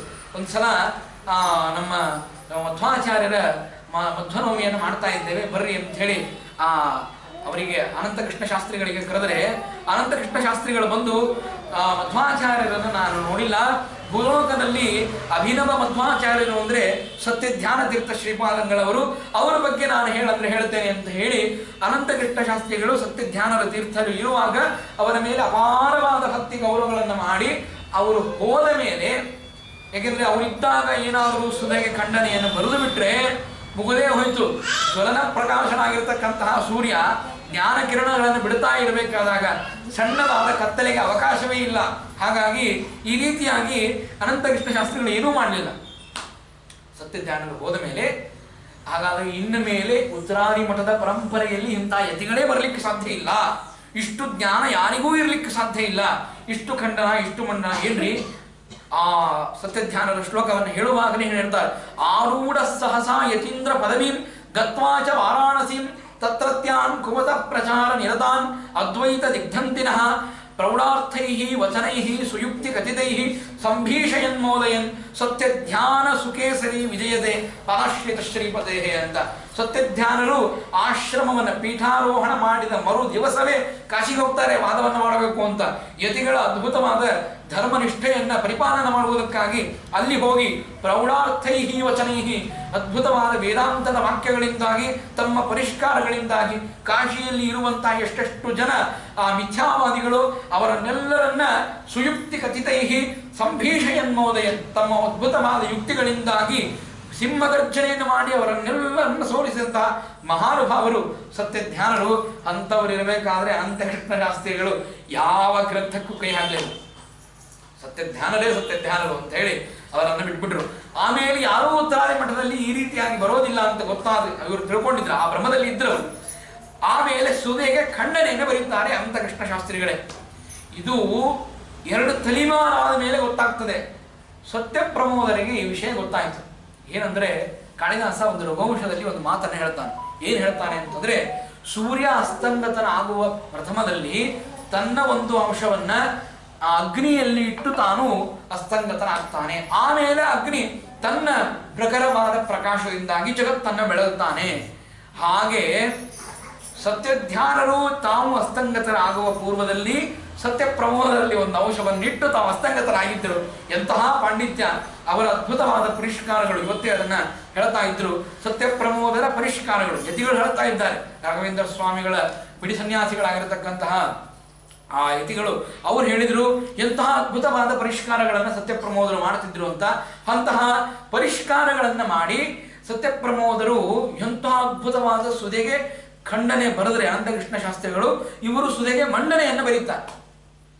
ಸುಧೆಗೆ ಮಂಡನೆಯನ್ನು ಬರೆದು ಅಭಿನವ ಸತ್ಯ ಧ್ಯಾನರು ಅಂತ ಅನಿಸಿಕೊಳ್ತಾರೆ. ಸುಮ್ಮನೆ ಅಭಿನವ ಸತ್ಯ ಧ್ಯಾನರು ಅಂತ ಯಾರಿಗೂ ಕರೆಯೋದಿಲ್ಲ. ಆ ಸತ್ಯ ಧ್ಯಾನರ ಕಾರ್ಯವೈಖರಿ ಅಲ್ಲಿ ತೋರಿರಬೇಕು. ಆ ಕಾರ್ಯವೈಖರಿ ಅವರಲ್ಲಿ ಕಂಡಿದ್ರೆ ಮಾತ್ರ ಅಂತವರನ್ನ ಅಭಿನವ ಸತ್ಯ ಧ್ಯಾನರು ಅಂತ ಕರೆಯೋದು. ಅವರಲ್ಲಿ ಆ ಅದ್ಭುತವಾದ ಜ್ಞಾನ ಇತ್ತು, ಭಗವಂತನ ಆರಾಧನೆ ಮಾಡುವಂತಹ ಭಕ್ತಿ ಇತ್ತು, ವಿನಯಾದಿ ಗುಣಗಳ ಸಂಪನ್ನರಾಗಿದ್ದರು. ಹಾಗನ್ನುವುದಕ್ಕಾಗಿ ಭಗವಂತ ಅಂತಹ ಉತ್ತಮವಾಗಿರತಕ್ಕಂತಹ ಶಿಷ್ಯರನ್ನ ಅವರಿಗೆ ಕೊಟ್ಟ. ನಾವು ಇವತ್ತಿನ ಕಾಲದಲ್ಲಿ ನೋಡ್ತಾ ಇದ್ದೇವೆ. ದ್ವೈತದ್ಯುಮಣಿಯಂತಹ ಮಹಾಗ್ರಂಥದ ಸಂಪೂರ್ಣ ಪರೀಕ್ಷಾ ನಡೀತಾ ಇದೆ. ಇವತ್ತು ಸತ್ಯಪ್ರಮೋದರ ಆರಾಧನೆ, ಸತ್ಯಪ್ರಮೋದರಿಗೆ ಪಂಚಾಮೃತ ಅಭಿಷೇಕವನ್ನ, ಹಾಲಿನ ಅಭಿಷೇಕವನ್ನು ಅಥವಾ ಬಾಳೆಹಣ್ಣಿನ ಅಭಿಷೇಕವನ್ನು, ಗೋಡಂಬಿ ದ್ರಾಕ್ಷಿ, ಅದಕ್ಕಾಗಿ ಅವರು ವೃತ್ತದಲ್ಲಿ ಆರಾಧನೆಯನ್ನು ಮಾಡಿಕೊಳ್ಳುತ್ತಾರೆ. ಈ ಗೋಡಂಬಿ ದ್ರಾಕ್ಷಿ ಅಥವಾ ಹಾಲು ಪಂಚಾಮೃತದಿಂದಾಗಿ ತುಷ್ಟಿ ಆಗುವವರಲ್ಲ ಅವರು, ಅಂದ್ರೆ ಸಂತೋಷ ಪಡುವವರಲ್ಲ. ಹಾಗಾದ್ರೆ ಸತ್ಯಪ್ರಮೋದರ ಆರಾಧನೆಯನ್ನು ಹೇಗೆ ಮಾಡಬೇಕು ಅಂತ ಶಿಷ್ಯರಿಗೆ ಹೇಳಿ ಹೋಗಿದ್ದಾರೆ ಅವರು. ಏನ್ ಮಾಡಬೇಕು? ಆರಾಧನೆಯ ದಿವಸ ಭಾರಿ ಅದ್ಭುತವಾದ ಗ್ರಂಥಗಳ ಪರೀಕ್ಷೆ ಆಗಬೇಕು. ಆ ಆರಾಧನೆಯ ದಿವಸ ಸಂಪೂರ್ಣ ಸುಧಾ ಪರೀಕ್ಷೆ ಆಗಬೇಕು. ಹಿಂದಿನ ಆರಾಧನೆಗೆ 2-3 ಜನ ಸಂಪೂರ್ಣ ಸುಧಾ ಪರೀಕ್ಷೆಯನ್ನು ಕೊಟ್ಟಿದ್ದಾರೆ. ಇವತ್ತಿನ ಆರಾಧನೆ ದಿವಸ ಒಬ್ಬ ಸಂಪೂರ್ಣ ಸುಧಾ ಪರೀಕ್ಷೆ ಕೊಟ್ಟರೆ ಇನ್ನೊಬ್ಬನು ದ್ವೈತದ್ಯುಮಣಿ ಅದ್ಭುತವಾಗಿರ್ತಕ್ಕಂತಹ ಗ್ರಂಥದ ಪರೀಕ್ಷೆಯನ್ನು ಕೊಟ್ಟಿದ್ದಾನೆ. ಅಂದ್ರೆ ಅವರ ಪುಣ್ಯ ಪರಿಪಾಕತೆ ಎಷ್ಟಿದೆ ನೋಡಿ. ಹಾಗಾಗಿ ಇಂತಹ ಅದ್ಭುತವಾದ ಕಾರ್ಯಗಳು ನಡೀತವೆ. ಅವರ ಶಿಷ್ಯರು ಸತ್ಯಾತ್ಮತೀರ್ಥ ಶ್ರೀಪಾದಂಗಳವರು. ಅವರ ಬಗ್ಗೆ ನಿಮಗೆಲ್ಲರಿಗೂ ಪರಿಚಯ. ಅವರಿಗೆ ರೆಸ್ಟ್ ಇಲ್ಲದೇನೆ ಭಗವಂತನಿಗೆ ತಮ್ಮ ದೇಹ ಮನಸ್ಸನ್ನು ಅರ್ಪಣೆ ಮಾಡಿರ್ತಕ್ಕಂತಹ ವ್ಯಕ್ತಿಗಳು ಸತ್ಯಾತ್ಮತೀರ್ಥ ಶ್ರೀಪಾದಂಗಳವರು.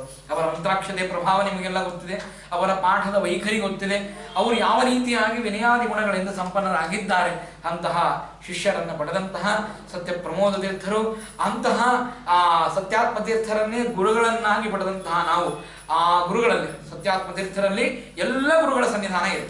ರಾಘವೇಂದ್ರ ಸ್ವಾಮಿಗಳ ಸನ್ನಿಧಾನವೂ ಇದೆ, ರಘುತ್ತಮ ತೀರ್ಥ ಶ್ರೀಪಾದಂಗಳವರ ಸನ್ನಿಧಾನವೂ ಇದೆ, ಟೀಕಾಕೃತ್ಪಾದರ ಸನ್ನಿಧಾನವೂ ಇದೆ, ಅನೇಕ ವ್ಯಾಸರಾಜರ ಮಹಾಮಹಾ ಗುರುಗಳ ಸನ್ನಿಧಾನವಿದೆ ಅಂತನ್ನುವುದಕ್ಕಾಗಿಯೇ ಸುಧಾದಿ ಗ್ರಂಥಗಳ ಪಾಠವನ್ನು ಹೇಳಲಿಕ್ಕೆ ಸಾಧ್ಯವಾಗ್ತದೆ ಹೊರತು ಸ್ವತಂತ್ರವಾಗಿ ಸುಧಾದಿ ಗ್ರಂಥಗಳ ಪಾಠವನ್ನು ಹೇಳಲಿಕ್ಕೆ ಸಾಧ್ಯವೇ ಇಲ್ಲ. ಆ ಎಲ್ಲ ಗುರುಗಳ ಸನ್ನಿಧಾನ ಇದ್ದದ್ದಕ್ಕಾಗಿ ಎಲ್ಲ ಗುರುಗಳನ್ನು ನಾವು ಅಂತೀವಲ್ಲ, ವ್ಯಾಸರಾಜರ ಕಾಲದಲ್ಲಿ ನಾವಿಲ್ಲ, ರಾಯರ ಕಾಲದಲ್ಲಿ ನಾವಿಲ್ಲ, ಆದರೆ ನಾವೆಲ್ಲರೂ ಸತ್ಯಾತ್ಮರ ಕಾಲದಲ್ಲಿದ್ದೇವೆ. ಹಾಗಾಗಿ ನಾವೆಲ್ಲರೂ ಧನ್ಯರು ಅಂತ ಹೇಳ್ತಾ ಈ ಸತ್ಯಪ್ರಮೋದರ ಆರಾಧನೆ ನಿಮಿತ್ತ ಆ ಸತ್ಯಪ್ರಮೋದರ ಸ್ಮರಣೆಯನ್ನು ಮಾಡಿ ಅವರ ಅಂತರ್ಯಾಮಿಯಾಗಿರ್ತಕ್ಕಂಥ ಭಗವಂತನಿಗೆ ಈ ವಾಕ್ಕುಸುಮವನ್ನು ಸಮರ್ಪಣೆ ಮಾಡುತ್ತೇನೆ. ಶ್ರೀಕೃಷ್ಣಾರ್ಪಣಮಸ್ತು. ನಾಹಂಕರ್ತ ಹರಿಕರ್ತ ತತ್ಪೂಜಾ ಕರ್ಮಚಾಖಿಲಂ ತಥಾಪಿ ಮತ್ಕೃತಾ ಪೂಜಾ ತತ್ಪ್ರಸಾದೇನ ಅನ್ಯಥಾ ತದ್ಭಕ್ತಿ ತತ್ಫಲಂ ಮಖ್ಯಂ ತತ್ಪ್ರಸಾದ ಪುನಃ ಪುನಃ ಕರ್ಮಣ್ಯಾಸೋ ಹರಾದಿಂ ವಿಷ್ಣೋಸ್ತೃತ್ಯಕರಃ ಸದಾ ಯಸ್ಸರ್ವಗುಣ ಸಂಪೂರ್ಣಃ ಸರ್ವದೋಷ ವಿವರ್ಜಿತಃ ಪ್ರಿಯತಾಂ ಪ್ರೀತಯೇವಾಂ ವಿಷ್ಣುರ್ಮೇ ಪರಮಸ್ಸತ್. ಗಣೇಶೋ ವಾಸುದೇವ